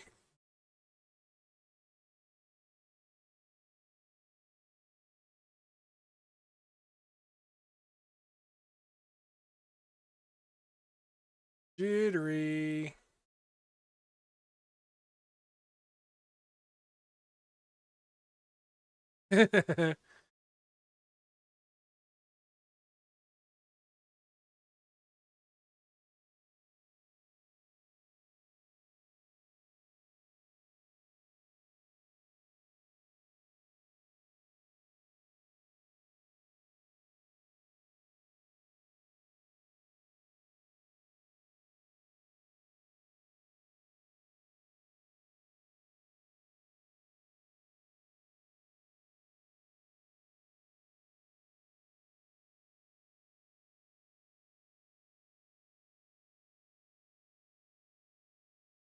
Roadster, hey, thanks, man. We were able to get it turned, but you gotta be pretty centered on the turntable in order to make it happen.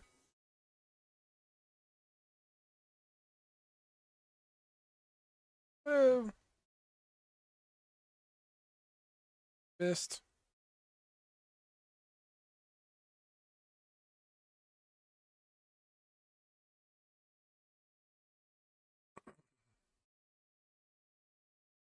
We're gonna just top off the water and the coal.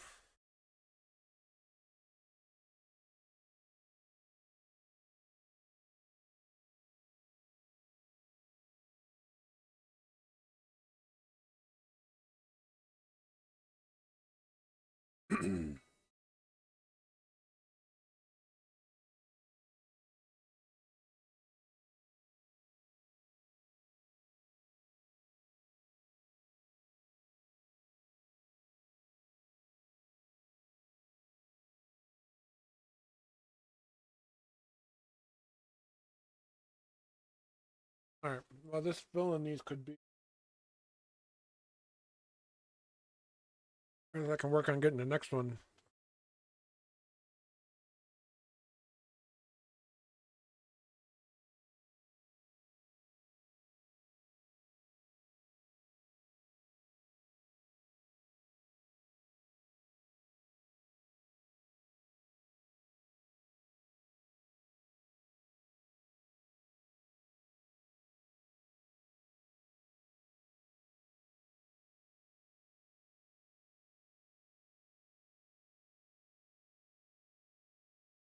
Ooh, it's glitchy. It's glitchy.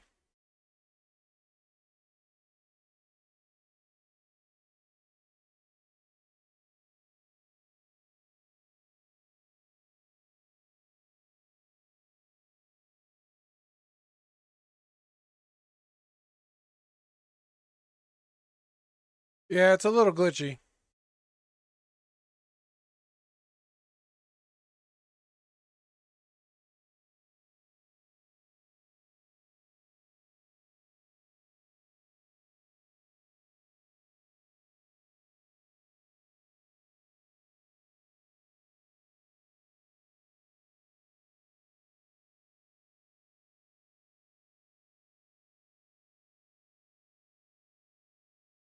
That is not the one I wanted. Nope, nope, nope.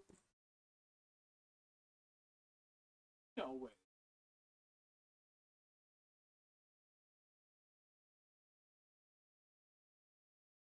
No, I'm just topping them off while I'm here.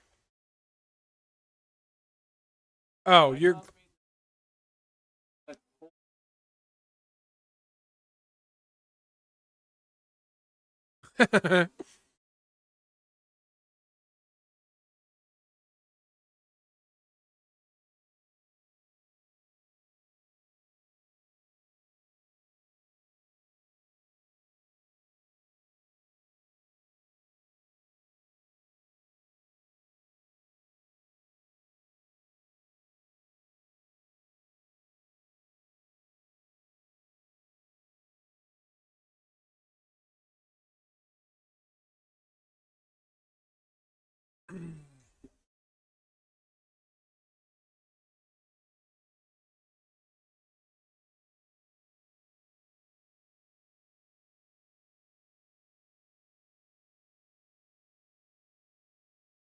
all right, I went into.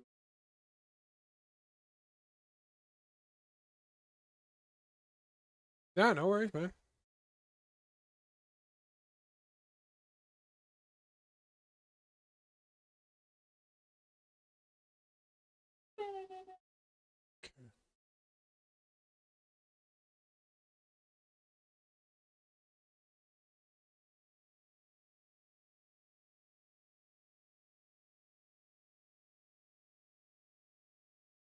Yeah, I get that way too.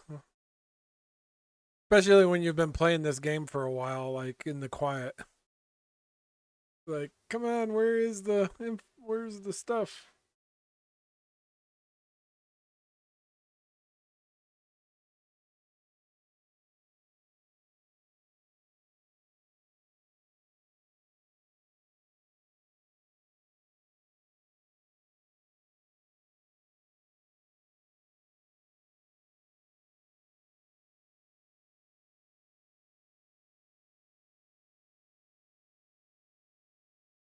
Okay.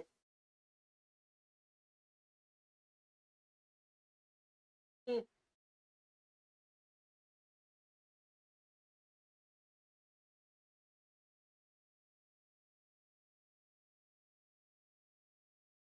Not happening.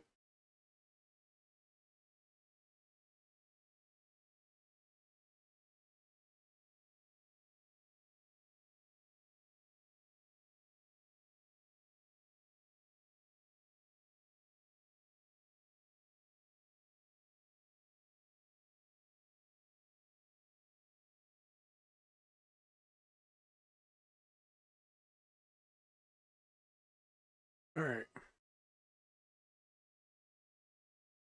Backlist bad boy.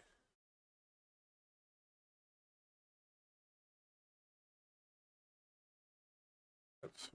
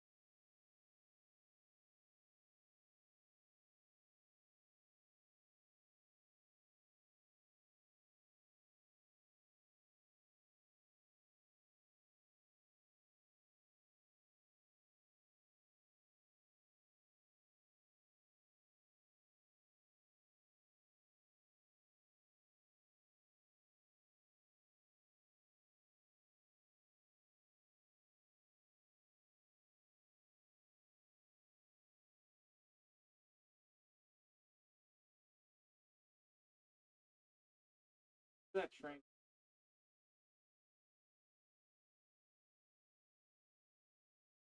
All right, give me just a second. I'm running some locomotives around here. You're good. It's not.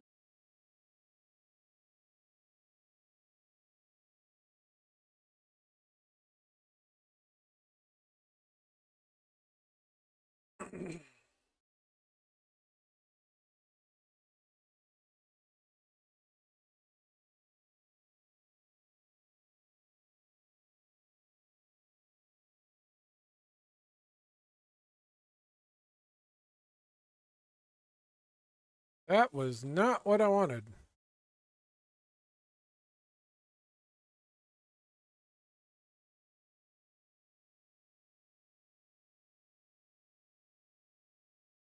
Thank God for good brakes.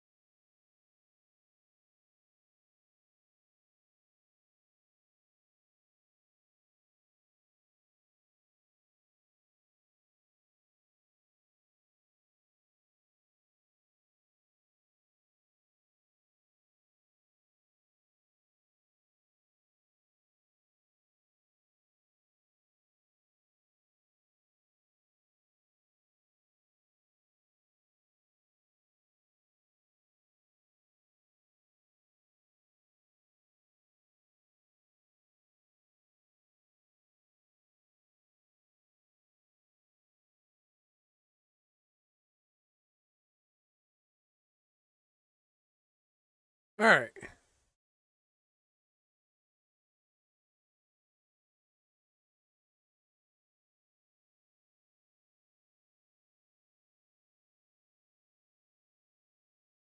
Pop that one off. That can go straight. That goes straight. That goes back here. All right. So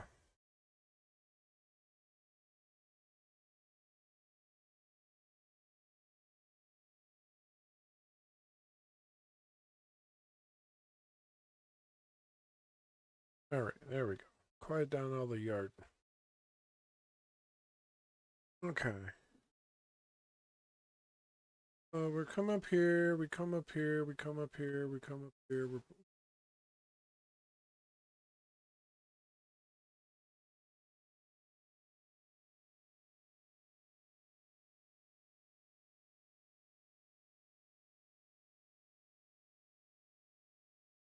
Okay, then we pull in here to yard spot there. Okay, so we're gonna come in forward. Could put the connect the commode. Come in around.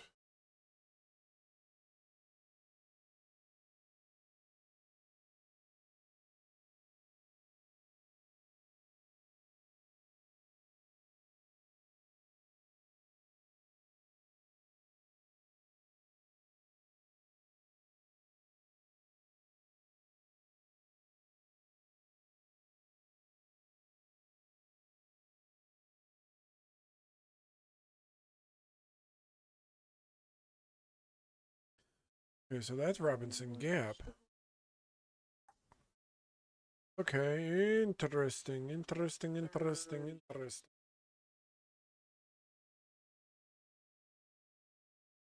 Okay, so that's where all the Robinson Gaps up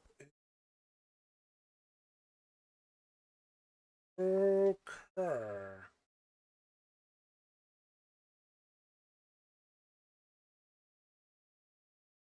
Howdy, howdy, how, howdy.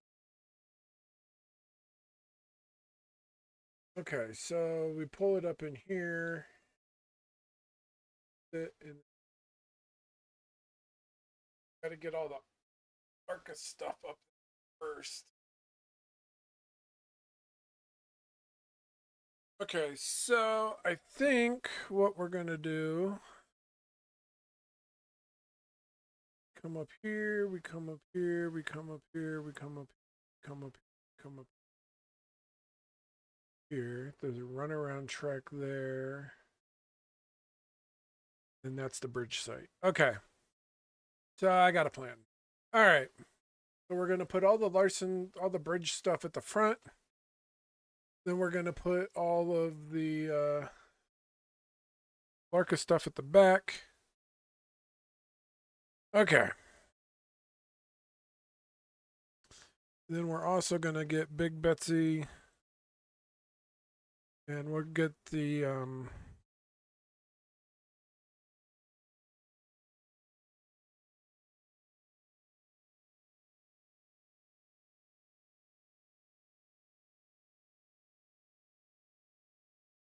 Okay, so the bridge stuff is first, then the Alarka stuff.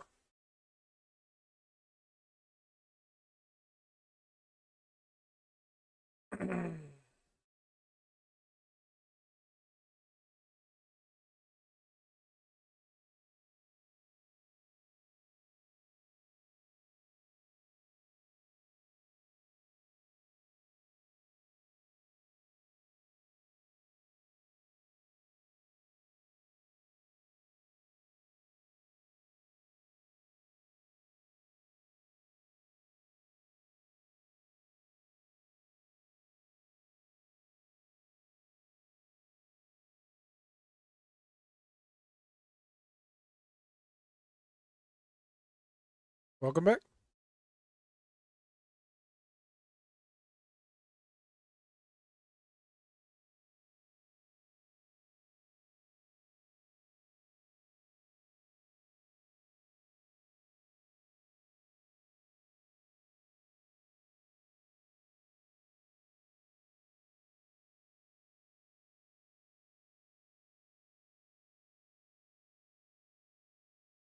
Yeah, I saw that.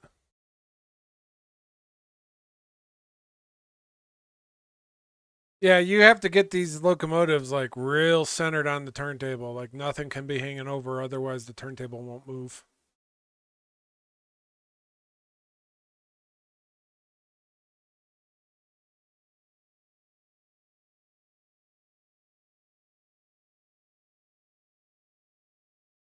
How late are you planning on running out or staying up here?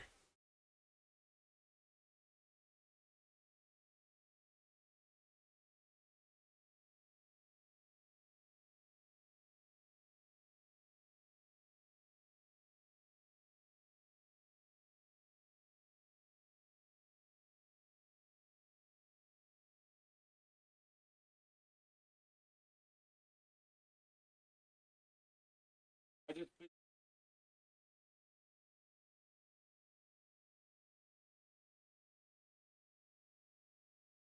I tried to.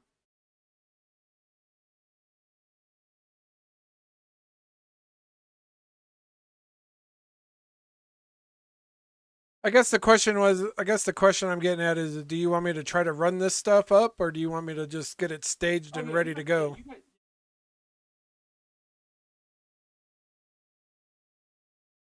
Well, I was thinking about getting close to calling it. I've got to get up and work in the morning, and it's midnight.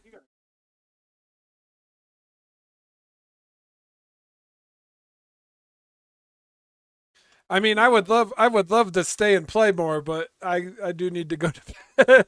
I should go to bed because I got a lot of work to do tomorrow. Set up. Good to. Okay, let me finish what I'm up to, and then I'll kind of walk you through what my plan is here. And then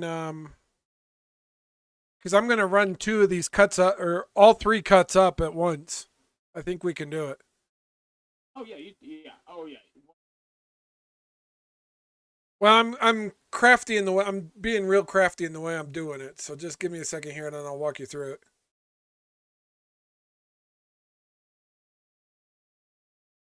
Pretty sure the cars have been able from Alarka Junction.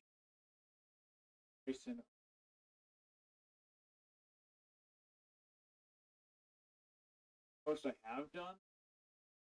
Oh no.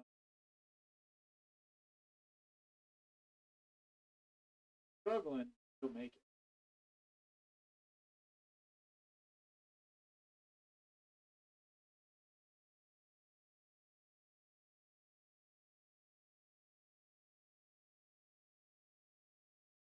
Yeah.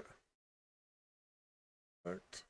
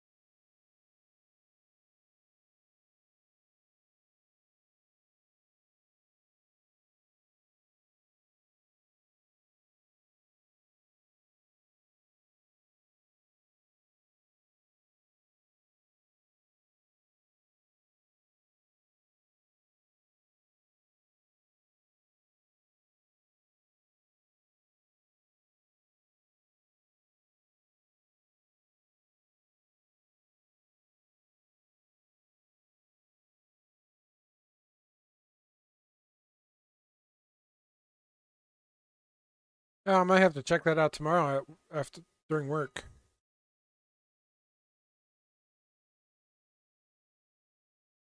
I like having something on in the background just to give me some background noise.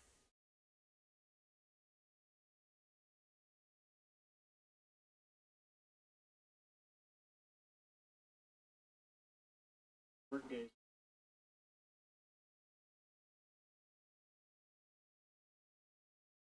Every time I wake up.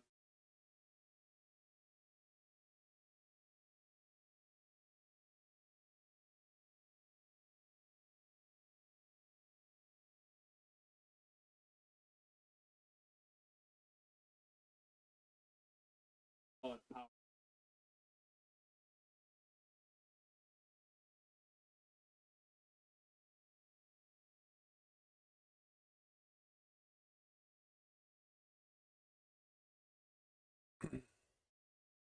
Okay, you want to hop up here to Bryson?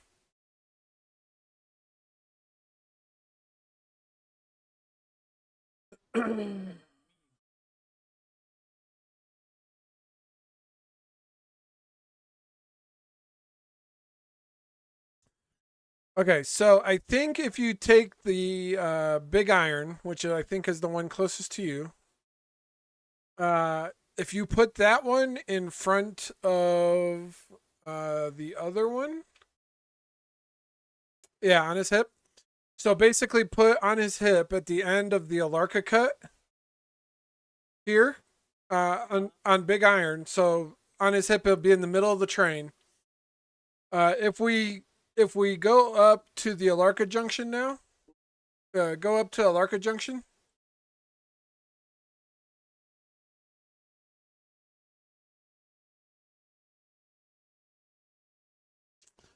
Okay, so if you run big iron up into this Y, right? So come up into Alarka and then go up the Y.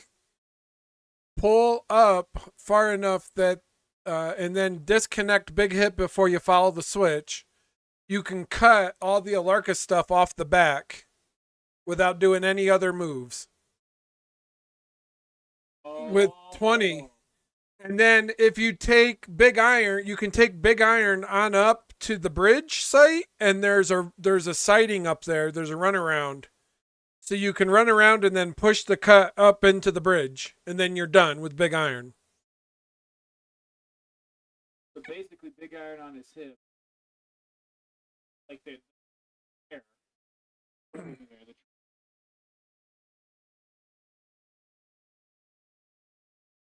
For its duty, but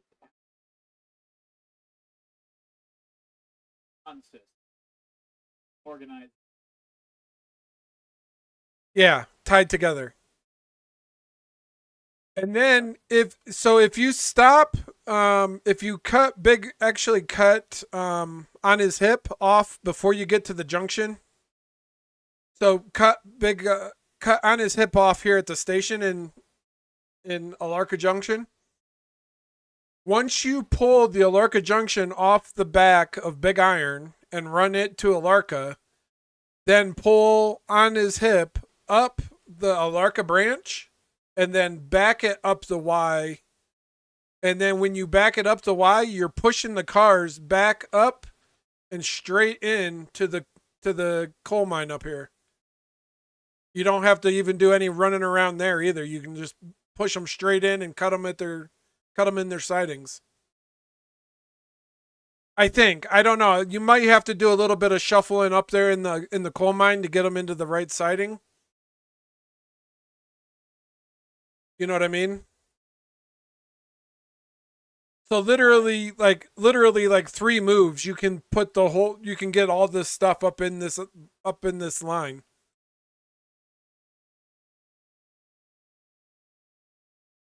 With all the equipment sitting here that we have. Or you have. You know what?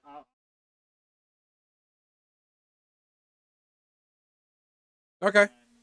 You got a good handle though on what I was doing, right? Yes. Okay. So yeah, you're dragging all the Alarka stuff off the back of on his hip or off of the big iron after you cut on his hip off at the Alarka Junction interchange. And then you're using 20 to drag all the Alarka stuff out to Alarka. Then you're going to run on his or big iron on up to the bridge, run around the cut of stuff that goes to the bridge and push it up to the bridge. And then you're going to run on his hip up the Alarka branch far enough to back it up the Y to the coal mine. So that's kind of the game plan. So there you go.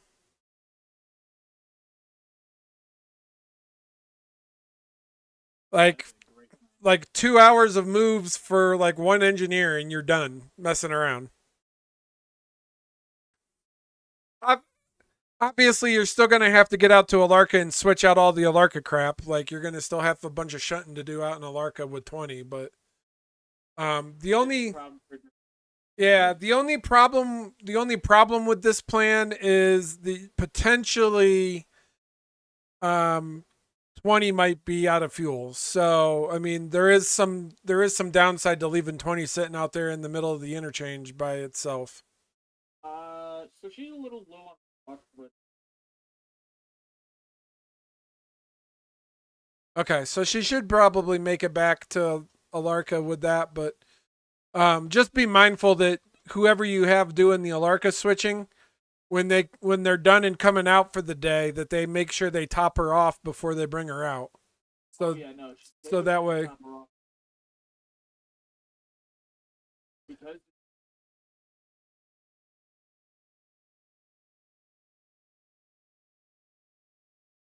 Yeah. water. It's like someone took a knife and stabbed the side of the tank. Yeah, it's bad.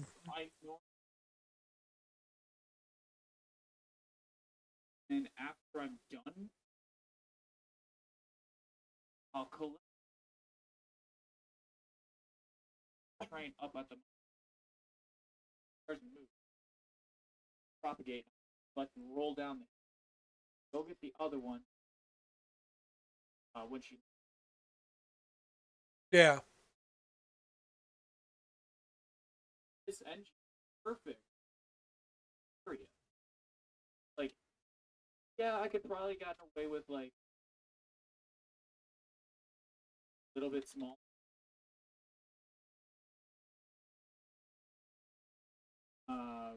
Little shunts like this one. Also, it's got the are arguably the best higher rail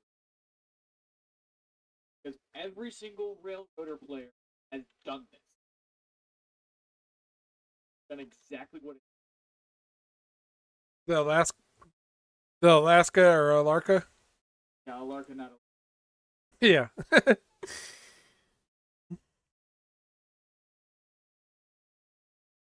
Yeah, no, I can make.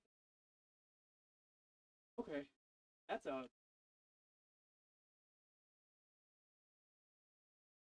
I might haul it just.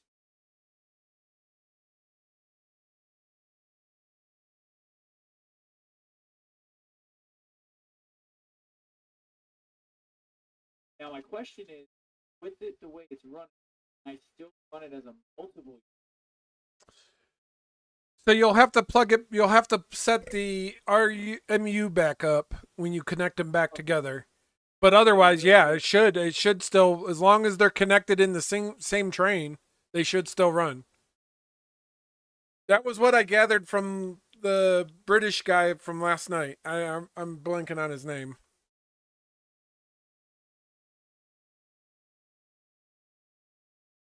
Or the Australian? Yeah, okay. He sounded British to me, but yeah, okay, Australian.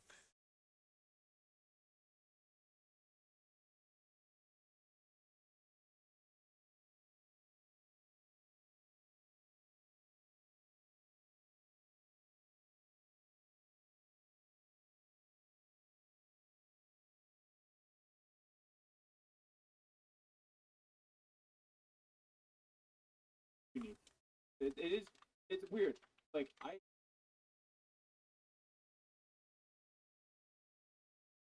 but Yeah. now that we've actually conditions and been up here, definitely pick it like travel.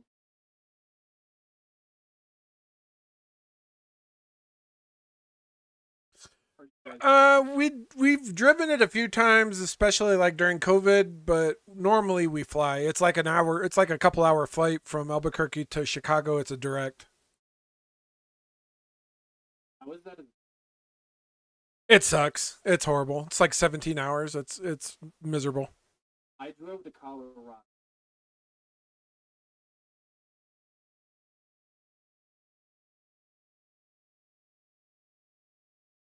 Getting there, hours, nonstop. Well, we left at like 10:30 at night. It was the worst fucking. Not because of the people I was with. It was. It is a horizon. Yeah, it's that way for a large. So we run we run Highway 40 out of Albuquerque to Oklahoma City, and right around Oklahoma City, then we start going towards St. Louis, Missouri, and then up through Indianapolis, and then out, and then kind of up through Illinois into like Chicago, and then kind of up along the lake. So, but yeah, from the stretch, like once you clear the New Mexico border and go to Texas, Texas and Oklahoma are flat abyss of nothing. It's just there's nothing out there. Cows and wind farms. That's about it. Uh, Now I remember when I was little. One of like their act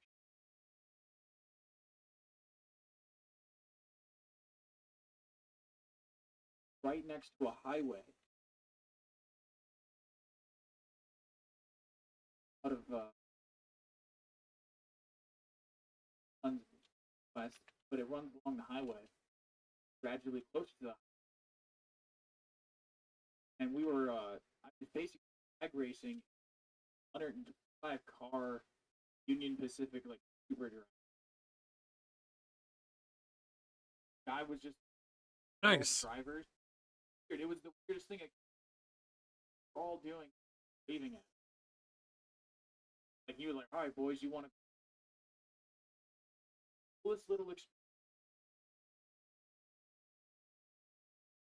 We had nothing.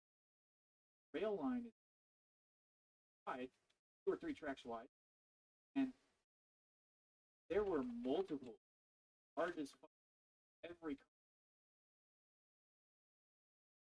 We're in the middle of nowhere.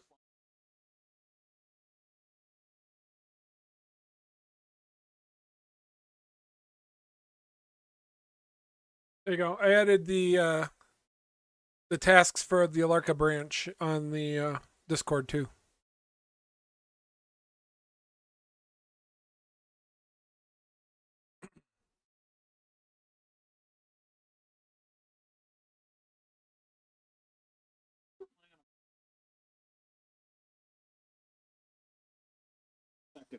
But we typed it out in a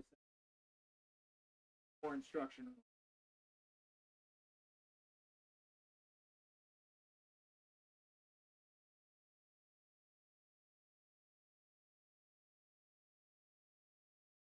Or every time. Yep. So we just basically gave you your operational procedures.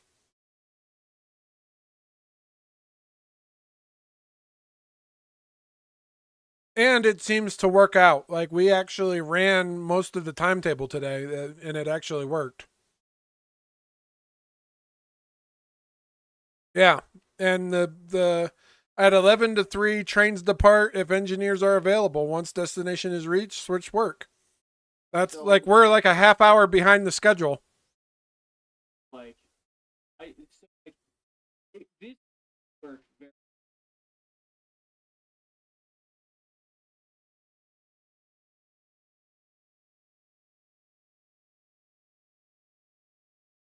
Player.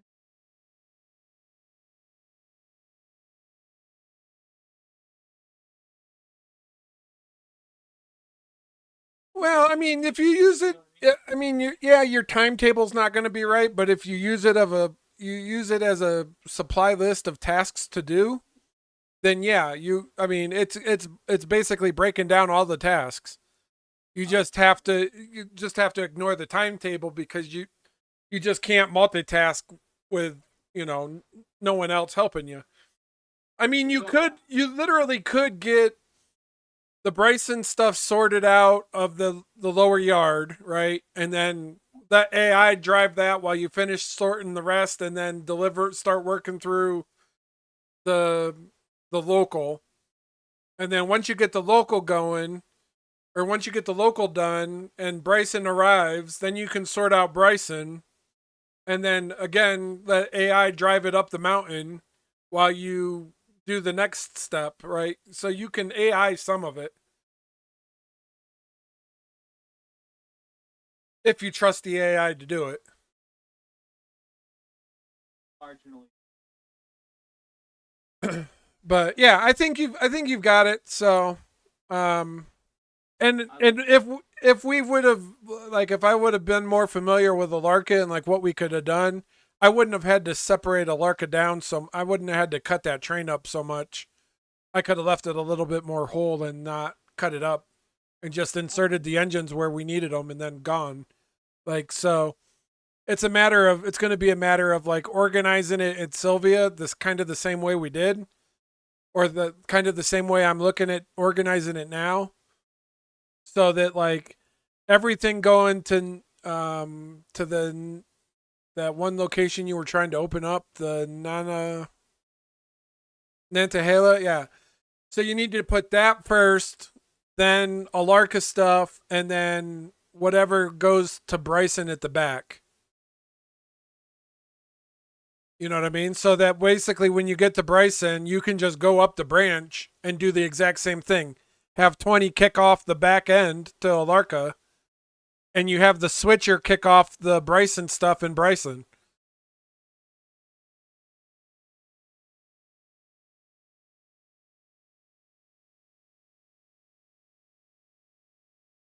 So,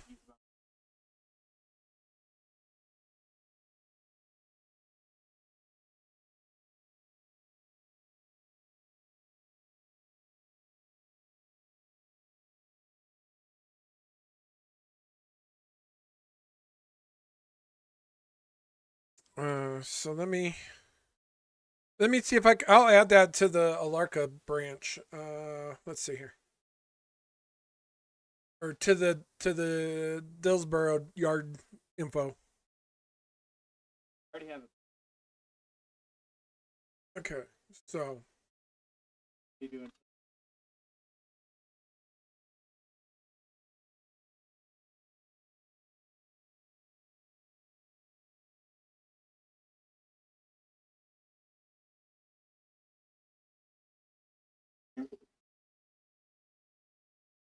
That's going good. You're still working. I didn't see you live. sure.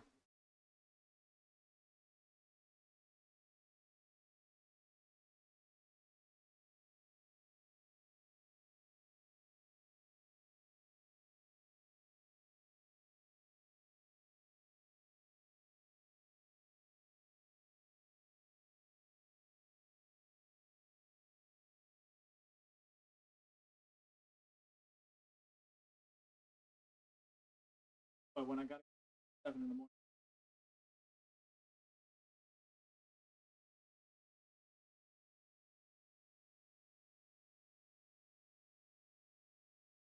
Always had it.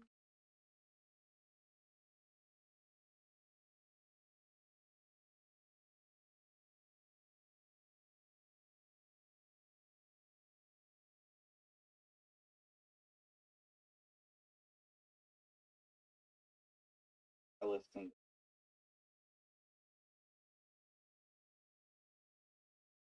I understand.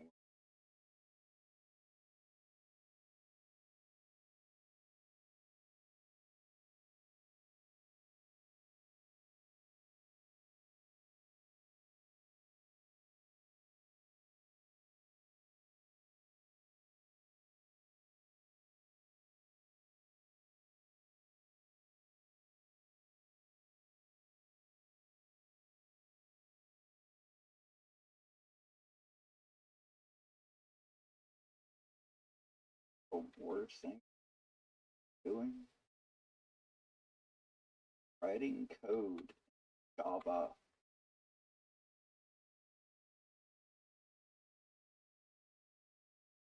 I mean, for this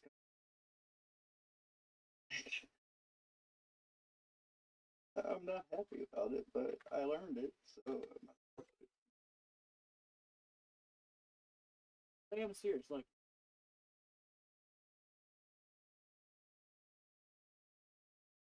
Java Toby is. I mean, they're all use Java. It all really depends.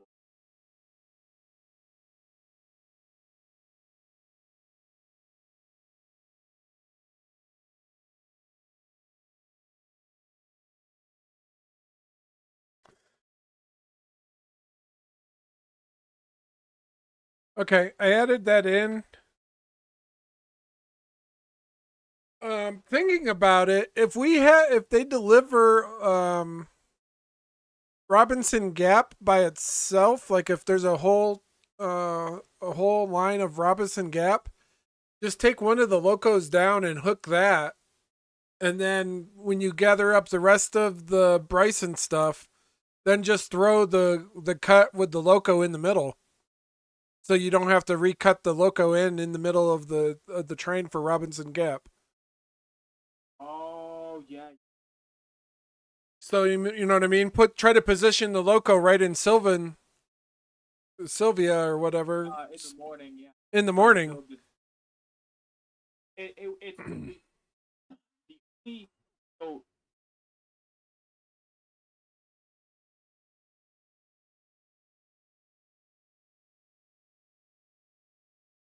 after which because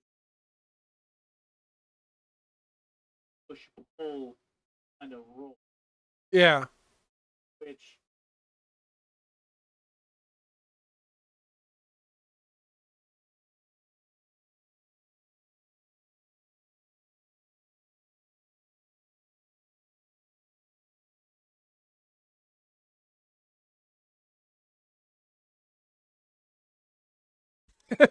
Well, I mean, the other option is you can do. What you can do is do I have a hard time fucking saying that. Nana, we're gonna just call it Nana. You can do Nana and Alarka as one, and then do Robinson, Gap, and Bryson as the other, and just you could break it into two runs if you have enough people. But if you're playing single player, then yeah, just hook them together and MU them, and you can run them both at once. You know, that could be your two highballs to Bryson out of Sylvia. just realize that these 9 cards.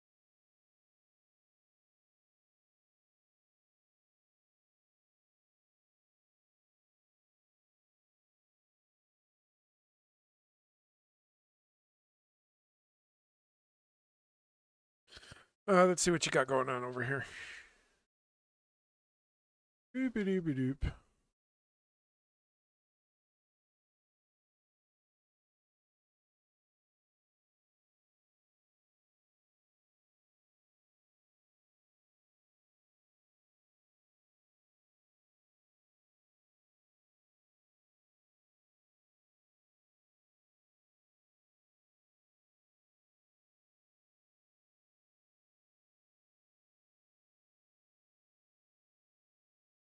Sorry about my cat.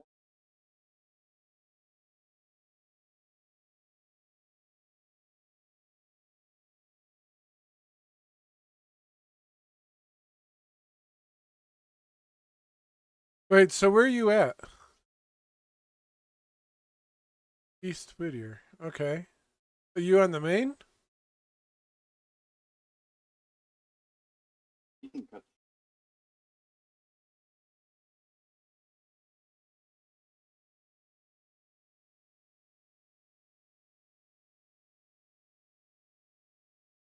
Work from Oh,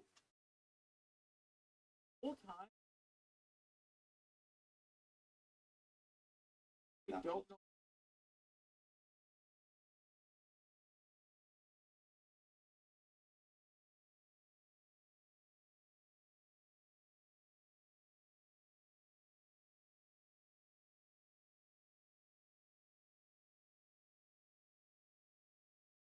All right, Desert. I think I'm gonna bug out, man. I appreciate it, and I'll catch you another night. You too. Take it easy, guys.